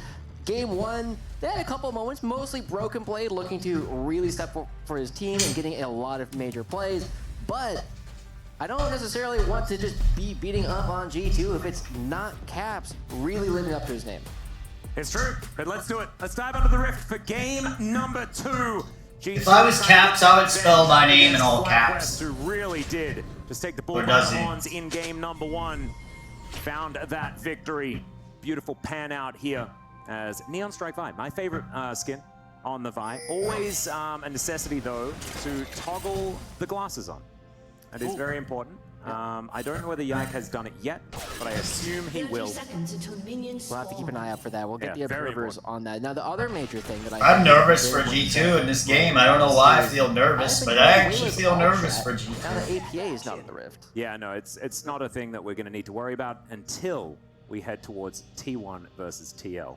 And we'll see if what's T1 Faker going to say to APA? Probably nothing. I don't think I've ever seen T1 or Faker in particular like alt chat ever in anything. So maybe we can get a little bit more out of that one. But right now, launching into this one, I'm going to be looking for Yike to potentially go towards the mid lane even earlier than what we were saying. We did see some very proactive play from him in game 1 on the Ivern. This is on the Vi. You get access to your ultimate at level 2 because you get Q and then the flash is already built into the champion. You can go for so many of these very strong engages, and already Caps is trying to say, let's play a low health lane in the mid lane. Yeah, Mickey actually getting some information here on Inspired as well, who is in his pajamas trying to take down the Sentinel.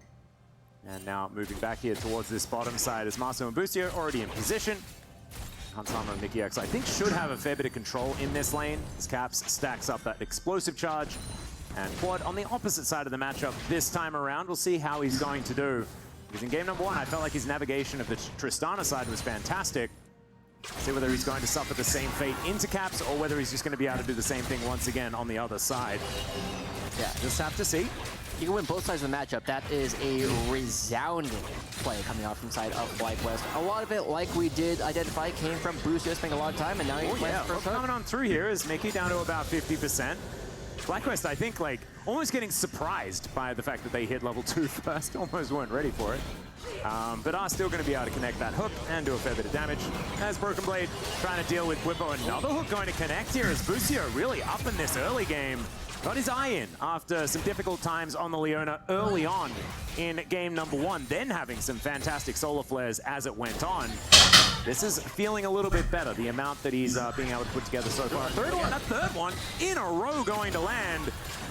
And that is, like, if anything, a statement, right? That's like, I will hit you with this hook, and you must respect it. And I think the one thing that I'm kind of looking at is, as you said, the first time that the hook actually landed, it felt as though it took Moscow a bit by surprise. We've seen a couple opportunities to try and land the root immediately after the initial crowd control, and fortunately they've both gone wide at this point. So it does feel as though these two players, maybe not on exactly the same page, but they're also starting to fall behind in terms of CS quite a bit as well. The wave is coming in now, so it will even out a little bit, but it does feel as though Busio and Mazu are winning some of the individual fights, but potentially losing the threat.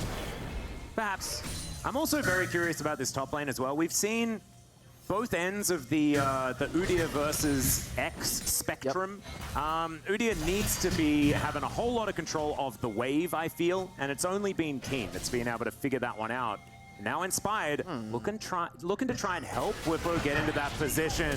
Has walking behind the turret. There's the flash already. He's taken so much damage, though. That's going to be first blood, and maybe you just take it. You end up just getting this trade, and you also get a massive freeze coming out for Whippo. He's not going to be able to hold this freeze super effectively as Broken Blade will be teleporting back up to the top side, but it ends up being a fantastic play coming through for the top side for FlyQuest. We'll see how much more Whippo can actually get off of that because he gets a little bit more CS. He'll be able to get that back off, and he will be able to teleport right on back to a perfect wave state.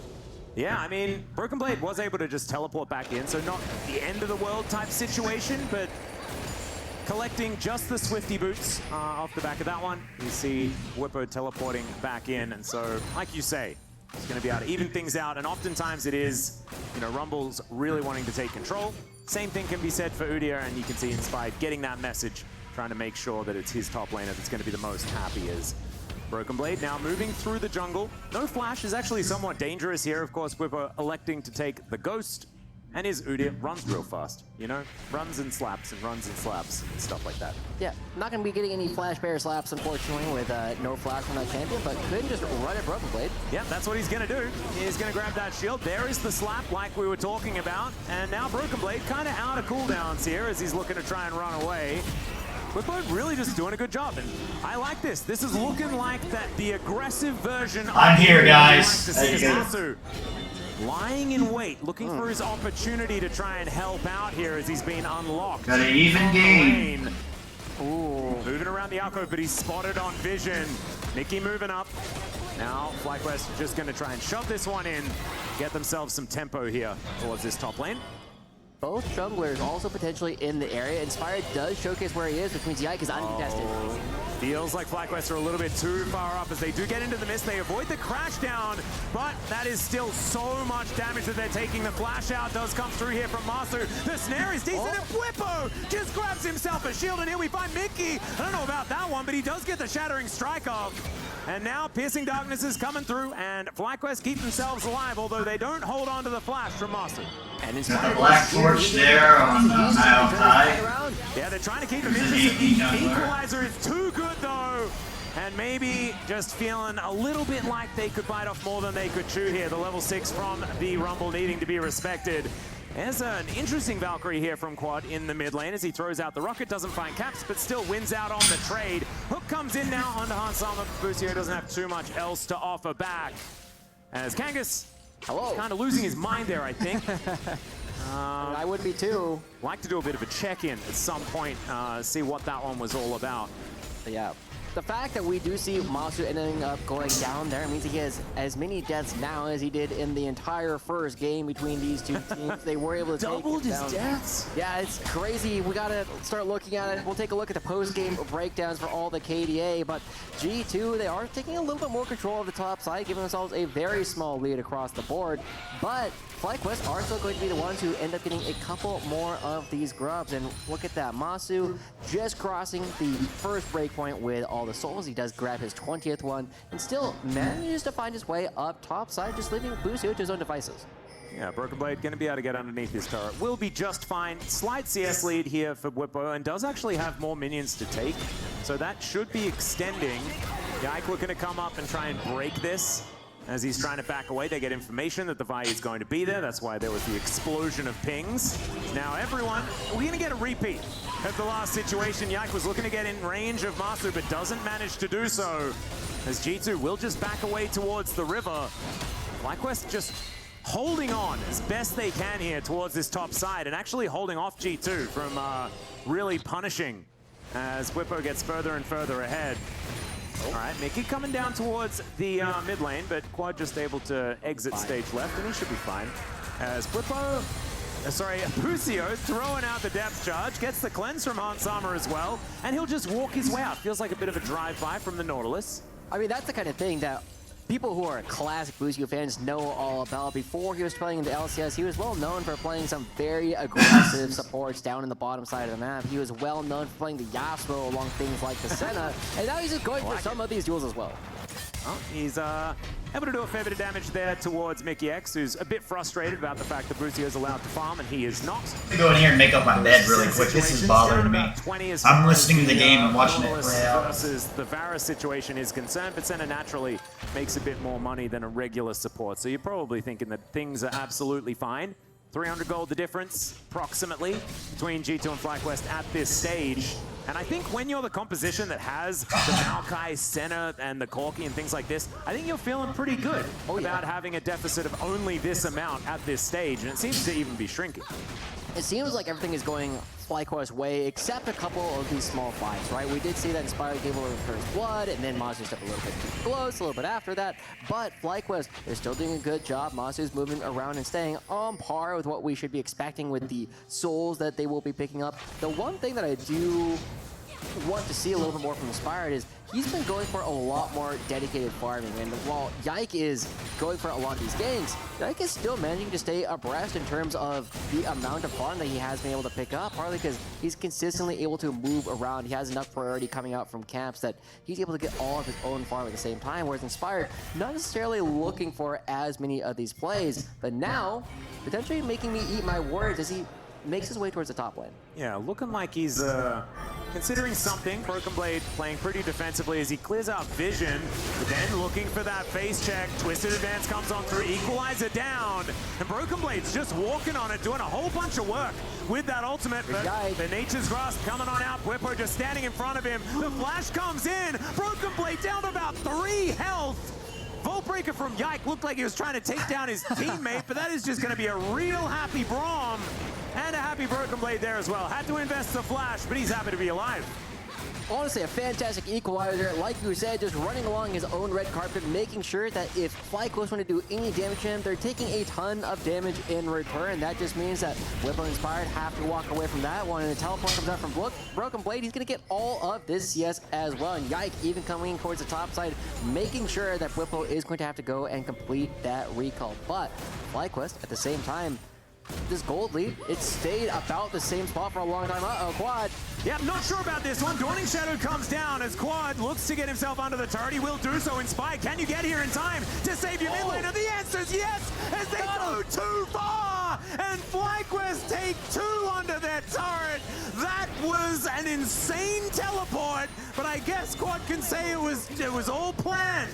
I mean, that's exactly what we need to be seeing from FlyQuest. They find an opportunity to turn it on its head, and G2 going a little bit too close. And finally, FlyQuest, they not only have a gold lead, but they're also going to be getting another neutral objective as they are starting to look for this Ocean Dragon. FlyQuest, I mean, it looks like we've had so many of these opportunities where there is a 2v2 or a 3v2 going on at one time, and then some global ult comes out, turns things around, Inspired is in exactly the right place. I can't wait to see it again. Man, that was nutty.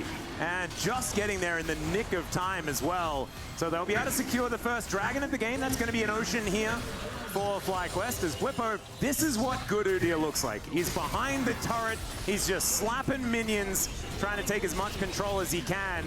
As the Equalizer is going to come down, that should band-aid the lane here for Broken Blade just a little bit, as Masu needs to be careful of these harpoons that are coming in. You can see Whippo there on the player cam as well. Very vocal. Feels like FlyQuest have G2 where they want them for now. See what G2's got to trade back here, because if it's back-to-back upset, like 2 zeros today, I'm gonna lose my mind. Okay, Depth Charge comes down, there's the flash, the hook is perfectly placed. As Quad comes in, that's a lot of DPS available, but Busio, he's just gonna die, and Hans Sama, can he survive here as Quad's dead as well? So that's a 2-for-1 in favor of the young Varus underneath his turret. Hans Sama just saying thanks, I guess. Yeah, that was just an overextension classically coming out from FlyQuest. They go underneath the turret. They don't have the means to take anything else. The turret ramps up damage so quickly, and FlyQuest, they're going to be giving over a couple of kills. They're also going to be giving over the Void Grumps. That's the 4th one going through, and now FlyQuest have to be very careful because it looks like it's not done. Yeah, flash crash down. There's a Magnet Storm as well, as Inspired is just going to be put into the blender. Finds himself the Twisted Advance, and Yike will get taken down here by Masu, who's just getting really hungry. Standing his ground. We had to get a bit of damage off towards Caps here, who's looking for that auto. There's a flash. I can eat junk food, but I want good food. He did not want to try to risk buffering that one, as he does get to safety. Really like that play. I had to make up my bed. I'm still here. What I've always liked to call Hey now. you see the 280 carries like, oh, step forward, oh, step back, step forward, step back, oh, breaking line of sight. This time, Masu able to get out of that one, but it is still a very even game of FlyQuest with a small lead. We were already saying that they should be very happy with the composition that will be scaling further on into the game, and the fact that the gold is so evenly distributed across both teams just makes it very equal. But now, FlyQuest, as they go in, I mean, the ultimate's there, the Chain of Corruption comes through, and Hans Sama just stands and delivers. He knows that he can just do damage to the Nautilus and then turn towards Quad, and I mean, that turret does a lot of damage at this point in the game. We see another one here in the mid lane, and as the damage ramps up, I do have to give a lot of props to Inspired for getting every single one of those buttons off before he dies, because every single one needed to be used, or else Yike would have gotten out as well. No, exactly. I was surprised that the Nature's Grasp even came through, as we're straight out of the replay into the fire here as Caps and Mickey X in the mid lane. Root will connect, but otherwise not too much is going to happen. FlyQuest got almost a 1K gold lead here. Only a serrated Dirk there for Masu, but that is going to get more and more dangerous as this game goes on. I think the G2 got We've outdrafted. seen some of these centers actually adopting the Edge of Night first build, where you just get to stand up and auto attack until they get rid of your shield. Yeah. Has been working out so far in the LCK. We'll see whether he decides to go for it or whether it's more of a traditional idea. True. You don't want to do the opportunity anymore. That one did nerf pretty heavily. Not so good anymore. But he is already out mid-40s. Is that 45, I think it says, on the number of souls. Definitely well on track with what you are looking to be at this point. Whippo's on some weird items there. A Black Torch, a Spectre's Cow, and a Haunting Geist. Been up for And a Doran's Ring and boots. minute and a half until the Cloud Dragon is going to be coming through.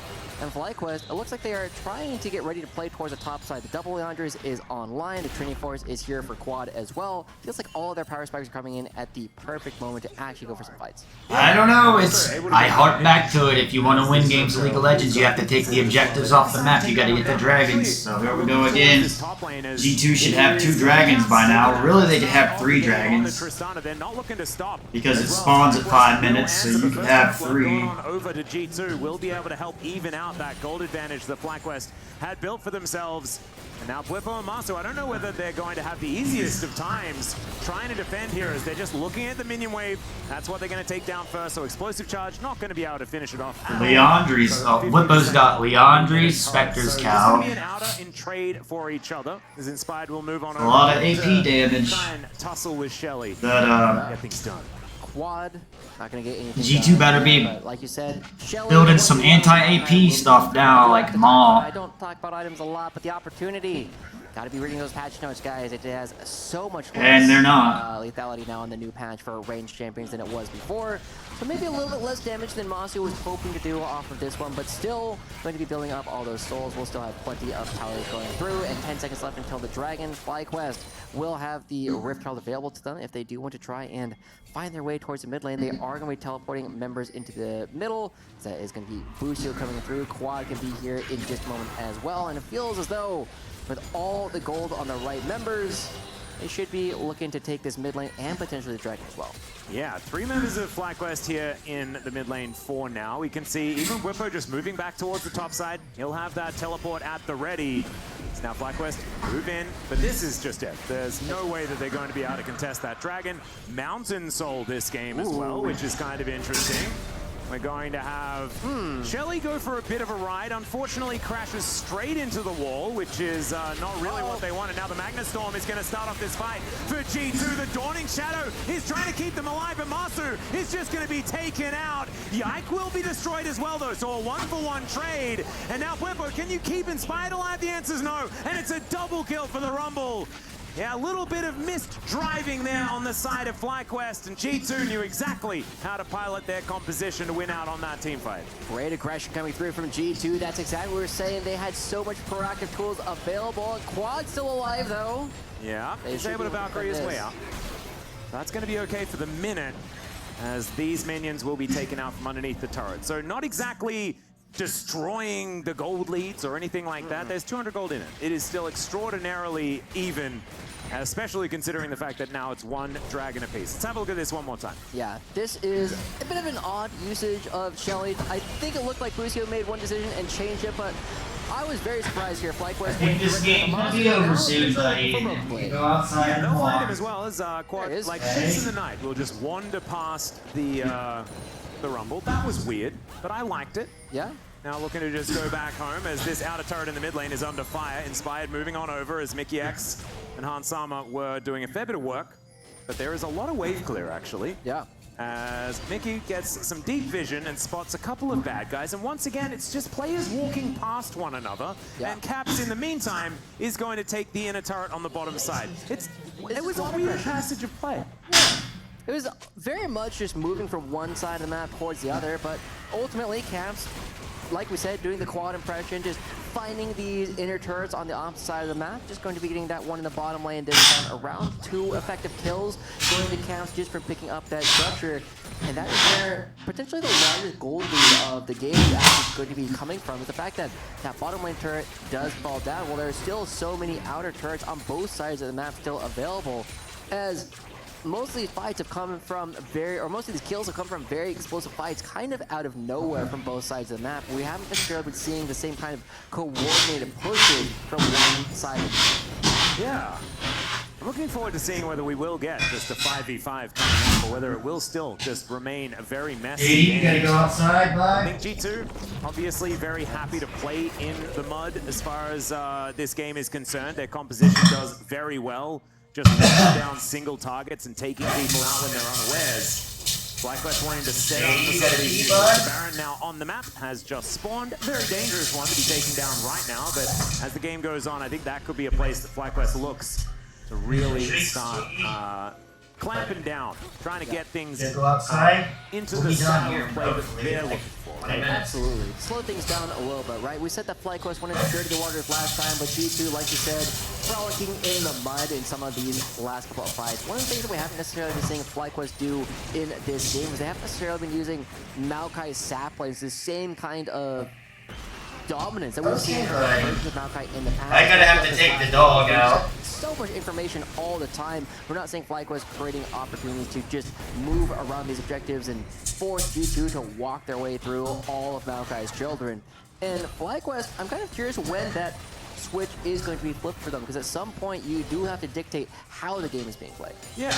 And that Liandry's like you were talking about has been picked up here by Whippo, and you can see it mows down these minion waves, so he's able to defend against Caps decently well. But now Quad moving up towards the top side to try and protect Whippo. Dawning Shadow looking to try and save him as well, but it's not quite going to work out. The Nature's Grasp comes in, Quad is going to be taken out, and there's the Twisted Advance. Inspired, he's able to at least kill one, and now the Root's going to connect onto Mickey. Inspired's dead though, and it's still a 1 fight for G2 as they're also able to take down the turret. A 3 for 2, Caps instantly looking at the turret saying, hey, there's a teleport coming there. We do not want that to complete. FlyQuest lose an extra member. I thought Yike going over the wall was taking a look at the Baron. I was like, wow, that is aggressive, but not going to go for that one. It is just going to be another small gold lead, continuing to build up for G2 at this point. With 30 seconds left on the Baron, we do have another opportunity, and this is what I always like to look at for a second fight. What ultimates were used, what summoner spells were used, and frankly, almost everybody still has their flash. This is going to be a full power fight from both sides, with almost every ultimate and every summoner spell still available, meaning that we will really get to see how FlyQuest can potentially set this one up as Inspired books it towards the Dragon. Yeah, 5 seconds to go. Dawning Shadow won't be there. But other than that, like you say, whole bunch of buttons ready to be pressed as Whippo will find Broken Blade for the minute, and he's not able to quite tank it as well as he used to as the Equalizer comes down, and there goes. Hey buddy, you wanna go pee? He runs around a whole lot, but other than that, Use your food, old man. a whole lot of much. As he just finds the barbecue, and unfortunately puts his face on it. So now the FlyQuest are behind, so yeah, this might turn into a 3-game series here. I better take the dog out. FlyQuest not going to give up without taking something themselves, and the depth charge going to come on through as well as Quad does a whole bunch of work. Now Caps, can he actually help grab this kill is the question. Is Mickey a little bit too far forward? Yike looking for an opportunity. You go outside? Come on. And he does get snared by Busio on his way past. This Nautilus playing beautifully, but now Mazu is off on the wrong side, and Caps will just shoot him where he stands still. They're able to take down Broken Blade, and this fight is all over the place. As Rocket Jump will get him underneath the turret. And is this an opportunity for a Baron? I definitely think so at this point. FlyQuest can go directly over there. Yike is too low to really come over like that. He'll try and jungle privilege his way back up to a reasonable HP. But it looks like Caps is going to have to go. You're okay, you alright? Like you said, a very young fight, but they should be able to pick up this Baron buff. And I don't want to hear that coughing. I'm absolutely baffled, but now Yike is coming in. He's heard exactly what happened. The saplings were there. And he gets the wall in, but that's I'll be back, so Baron go down as Mickey's going to get hooked. He's a little bit further forward than the rest of his team. As Busio, he may have to be the sacrificial Big Daddy And he will be taken down. Cap's going to grab yet another kill. 4-2 and 5 now on the Tristana, but a Baron surrounding FlyQuest. And Mickey is not a jungler anymore, is the Rel, but still going to be able to try and do battle for that one as the Teemo face comes up. And FlyQuest feeling pretty happy as we go back in time, Joshi, and this is the fight that FlyQuest found to get the Baron. Yeah, Hans-Sama just a little bit too greedy for that one, and then everything starts looking up for FlyQuest for a little while. They're able to reestablish battle lines, and Masu runs away and is able to get away from Caps the first time. However, when the rest of his team starts going towards Broken Blade, he's like, wait a second, guys, you forgot your 80 carry. Caps did not forget the 80 carry whatsoever. Finds a couple of kills in that last one, but still, the Baron buff going over towards FlyQuest does set them up with enough tempo to try and get something. There are still outer turrets on the side of G2. You can go towards the bot lane and try and pick that up because you know you need to get enough of a push going to set yourselves up to at least stop the stacking of Mountain Dragons. Exactly. I think that they should have an opportunity to do so. Of course, the Baron will last until a minute on that timer for the Mountain Drake, so they should be able to get all of their waves in order, especially with the amount of wave clear that they have. So I like that you bring that up, and an opportunity here for FlyQuest to close that gold gap one more time. It's only 1,000. And I think that with the Baron, they should be able to definitely augment that with a few more doubloons. As okay, Yike comes on in. There is the CC. Just as Equalizer is down as well, but Yike has now found himself somewhat overextended, is inspired into the backline, and he's just going to run his way out. He might be in his pajamas, but they look like running close to me as Bwippo on that inner turret. He might just come on over and look to try and take down Broken Blade. He gets the slap, and there's the twisted advance. The Bramble Smash is decent as the Dawning Shadow comes in, but the Piercing Arrow is so strong, and Busio goes for a Buster Shot right, and now Hans-Sama's just free hitting. Busio will be taken down. It's a double kill for the Varus, and it's I throw you catch here in this game. And it's a negative Baron power play coming up from FlyQuest with so many members of G2 just barely getting out of that one alive. We saw the FlyQuest goes a little bit too far, and G2 starting to really look like a game that we saw yesterday from Team Liquid and Fnatic, as one team looks like they have a lead for a little while, then the other team immediately picks it back up, and now Quadamasu looking for Broken Blade. Yeah, Broken Blade completely out of flash, and I think he's really, really dead. Yep. Very dead. I'm not a prophet, but I got that one right. Atlas as inner turret will be taken in mid and top lane, and I imagine that if I was Broken Blade, I would be saying Worth. Worth, yeah. I mean, that's a lot of turrets, a lot of gold getting picked up by the side of G2 just for that one kill.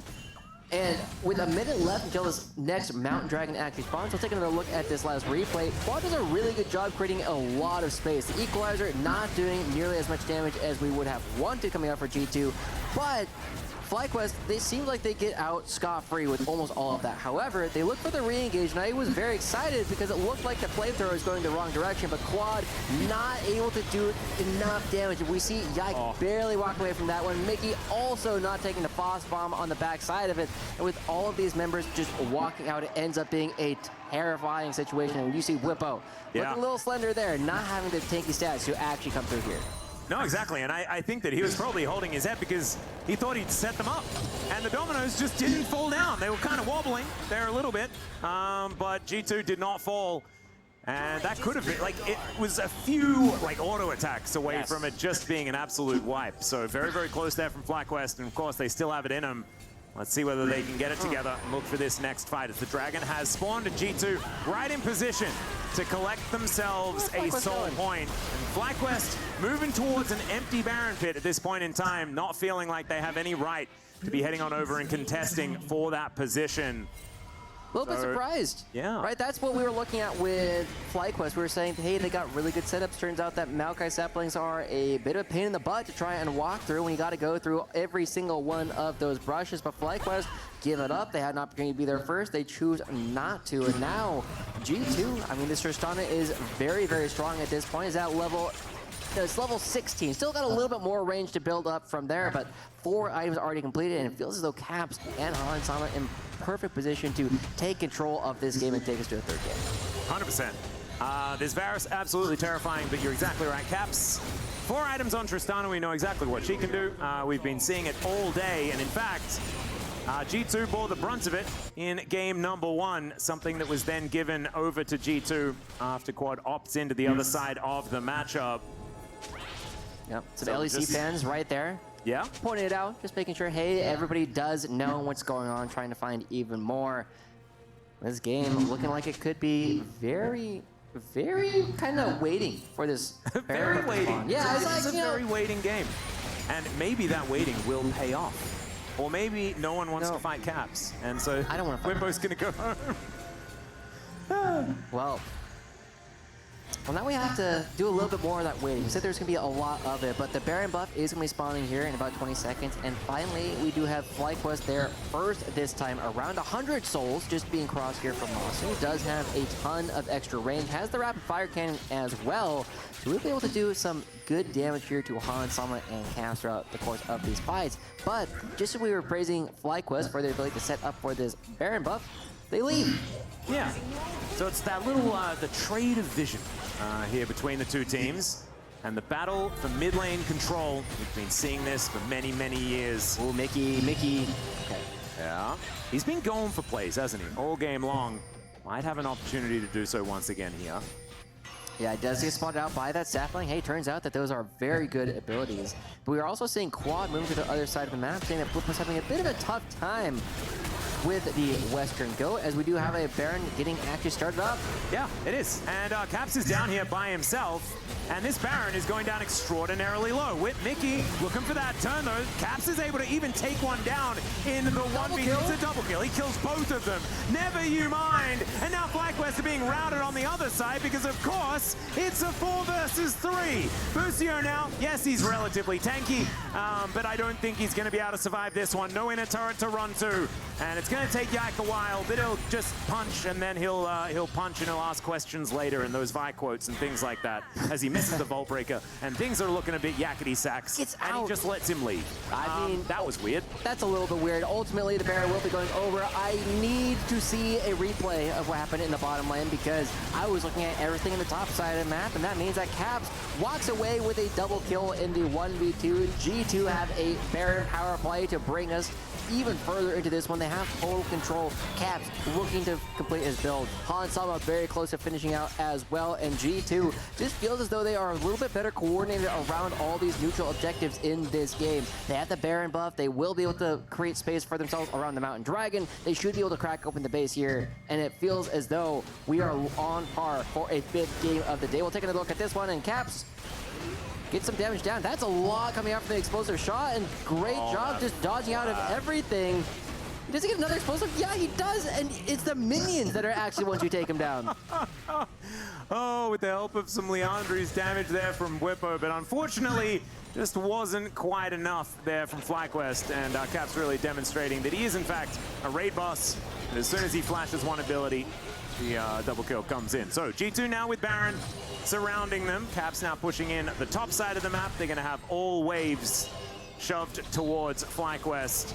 Can FlyQuest find themselves a team fight to get them back into this one? 5,000 gold isn't end of the world, but it's getting closer as Busio really wants to get into depth charge range. Doesn't have flash, so won't be able to do so, as now it's Quippo that's in trouble on the bottom side, and the rest of G2, they're just relying on the Caps global taunt, and they'll just win the game. Yes, congratulations. The Tristana is dead. Are you happy to trade her for a Nexus? I don't think they are, as the Magnet Storm comes in. And Mickey, he'll be taken down. It looks like this defense may work out, but it's a Nexus turret that is going to be destroyed here, as G2 are potentially even looking for more.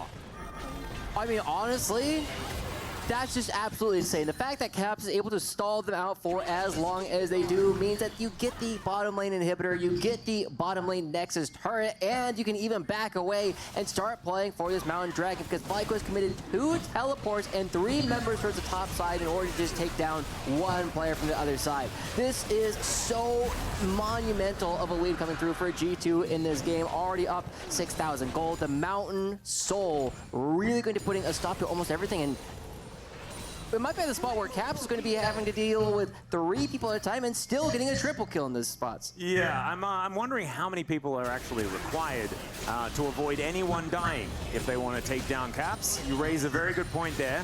6,000 gold is the lead, but there are souls and then there are souls. And I think Mountain Soul in this case, when FlyQuest were running out of damage as it was, is feeling like one of those nails in the coffin towards the end of the building process of the coffin, you know? Yeah, this is a very tough position if you are a FlyQuest fan in this game, but now G2, they're lining up for potentially the last fight of the game. It will be a 5-on-5, and here's a teleport from Broken Blade. Yeah, looking to make his way in. That's going to hold on to that minion there as well as Equalizer comes down as soon as he gets there. But FlyQuest have the help of the turret, and the hook is going to connect as well. Broken Blade able to go golden to try and keep himself alive, and Caps has already taken down Busio with the explosive charge as he makes his exit. Remember what had happened earlier on? If this was a cooking show, this is what we prepared earlier. That dead inhibitor means that G2 can then move on over, take this one out. FlyQuest are distracted by the super minions, looking to bear down on their one remaining Nexus turret.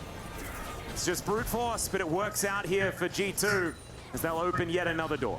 Yeah, ultimately, there's just too much damage coming up from the side of G2. We said it at the very beginning, G2 had about 4 times as much damage coming out as the FlyQuest composition, and with Quad being the primary damage dealer coming out from FlyQuest, watch out in his replay, he's forced to Valkyrie backwards. Okay, guys, here we're back. He's not able to do damage. Had to make a phone call, take the dog out. It means that Quad and Inspired are already out, and then it becomes a 5v3, Please, a little dying, and that is enough of a health disadvantage across the entire team. G2 able to open up the base of FlyQuest even further.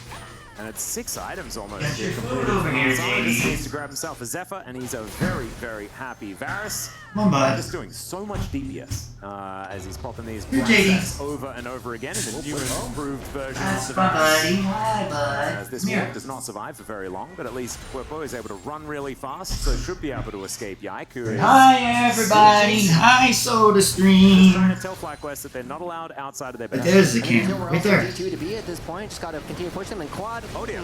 Quad's gonna get jump scared and destroyed. All right, next challenger. Yeah, Whippo turns up and he's like, oh, I'm gonna run. And I feel better when you're in a good does have mood. Ghost if he needs it. He does not, but he might use it now to try and join this fight. Masu just gonna be eviscerated, and Wallets are getting real heavy. That is gonna be the shutdown, so at least Hans Sommer is going to fall, but so is the Nexus turret. And Caps, he can decide to end the game if he would like to, but first, he has got some revenge to pick up from after game number 1.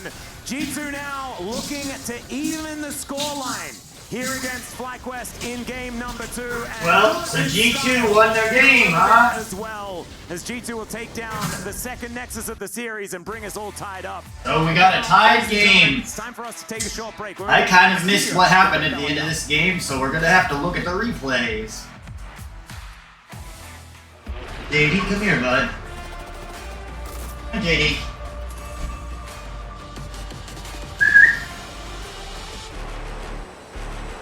Hi, JD.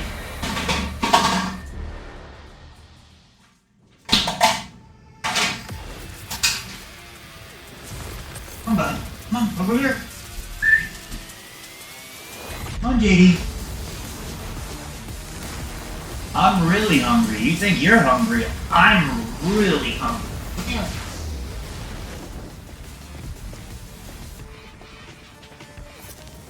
I may have to cook the rest of this series, JD. I'm gonna get started.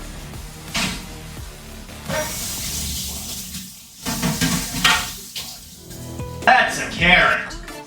Now that's a carrot.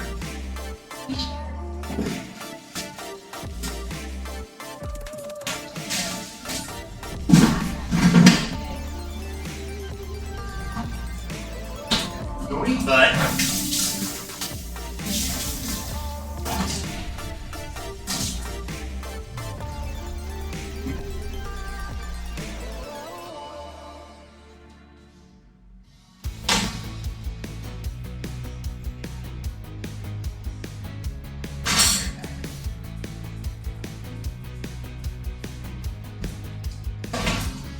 Hey, bud.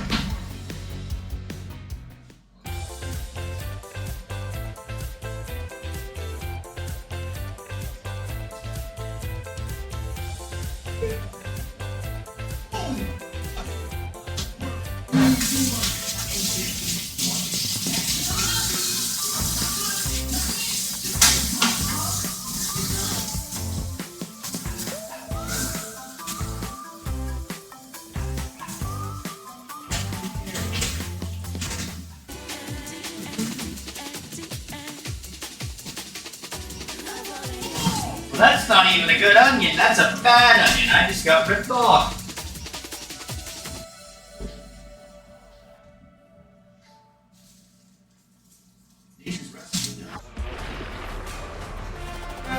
Yeah. Good boy, there you go, Davey. Good boy. He can't see. That's what's annoying, but he won't let me wipe his eyes. My dog can't see. My dog can't see, but he can't see because he's got this crud in his eyes, but he won't let me wipe the crud out of his eyes. G2 take down FlyQuest in game number 2. That was a true. He gets mad. He won't. I want him. Classic right there. I want him to be able to see, but until one of the teams decided. There, bud. There. He won't let me wipe his eyes to see, and it's really annoying. Here as G2 take Oh, don't you want to see? One team will move on to the semifinals and face Top Esports. The other one will be packing their bags on the. It's like solo queue players. They don't. You don't want to. You know, with my NA box. They want to know and see, but they don't want to clean their eyes, guys, so they can see. This game felt chaotic. This felt like both teams squared up and just headbutt each other, and whoever had the strongest skull won. And that ended up being G2. You know, Caps in particular has a very strong skull. Yeah, I do think there were some decisions that were made by both squads that ended up backfiring. We did see a big focus on Broken Blade in the top lane. They really wanted to put this Rumble behind. I didn't hate the Udyr pick. We've seen it actually picked into the Rumble specifically a lot this year. When Udyr first came back into the top lane, this was the matchup you saw it in most frequently, even after it got changed and was less common. And I feel like they did play around the Udyr pretty well. Unfortunately, there were some big mistakes as well. Like, we didn't see Masu ult when he hit level 6 in one of those fights, had a huge opportunity to get a kill there. You really feel the tension of these two squads when it comes to how important this series is, this one best of 3. Yeah, I also think we're seeing time and time again the Tristana just being such a powerful pick. We keep seeing Corki Tristana traded, and I feel like the Tristana is the better side of the matchup so often. It just scales so well. You know, I feel like we've had Tristana mid for such a long time, but this current iteration of AD carry items, she feels like so much stronger in the late game than she has before. She's an absolute monster, and Cap really managed to use this game. Yeah, 4 AP jungler bans on the side of G2. I was in the green room with Kangas, who was freaking out that we won game number 1. Did FlyQuest. I threw a "we" in there. And we're just going through our list. Okay. Okay, so Gen.G won game 2. I do see why. Comes on through. Not a ton of AP damage there, given the fact that it felt like G2 knew exactly what FlyQuest wanted to do. I feel like for me, when I watched the Maokai pick, I really liked it in terms of what it does into the dive, the big collapse. You had the Vi Tristana pushing through. Obviously, the Rumble can layer damage on top of that. I saw the pick as kind of more of a D-dive, like anti-dive, slow this down, re-engage type pick. But they constantly used it to try to find picks, try to barely reach out with the ultimate and catch somebody. And, you know, even listening to Joshi's kind of take on how they were going to be playing around this Maokai is kind of the opposite of how you'd see this play out in the LCK. So I was pretty surprised. Yeah, we saw, I'm just going to say, the early mid game was hectic. We just saw this series of plays where we had a lot of back and forth. Yep, this one's Top Esports and Gen.G. Yeah, this is from the earlier series. Well, D69 was playing really well, so credit to him. I do want to, I guess, just reminding everyone how good that series went. They're just doing the LCK trio up here, too. Guys, you know. Hey, you know Gen.G lost earlier, right, guys? Yeah, that's basically what. T1's still in it, okay. We'll get the right replay up for you, but basically, early on in the game, very, very hectic team fights here. Yeah, and it felt like there was this constant situation where fights were being forced and then subsequently backfiring. And this one actually ended up going pretty chaotically. You know, they're diving pretty deep for Hans Sama here. It starts to work out for FlyQuest initially, and there's just this really weird passage of play where, like, Yike goes in without having ultimate, and then Masu backs away. Walks in again. And then he walks in, he's like, oh, there's a Tristana there. Oh, I'm dead. Yeah, I did check, you know, his stats. He's now 4-4 career on the Senna. You know, a pick. What do you want now? What? I got you. A dig on him or his proficiency with the champion. But again, the tension in the series. You have all this momentum on your side. There were definitely some big mistakes made. The build, he went for IE as well. We were a little bit critical of how this one all shook out. You want me? I don't like you reading red such meat. a tanky front line, but your back line is like Senna Corki. they're not high DPS picks. But compared to the Tristana and the Varus, they will cut through anything in the late game. But it feels like you only really have Veers with that composition. And especially when enemy team gets Mountain Dragon stacked up and then a Soul, it becomes really hard to cut through. Let's take a look at highlight number 3 here as, again, G2 taking control, but this time on the top side of the map. A nice little look here for FlyQuest to kick it off. I mean, FlyQuest trying to get in here and pick the backline. It's a really nice wraparound. Obviously, the Dawning Shadow here is going to get insane value, but bigger than that is the Zonias here for Broken Blade. I think at this time an arm guard, but buying enough time for the turnaround here. And this is exactly what Ox is talking about. Look at how much damage Hans Sama is able to do. He's just going to rip through this Nihilist. There's no escape. There's no turnaround. There's not enough staying power in this composition for them to win it after such a great setup, such a great initiation. If they had a traditional 80 carry with this comp in this game state, I think it looks a lot better for them. Yeah, I feel like maybe they had. I mean, it's the fact they didn't have the damage to the top lane, like Lydia wasn't doing that much damage, and then the Corki and the Senna. If you had like a different 80 carry or like Stana instead of the Corki, I think all these things would have made those team fights just feel a bit better. Yeah, and as we take a look at our final highlight of the game here in game number 2, this was just indicative of the type of play that we expect from Caps in a 1v2 Super Fed Tristana. And Pod clearly is feeling desperate here because he Valkyries in like, I need a help Whippo, and he actually takes the damage from the bomb that was stacked onto Whippo, which puts him into easy kill range for Caps. And while this fight is happening, they're trying to contest this Dragon 3v4. They've just lost that 2v1 on the bot side, and it just completely goes out of their control. Yeah, really rough fight here around the Baron, and it's just all. Hey now, I'm back, guys. Sorry, I've kind of been semi-AFK and coming back. I had some stuff to do. Hey now. Come on, let's get some chat in here. Let's get some chatting. Setup trying to fish for these Maokai setups, and it's just unfortunately not going to work out when you lose that 2v2 in the top lane or bottom lane, excuse me, the side. They're already on the Baron, just kind of out of tools here, and I feel like FlyQuest absolutely could have won this game if they played the mid game a little bit cleaner. This third game feels like it's anyone's to take. Absolutely. I mean, we can look at draft and say, okay, maybe you get an AP jungler a little bit earlier or have a comp that has a little bit more AP damage somewhere in there. On the opposite side, G2 feel very comfortable. They've been in this position before. Will they be able to bounce back? What, bud? I tried to feed you. This is why I get irritated. It's like I gotta fight with you to get you to eat your food every day, and I don't like that. I don't need this fight. It's holding me back on my life. Eat your damn food. Eat your food. This is why you're annoying. You're so picky. Here. Never seen a dog this spoiled.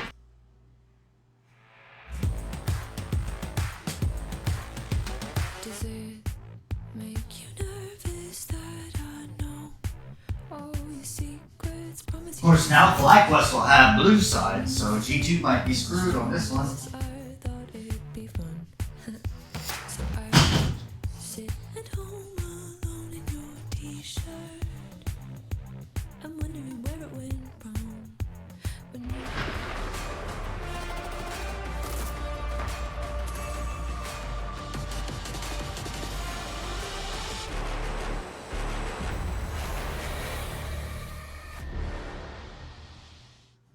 Welcome back, ladies and gentlemen. EWC, I'm Atlas, joined by Joshi here as we look towards game number 3 between G2 and FlyQuest, and that is not something I was expecting to say, sir.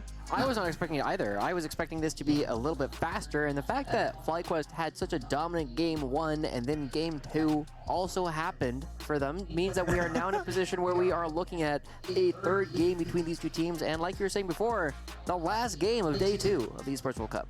Exactly. The last game of the quarterfinals here as well. And G2 has to do here, whether it is going to be FlyQuest answering back, or whether G2 have just found their strength. What, are you still hungry? You want more? You're gonna have to wait a minute, bud. I'll get you more. Play a whole bunch of different things. Want more? We'll see what it's going to be. I'll get you more. Let me do this draft real quick. Game number 3. I can cut you some more turkey up, little bud.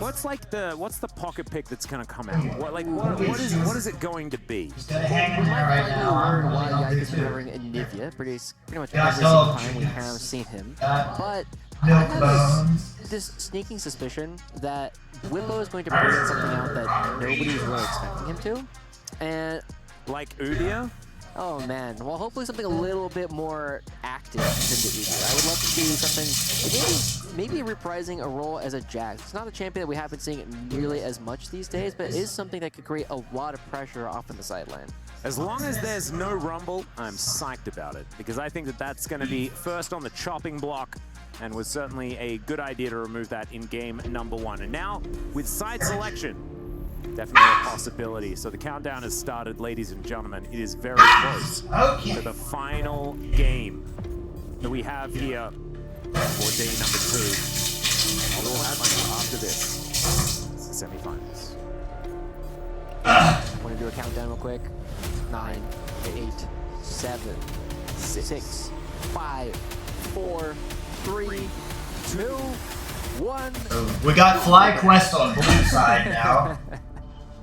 Oh, it's a brand man. All right, well, Whippo is definitely not nearly as known for his Rumble as Broken Blade is. I feel as though Broken Blade has made a name for himself on the Rumble throughout his play on TSM in Europe and then back in Europe again. But we do see the Iron Band coming through, and I really like taking that off the table because it's a champion that if you don't have a lot of experience playing against it, it can be really tough to adjust.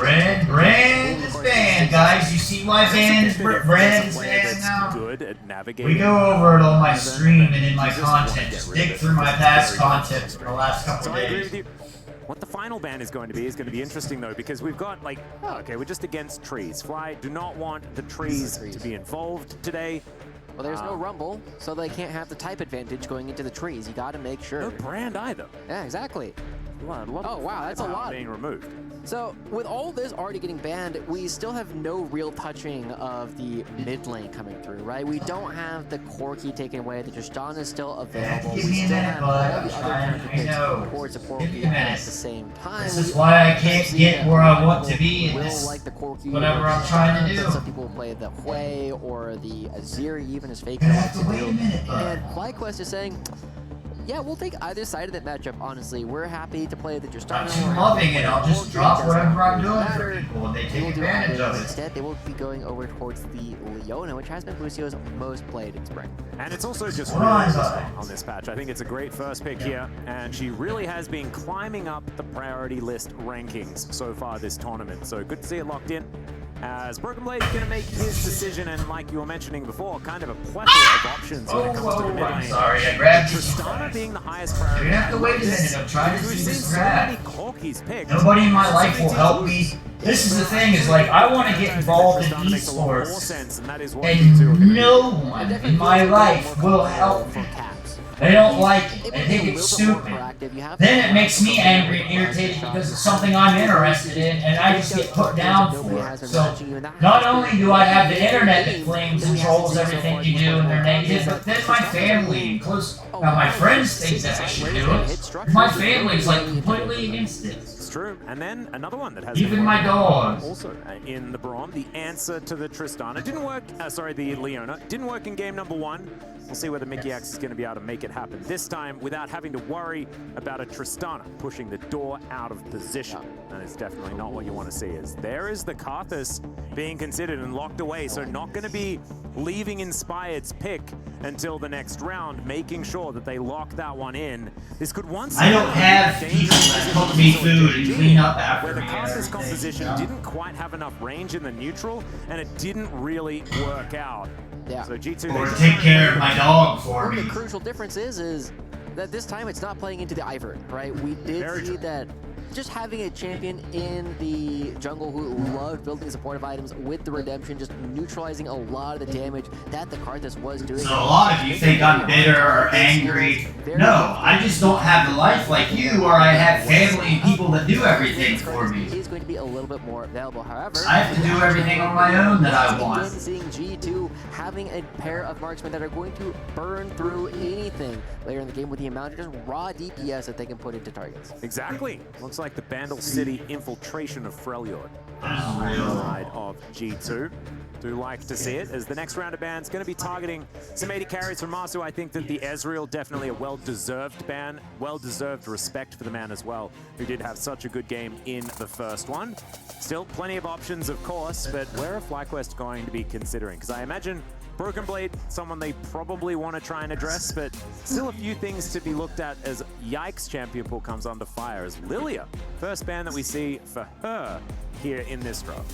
Yeah, I really like this Lilia ban as well. You're already looking at the double marks when you have to start looking at where you're going to be bringing the magic damage with no rumble available up in the top side. There's not a lot of other options there that we are commonly seeing these days.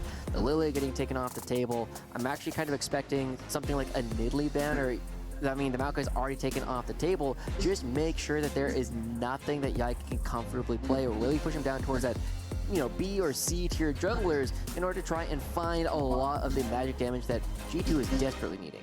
Absolutely. And then they could possibly push Broken Blade towards something like a cannon or something like that on the top side if they're desperate for magic damage. But with the Rumble Band, of course, the premier magic damage dealer for the top lane, they're not going to have it. Mordekaiser comes to mind as well. That certainly did extraordinarily well in our previous series. This draft couldn't go any slower either. Going to be taken away now. Han Sama, what's it going to be? What's going to be the lock-in as the Xin? There's one of my always. I mean, it would make sense. It is a very... Now, I made you a list of junglers down here that says always, and Xin Zhao is on there. One of these under the AP. I do not like the Ziggs. I don't expect it to come through, especially when you already have a Karthus. You really love having solo magic damage when it is a Karthus or a Ziggs. They both like being by themselves. And even into a Xin Zhao, as somebody who has played a lot of games into Xin Zhao's, I love playing triple range compositions.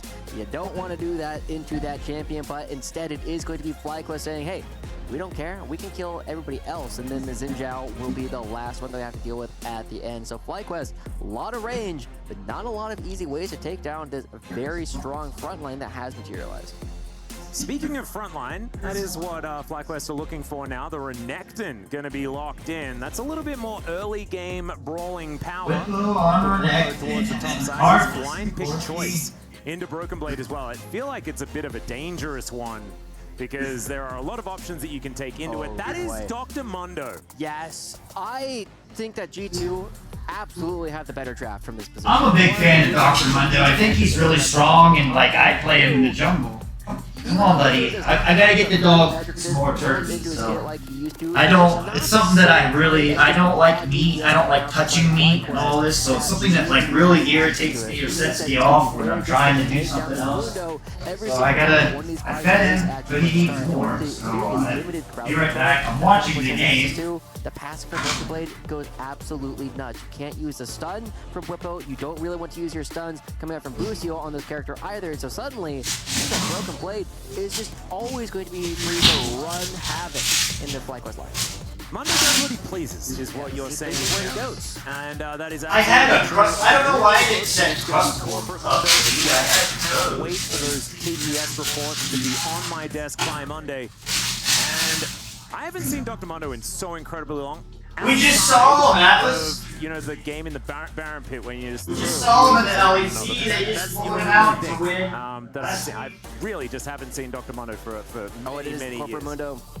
Yeah, and obviously it has to be. There is only one skin for Mundo. Yeah. Did you know that? Like the other skins are actually. I'm a big fan of Dr. Mundo. I think he's really strong. I'd like to see people play at AP in the jungle. One of my favorite stories is I have like an 80% win rate as Mundo in Clash, just because I only ever pick it when it wins the game on the spot, and this one absolutely has the Joshi seal of approval. This is one of those games where it's like, oh yeah, this is a Mundo angle. We can just win this one off the bat. We'll see how effectively Broken Blade can navigate it. And I'm looking forward to seeing what Orcs is going to be like when Ziggs loses a game, if indeed you are correct, or whether once again we're going to have a bus ride consumed by Ziggs' conversation about how well he navigated this Mundo and wanting to run and throw cleavers at him and all this sort of stuff. So I'm watching the game, guys. I have to take care of my dog because I'm an adult, so I have to put the adult things ahead of what the child need to be denied on the side. I'm watching it. FlyQuest. I'm listening. I've watched for 12 years, or 13 or whatever, so I kind of know. I can just listen and pick up on what's going necessarily the case, and it can certainly I don't flip need back optics. and forth. FlyQuest, the fact that they even won game one was way more than I was expecting from them. I'm just looking forward to seeing whether they can come out swinging here in Game 3. I think the big thing that they're going to have to deal with is it does feel as though I really don't like the touching between Game 1 and Game 2 had a massive play there in the second game, and this time looking to carry the rest of the team. But I don't have a wife or a girlfriend or a brother or a sister or a dad or grandparents that I can sit and try to. So I have to do it myself. Look at that, he's got his little car and he's making his way out. One of those skins, like some of them, I get upset because I'm afraid of change. You know, I'm an old man. Like, for example, Junkyard Trundle, I was very, very upset when that got changed, even though it like technically looks way better, but he lost his one pink Converse shoe, and that was really sad. This skin just got better. It was already one of the best skins in the game, and now it just is fantastic. The car is just coming through, the commander is already there. It would have to be one of the best cars in the League of Legends universe, right? You think he probably went up to Piltover, got all the arcade money, was able to spend it on that car, and this is an opportunity to showcase exactly how effective he can be by already creating a lot of pressure up in the top side. The big thing that I always look at with the window is even though Renekton has a lot of pressure whenever he's trying to jump onto you, you have a really good pass, right? The stun doesn't do the first time damage, and I just love doing throw this. some briefcases at him, and there's nothing Cleaning up the same mess over There's a lot of mini games as well, you know, of course. Same like, thing you in need to League just of Legends. stamp on the stuff. And I think, you know, Zach has very recently been in the meta, so it is something that our top laners aren't going to be too confused about. And of course, there is always that Mundo guy that you meet in solo queue.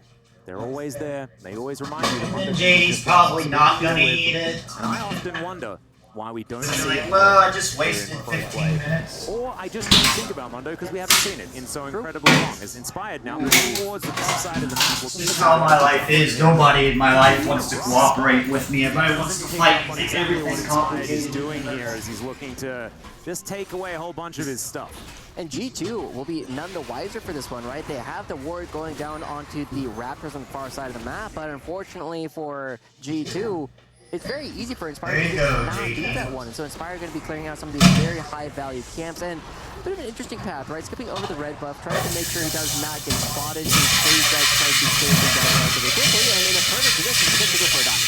Yeah, actually already down relatively low. As Inspired getting in position, not exactly the tankiest, so the dive Oh, of course you're not gonna going get that now. He's going to realize that his stuff has been removed, and is now That's going just to bad. his red buff. That one's still there. The Krugs, unfortunately, Damn if you do, damn if taken you away. don't. So Inspired now back towards his blue side of the map.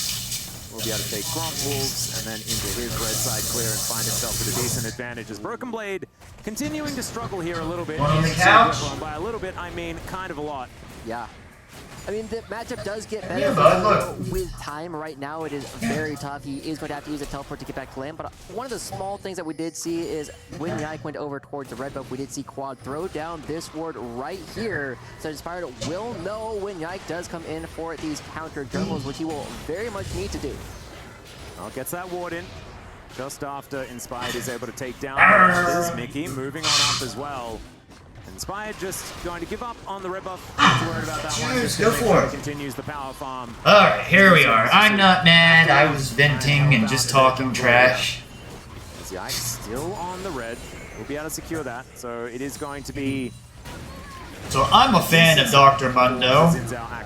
I would like to see him in play. I went over on my stream how I jungle Mundo. Pressure here in this lane now. I've been thinking about trying AP Mundo where you max his W first Of their jungle, that's part of why he's leaning towards the and seeing how it clears in the jungle, even though I think when you do Mundo jungle, he's better maxing his E first, but that might scale off attack damage. I don't remember. Because I think, like, I really like Mundo. I like the Mundo rework, and I think he's super OP, and people don't really use him. Becoming lightning. Um, Affected by that momentarily. Wall of Pain comes down to spot exactly where Yike is. But I think his E scales off attack damage. So, like, a couple years ago when they reworked him and he was back in the meta, and I don't think I made VODs back then, but I was trying to get people to play him, and I think we built Tiamat on him. or Tiamat, the Titanic Hydra, second spawn because his E scales off attack damage, but I don't remember. This is a very And it's always like, I wonder if you can scale him off AP and do his W, where his W does a bunch of damage. contest here for the Krugs.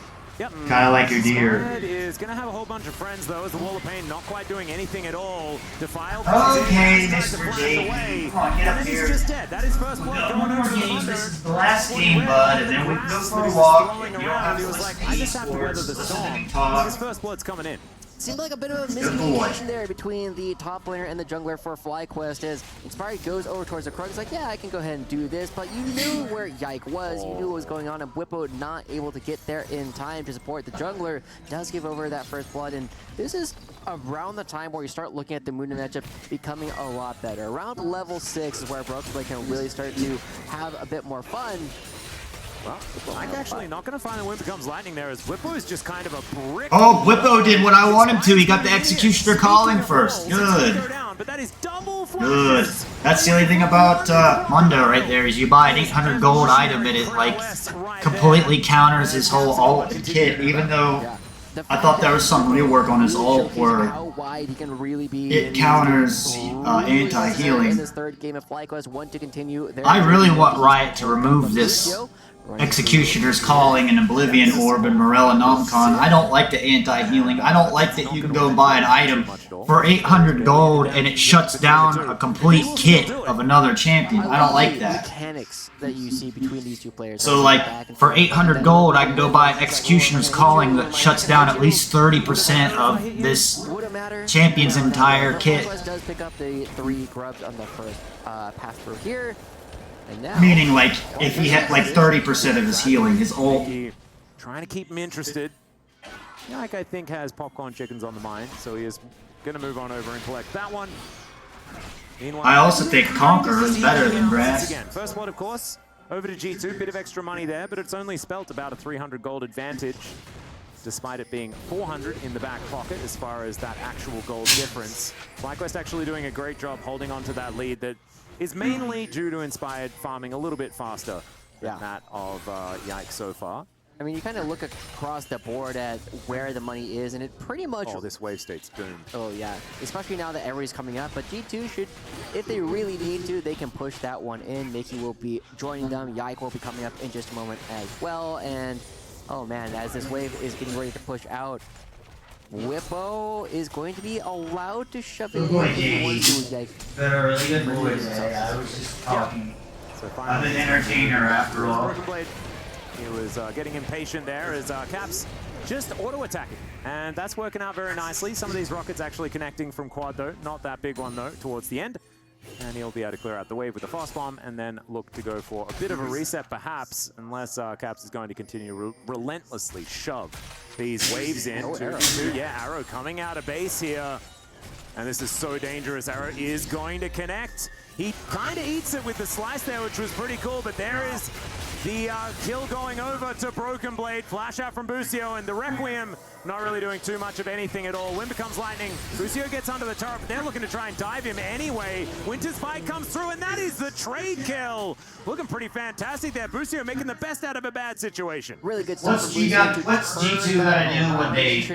What is G2 gotta do when they win this match and then they play like top tomorrow and they just ban out Mundo? From the assist and the first strike, but will also be grabbing this. Mundo's the only champion we've seen Broken Blade will play right now that's like in the favor of G2. Like his style, his own pocket pick thing. Objectives. However, the one big thing that we're looking at is this Mundo suddenly has 3 kills. And the main thing about Mundo that people got to remember is his kit. He strong in these later game fights, and we already were saying Corki and how do you explain it? The amount of burst that they do, and not the same kind of DPS over the course of these long. In Mundo's kit, where it allows him to, it's gonna need to be a lot. Part of the kit allows him to not be rootable. It gives him CC, where he can't be rooted or slowed, immobilized. It has something to do with his bag or his medical pack or something that you pick up off the ground. and Hansama is lying on the ground. He definitely does have a bit of a short fuse here, this Ziggs. Yeah, I mean, the passive does end up coming through, but the biggest thing is Hansama blowing both the flash and the cleanse in that last one will be down for the grabs. So you can go and buy like an Executioner's Calling for 800 gold, and it just completely kind of shuts down like a Mundo. Or it's needed here for Xin Zhao too, because Xin Zhao heals. A lot of people forget that for some reason. It's sort of just Mickey. So thankfully Quad is able to get out of there. But you can like you were talking about rotating over. Because even if I'm in Renekton, I want an Executioner's Calling to cut Renekton's healing down. But you can cut down the healing of a champion for 800 gold. Answer it. Still. One of the most gold efficient items in the game, the Oblivion Orb and the Executioner's Calling. Mass angle of the Mundo. Yeah. Because when he gets there, like you say. I mean, it works for health potions too, so like people healing. And jostling for position. Cancels that out. Going to be a thing we need to focus on as Quad might need to focus as well, because he does Valkyrie away. He's going to be all right. So there's the Warmogs. Going to be completed here for Broken Blade, as that health bar just got a whole lot thicker. Yeah, it also makes the top lane very difficult for the Renekton to play, because normally you're like, well, I'm going to trade my cooldowns. I'm wondering how Mundo does with like a Leandri's Torment. Your slice and dice is on a longer cooldown. May not do anything because he may not have any AP scaling, I think. Again, it's like off AD. There's just like a tiny bit of AP. Because Inspired has this thing that goes around. It's an idea and something I've wanted to mess with. One of the things that I have learned is that close does count in hand grenades, and Ziggs does have a lot of those, and now he's got some... But at the end of the day, we're not going to figure out how to beat Chinese and Korean teams until we play their meta, so it doesn't really matter. You need to be practicing those champions they're playing in meta to get good at it first. Beat them at their own game. One of their better games in terms of just creating pressure around the map, right? Pulling and pushing G2 into places where they want them to be. Take another look at this last play. I don't think there's a whole lot to really analyze here, Alice. Hansama, wrong place, wrong time. Ends up just getting hit by a lot of danger circles. Yeah, that was he was in a minefield, like quite actually, and that would be my response as well. It's like, where do you want me to walk? My bad. Yep. Yeah, not a lot of options. So Broken Blade with his gigantic health bar is walking towards Whippo. It just doesn't have as many of those little blocks as you can see. Yeah, I really love whenever Warmogs is like popular in the top lane and you're a champion that can build it, because you can do this and you just start mogging on people, right? You just walk up to them. I think the way the LPL and LCK teams are is their Warmogs is going on their support. I don't think there's enough crowd control between these two to lock them down. Well, see what can happen here as Whippo is able to at least stop Broken Blade from being able to get too much value. Caps now getting a bit of a push on here towards the bottom side. Still about a minute and a half left on plates. We'll see So where the Caps is rotating down bottom, and Sama's mid lane now. There's not going to be any minions to help out, as that satchel charge was beautiful. That's going to make Orcs very happy. Use it defensively, ladies and gentlemen. Don't use it aggressively. Yeah. That's what I've learned. And also don't position quite like that. As the Requiem's coming down, can anything happen here? No, not quite able to do enough damage just yet. Is Inspired. Does have the Blackfire Torch done, but it's not quite. Still, G2 are going to have to back away, and the Ziggs will survive. Yeah, really good stuff. Like you said, using that defensively, and now Busio looking to try and use things offensively, potentially looking for a dive, but Caps dissuades them. Yeah. Just enough damage in an explosive shot. Busio not going to be able to find anything there. We do have another Dragon, and the Rift spawning in about 40 seconds, and Mickey X does not have a lot of HP to play with. Yeah, and now Busio might be in the wrong spot. Still a lot of damage, and he does get one back. Make that two! As the Phosphorus Bomb just before Caps dives in. Still he's able to get the Leona, but that's a great trade for FlyQuest. Really good stuff. That's also perfect opportunity to use a satchel charge aggressively. There's no threat to you whatsoever, and now FlyQuest find themselves a couple of kills, trying to build up the gold lead as Broken Blade does not care. Maybe he needs to care a little bit more, but no, maybe he doesn't. Maybe he just presses R and everything's A-okay. Yeah, look at that. Stock's really on the rise right now at Mundo Corp. And we'll see the Warmogs come through as well. He will be full health in just a moment. We'll take another look at this last fight as Mickey throws out the Glacial Fissure, thinks that they have enough damage, knows that Monster's ult is down, and even though Arrow comes through and finds his way onto Busio, there's just so much damage coming out between Ziggs and Corki when you are able to just hit members by themselves. The burst comes through. These players are not yet tanky, and in fact, will likely never be. Well, Busio now might once again find himself in a rough position, but maybe what we've learned is that that's exactly what makes him the happiest, because he presses W, becomes basically immortal, and buys enough time for the rest of his team to come on over. It's going to be the Drake, though, started up here by G2, looking to even the score on that front. They should be able to do it without FlyQuest moving on in, as they are at least hovering around the area, but no vision available, and a little bit too dangerous to try and face check. And FlyQuest, while they do have to be worried about this Mundo, we have not yet seen the Doctor move anywhere out of the top lane. I guess that's just where he currently pleases to be, but he has meetings. He does have a lot of important meetings with Whippo. But the big thing that they do have going for them is they will be doing a lot of damage later on in the game, and without the same kind of access to a redemption that we saw from earlier today, Inspired is going to be doing a lot of damage every single time with these Requiems. I would love to see, you know, not necessarily going towards a lot of like... I think Inspired's doing some horrible Requiems right now. So you can actually blow up these squishy members and force them back. You don't need to kill the entire team. You just need to kill or convince the other team that it is not worth the fight. And keeping them low is a great way to do that. Now, Busio was on vision there momentarily as FlyQuest, all right. I think they're done with this. Mundo is just on the phone in the laning phase. It's just rude. And now Broken Blade could be in trouble. Let's see whether the Soul Flare is going to do enough. They have a fair bit of CC up here towards this top side, but they're going to need all of it. Wow. There he goes. Whippo able to get his revenge. The arrow not quite positioned in the right spot. But Caps still able to grab that first turret of the game. G2 still utilizing the time necessary to take down Broken Blade. And Caps at the same time, he's going to get a lot more damage onto the second structure as well. Yipe is here to help them out. He's just going to be traded for that first kill and the top lane turret. As this sets up a perfect position. We've been seeing Tristana consistently be unprotected in the side lane. Mazu! Yeah, that is Satchel Charge used just to try and get to the other side of the map a little bit faster, and that's going to require his flash to get out of the way. Inspired has spent a lot of time with Shelly, and that is going to cost them both their outer turret bottom lane, outer turret mid lane, and a little bit more. Still, they were able to get outer on the top side as well in response. Is okay, Whippo looking for a bit of an angle, but they don't have the man advantage unless maybe the Requiem can try and turn that. Caps down relatively low, Whippo out of cooldowns for the minute.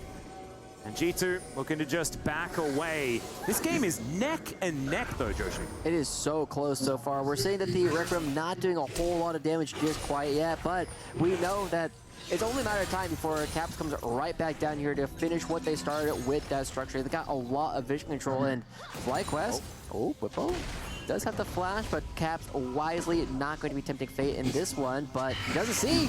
Yep, there's the dominance, and he gets back around. That actually looked really cute there, Whippo, and he's a happy man, a bit of a giggle. The classic rock side to side from Whippo there as he pushes this minion wave towards the turret, and he'll go back home.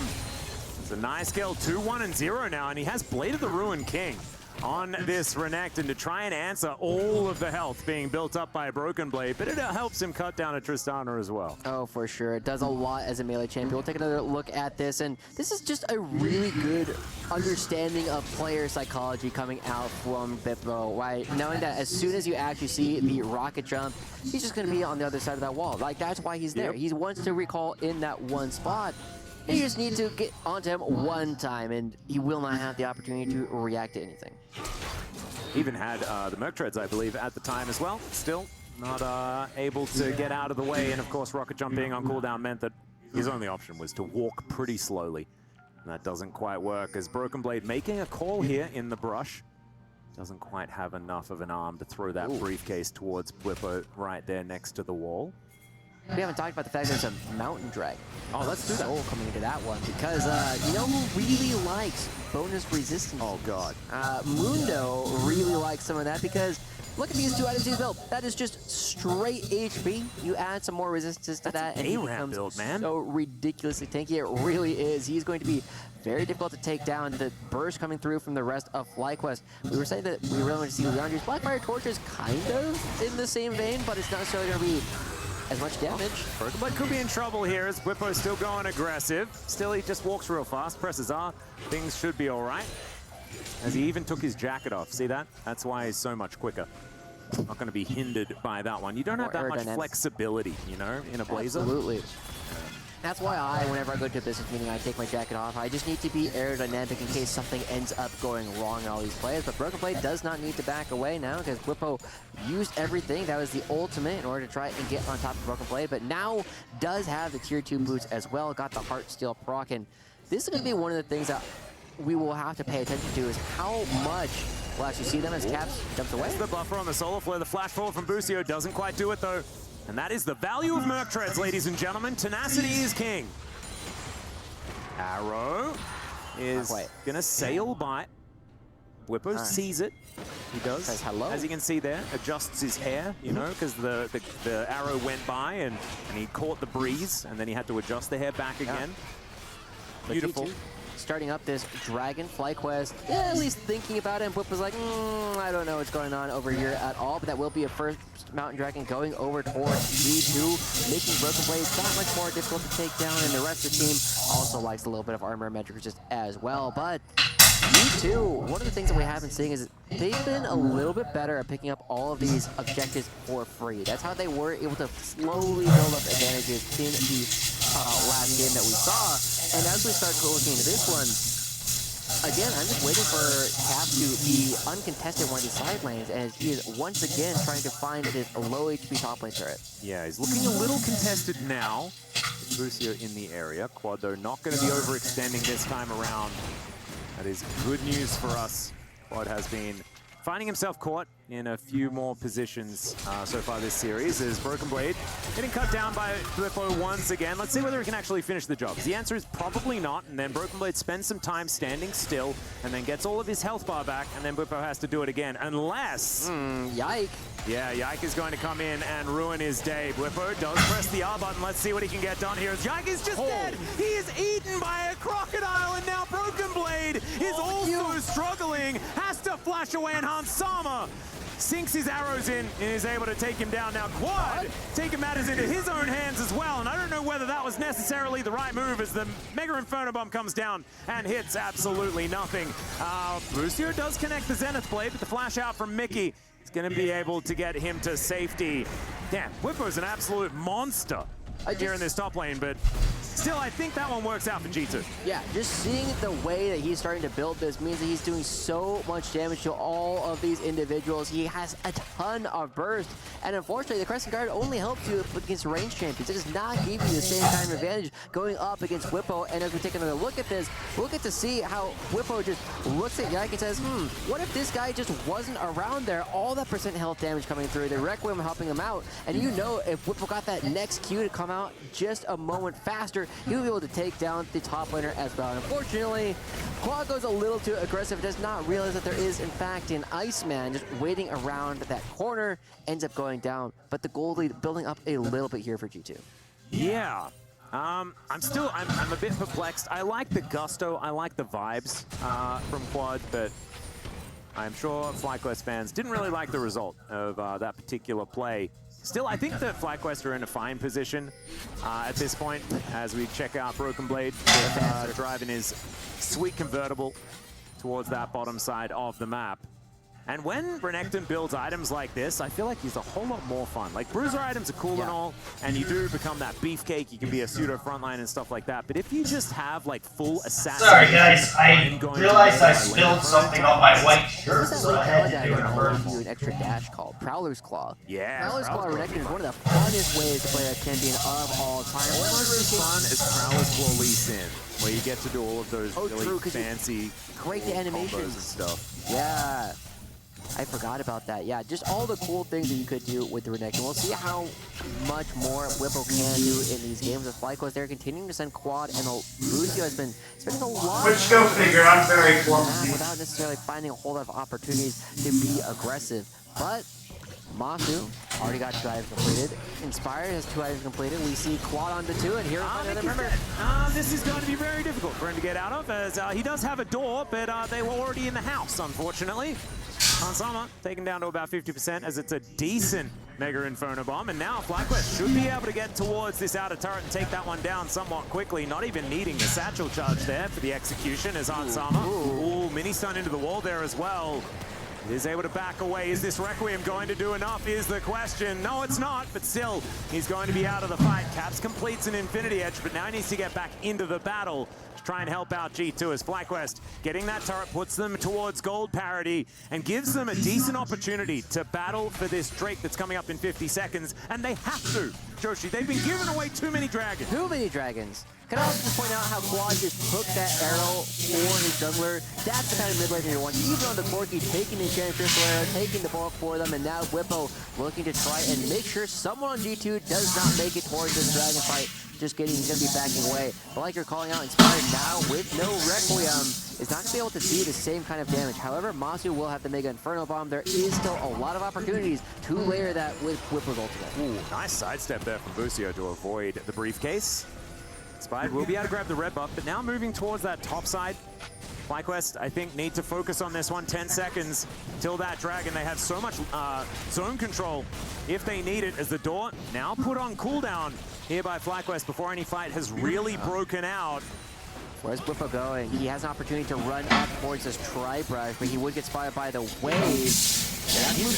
He's an assassin as well. As now Inspired, can you actually win the 50-50 on this one? Yike looking to try and lock that one down. There it is for FlyQuest, and now Whippo's found the backline. Caps possibly in trouble. The slices, the dices. It doesn't work because he's so squishy. Flash out from the Mega Inferno. What's going on over there? What am I missing? Where is the Requiem? There it is! Is it going to get the kills? There goes Yike. So he's able to take down one, but can they get the rest of these low health bars? That's the question. Quad, now's your time. You can flash in and grab them this time. As Broken Blade, he's got a big old health bar, is now out of flash as the teleport is coming in, and Caps, he has a full health bar and he just wants to play Mario on FlyQuest. Masu, he's going to be the first one to go down, and now Quad just dives on top of the Braum. Okay, that's an interesting maneuver. Broken Blade will come in and just hits him with his briefcase. And G2, I think, in the end, come out on top, but I'm not entirely sure. There was a lot of kills. There might have been more than 10 kills in all of that with how quickly everybody was moving back and forth across the map. But like you said, G2 once again in control of the gold lead this time around. And we got to see how good Caps was at navigating that last fight. How good this Mundo is at just not dying in every single one of these interactions. Masu couldn't do anything against him. Quad couldn't do anything against him. And now G2 taking control of the top side of the map, and they're just going to be starting up the Baron. It's a cute little ward over both sides of the wall. They have full information, but first we're going to check out this dragon fight one more time. Yeah. We're going to need to focus on the picture-in-picture here as there's a teleport coming in. This Baron is just going to be sorry about that, chat. And FlyQuest now finding themselves closed in upon the Karthus is nowhere near. Busio realizing that he's not getting out, as there's the Requiem to try and start this one off. Oh my goodness, Yike just explodes. And now Mickey, he's down to about 20% as well. Hansama's very, very low. Quad has been taken out though, and Whippo is not quite as tanky as other Renekton's, as we mentioned earlier. And Mega what? And now Inspired is going to take the Raptors. And FlyQuest, unfortunately, they lose out on the Baron. They lose out on Quad and Masu, and Whippo unfortunately popped like a balloon as well, and they're kind of falling apart at the seams. Yeah, that ill-fated contest might be the last real opportunity that FlyQuest had to try and turn around this game, but like you said, Inspired nowhere nearby for that fight. That's going to be 2 inner turrets going down. That's going to be 2 inhibitor turrets also probably falling here, as Broken Blade has enough HP that he can just tank this and not care whatsoever. Cap's going to take the top side at the same time, and 2 inhibitors going down out of nowhere. This game was so even for so long here, Alice, and suddenly G2 is in total control. Yeah, that's a 6,000 gold Baron power play. That's a lot of gold. That's a lot of gold. That's my expert analysis there. That's sorry about that. Got a stain on my white shirt. I had to see that FlyQuest so I can get it out. For a little while. The Requiem comes in, then they just blow up Yike, which was very exciting. My poor white, beautiful Nike shirt. I always spill stuff does on it it. Hansama, but Quad just instantly dies, and from this position, Inspired does not have an opportunity to come in at all. Masu throws the ill-fated Mega Inferno Bomb and then just slapped through the jungle.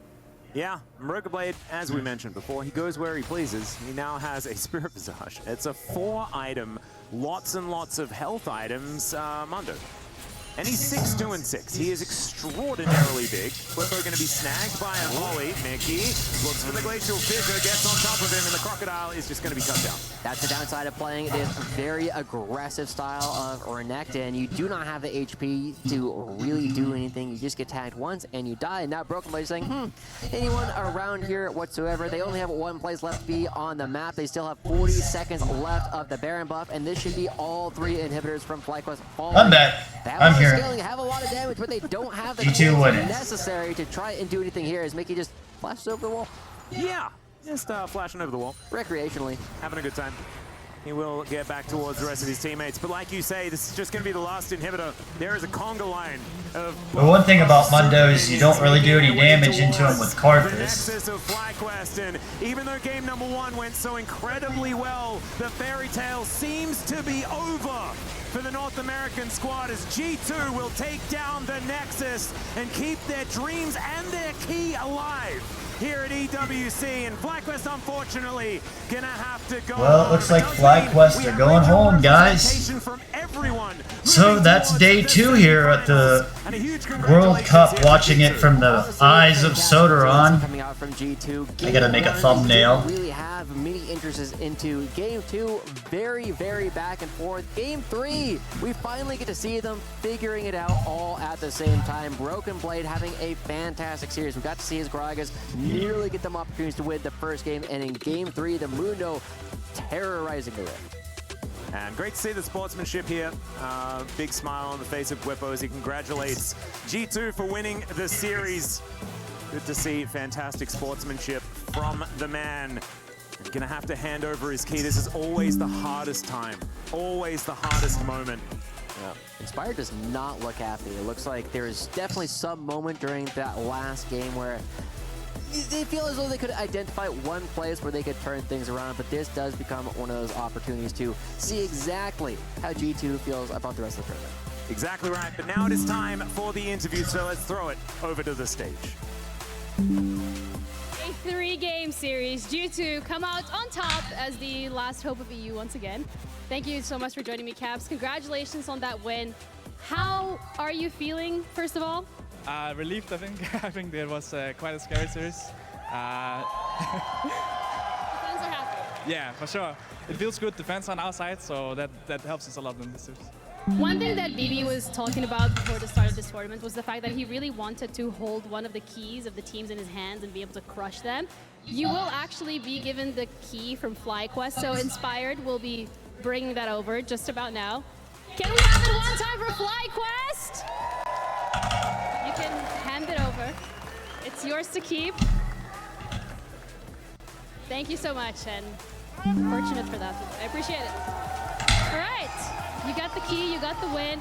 Talk us through that series, because honestly, after game 1, I was scared, and I think every single fan here was scared too. Yeah, I mean, definitely, I think What? we got caught off guard a bit, I think, the first game. I think we were playing quite shaky, and our comms were not quite there. And I think FlyQuest showed up a lot more than we thought, so definitely props to them. And I think even the later games were definitely not the kind of games that we wanted to play, so we're gonna try to refresh as much as tomorrow and show up stronger. We're gonna need that. You're gonna need it, especially for a win. But you're talking about the comms not necessarily being so clean. What exactly is the reason behind that? I think we were just like second-guessing ourselves a lot. We were not too confident in some of our calls, and we had a lot of people speaking at the same time. So we just need to, I think, calm down a bit, take it a bit more chill, a bit more relaxed. Because I think as long as we do the same plays, then they will work out a lot better. When you're talking about nerves potentially, is it due to the fact that there's no lower bracket? I mean, I think that definitely helps, I guess. Like makes it worse for us. But I also think just it's our first game in this tournament, and going against FlyQuest, especially with Fnatic losing to Liquid, we had a lot of pressure on us, I think, because we really had to make sure we won, because otherwise that would just be too embarrassing for Europe, I think. So yeah, a lot of pressure on our shoulders, but we will show up tomorrow. Thank you, I really appreciate that as a representative of everyone in the EU. When I talk about the drafts, particularly with that window going top lane that you're Tristana as well being a really key pick here. Now that you've worked it out and people have seen it, do you think you're going to have to change things up? 16 minutes in the game. Definitely. I think we can step up big sense more. And Mulo, he just goes where he pleases. And for your game tomorrow, do you want to say any final words? We've seen that between these two teams. I want to say a big thank you to all the fans for supporting us today. T1 take it. At MSI it was BLG in this time. It was kind of crazy every time we went on stage. So many fans cheering. I appreciate it, so thank you. See you tomorrow. The second series, it was Team Liquid. That's it for us. We're going to throw it back to you on this desk, and we'll see you guys tomorrow. Team Liquid were in control most of it, or at least in the lead in most of the game. That looks good. That's a strong word to use. We definitely know that Team Liquid were able to take this one down in 2, and the first one, it felt like they could have done no wrong. They got every single inner turret without Fnatic really being there to fight them. Okay, guys, well, I will see you tomorrow. So that was day 2. Now, tomorrow... Hey now, Leon. I'm not smoking anything. Now that, I'll be here tomorrow for the live view tomorrow, and I'll have better energy and be more talkative and give better analysis. I've been kind of out of whack the last couple days, but I was trying to get this in, so hopefully tomorrow my content on this stuff turns out better, because I'm not happy with it, but I was just sharing with you and live streaming. Hey, thank you, Pizza. Yeah, I'm working at it, man. Everybody keeps telling me to stream. I'm trying to show you what holds me back, so you fans like Pizza and Leon out there, you can see why I don't stream all the time like you want. And if you can see, we're slowly streaming more and more and more, because I'm getting my life turned around where I can do it. There's getting to where there's not much holding me back from streaming now. So, like, I could just sit here and do it all day, every day if I want. So, like, I'm almost to that point. So, what happened today was, I got like 4 or 5 hours of sleep, and then I did the World Cup yesterday. When I did World Cup yesterday, I stayed up and streamed all night long and played League of Legends, and, well, no, I played 1 game of League of Legends that day. I have to turn that back. I did some other stuff, and then I watched the World Cup, because I remember I laid down that day, but I didn't get any sleep. Then the day before I streamed, and I streamed the day before, so, like, I'm getting used to the streaming now. I'm getting my lazy butt out of bed and coming here, so I made it to the second day of World Cup, and we got it all in. I'm putting it up on the channel right now. That's what we're doing. So go back and rewatch. I do give my my analysis, especially if you watch the Gen and Top series. I gave a lot more analysis than what I did on the FlyQuest and Gen, or FlyQuest and G2, because I'm really not that interested in FlyQuest. Sorry. A little bit more interested in G2, but I knew it would probably be like a 3-game series. I knew G2 would drag it on and on and on, so I knew that right after the top. I'm like, oh, now I gotta do 4 more hours of streaming on this, and so I didn't have time to like make my food and cut down and blah blah blah blah blah. But tomorrow, Pizza, Leon, guys, let's see if we can get this whole thing going together. I should be here at 11. You know, after World Cup this week, then we're going to start streaming again. There's also LPL I'm missing out on. Like, if you guys want, I could go do LPL. I need to stop and take a break and do some stuff. Now, here's some more games that are really good we're missing out on. I don't really care about EDG and RNG, but I really, this is a really good series. You know, here's more content I'm getting behind on. So, yeah. EDG won. I don't care about a number 8 LPL team. They're not number 8, they're lower than that. I really like how the stream's turning out. You guys, I'm getting views. I mean, I got 30 views from yesterday's thing, and I never even tried to promote it or anything, so I'm happy. Now, if you guys would just, I need your follows and subscribes, like on my channel, to like my stuff. Hey everybody. Good morning, Sodaron. And follow me on here and on Twitch. Try to find World Cup. The main thing we're working on is getting the Twitch followers, which are slowly getting there. Once 50, then Sodaron can get out and travel and meet people at Twitch cons. And I think the hard part, the hard grind of getting my channel off the ground, I'll finally be off the ground when I get that affiliate, because then Twitch helps you promote things for free, so all the hard work will pay off. It's just getting the 50. I mean, my close friend tells me, and I don't know, I ask his feedback, because he watches streamers, is like, am I good enough at streaming? And he says, you have everything all the other streamers have. You just don't have views. So, but that's how you get the views. You obviously have to stream to get the views. You're not going to wake up and have 100,000 viewers all at once. And trust me, I'm starting to learn.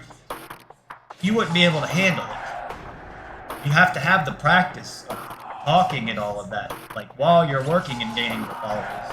You wouldn't be prepared if you woke up one day and had 100,000 followers and now we're streaming all of a sudden. But here's another one, like, I would like to watch this. I don't know if you guys in my chat, can you do, yeah, I can do solo queue tomorrow. Yeah, I can do that. Probably after World Cup, because my goal right now is to do World Cup the next 2 days, because it's going to pick me up a few followers. So it's definitely worth the time. And if you guys go back, watch how Brand showed up today against FlyQuest. Or, I mean, from FlyQuest, and then they had to ban Brand. It goes back to what I was talking about a couple days ago on my stream, where I'm talking about the AP jungle meta. There was some really weird things that went on today that I want to sit and think about, look at my notes and stuff before I start blabbing my mouth. Because I'm really bad about just blabbing my mouth, and then things get taken the wrong way. Because I guess I like to talk. Like, I think I'm not a social person, and I think I'm not made to podcast and talk like this yet. I sit here and talk and talk and talk and enjoy it. But I would like to sit back and have a moment thinking about this tournament to talk about the meta of what's going on, because it's back to the jungle meta like I'm talking about. And today, we saw like we saw AD junglers. We didn't even see AP junglers today. Karthus just lost to Xin Zhao. But again, it goes back to my notes here. You know, I didn't make this now. These are my notes I permanently have here. The jungle champs. And then you get down here, and you always Lee Sin, Xin Zhao, Maokai, Nunu, Sejuani, Vi. Ivern might go in there. I learned today that Ivern's the counter to the AP junglers, because like Daisy can go in and hard counter them at like levels. So I guess I need to pick up Ivern. So I learned that today. He's the counter to the AP junglers. You know, there was a lot of bad play today at World Cup. Go back and watch my stream, you know. You're going to have to dig through, but I do give commentary and talk. I talk about what I talk about on the stream, especially the first match, which is GEN.G versus Lolesports, which GEN.G's, if I pick the favorite mine right now, I think SH the bed. They didn't show up. And I think it goes back to, like, Koreans are very picky about their food. And I know it sounds stupid, like an excuse, but I really think, like, why GEN.G did bad, they didn't bring the food and be prepped like they should. They didn't bring Korean food with them. Koreans are very picky towards their food. I doubt, even me, like, I'm vegetarian, I'd probably go to Rudaya or Saudi Arabia and probably not like the food that's there. I don't know. I don't know anything about that culture. I don't know what they do. But like, I know if I was like in this tournament, I would probably have to bring my own food, because I wouldn't be able to eat outside. I would need all that. Like now, I'm starved to death. Where I did a 6-hour stream and I didn't eat yet. I'm on hour 6. I've yet to eat today. So I jumped out of bed, did a 6-hour stream, didn't eat. Fed my dog, did all the stuff I have to do around my house while doing the live stream. So, like, that's what's going on. If I'm not here talking and blabbing all the time, I do have a real life where I got a dog and the adult things I have to take care of. There was some things that I probably could have sat down and pointed out today. I didn't know much about the FlyQuest series. I don't know much about FlyQuest. I don't really want to sit here and promote one team, right? Like, I don't want to sit here and be a G2 fan and sit here and talk about G2 the entire time. So, and I probably do that without me even paying attention or knowing. I want to be non-biased or talking about both. I'm not like, oh my god, G2 did this, got away with that. I want to talk about FlyQuest did this wrong, not G2 did this right. I want to get it might be an exciting match for you LEC fans out there because we have Inspired and Whippo playing against Caps. And it looked like the first game, Whippo tried the entire time to garner and impale Caps, never got it. So that was kind of funny. Top looked really good. I don't know, did Top look good or Gen.G look good? I think that's all back to the food thing we're talking about. So I think if like Top played Gen.G in Korea today, Gen.G would probably smash Top. But great tournament, how it's turning out. I don't know, Leon, Pizza. Again, guys, thanks for showing up.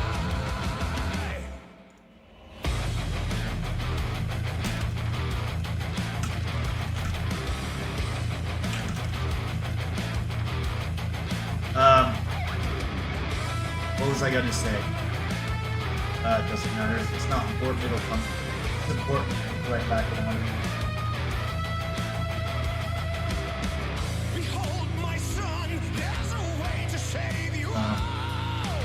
Yeah. Oh, the narrative of today was.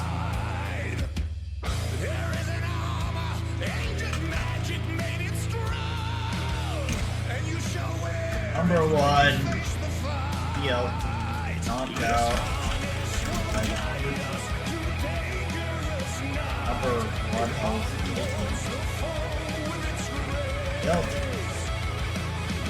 yesterday, the number 2 LCK team knocked out the number 1 LPL team. Great.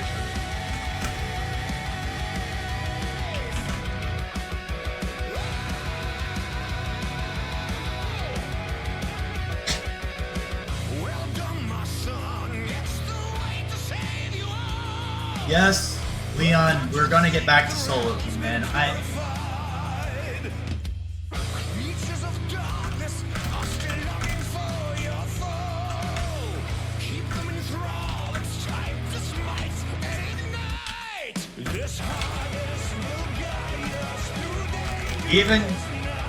Even if I walk away and take a break from the stream, Leon, I might be able to come back and do some solo. I don't know yet. I just did a 6-hour stream, had a crazy night with fireworks and all that, didn't sleep and woke up. I can't wait to get off this stream and take a breather for a minute and relax. Does anybody else in chat have a question or anything before I stop this stream going? I really appreciate you guys coming in here and chatting. It really, with a wink of my eye, really helps. You're really helping me do that. You better just come in and drop a chat or two. I mean, you know, it's really helping me. It's going to help you on down the line. So thank you. Thank you guys for showing up in the chat. I am going to admit, it makes it look like Sodaron has some followers, even though he doesn't. So, we'll be back tomorrow for World Cup. Maybe we'll be back later for some solo queue.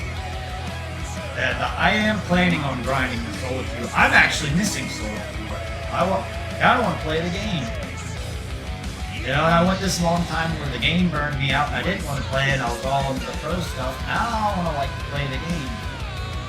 So I'm getting more and more interested in just playing the game and streaming. I may not. Who knows? Maybe it'll just turn into a League of Legends stream and I get this stupid facade of this professional thing of esports out of my head and we just play League of Legends. We'll see. Thank you guys for showing up. Tell your friends. Like and subscribe to my YouTube channel and my Twitch. It greatly helps me and you in return. I am somebody that will return the favor. I won't forget. Mark my word. Thank you.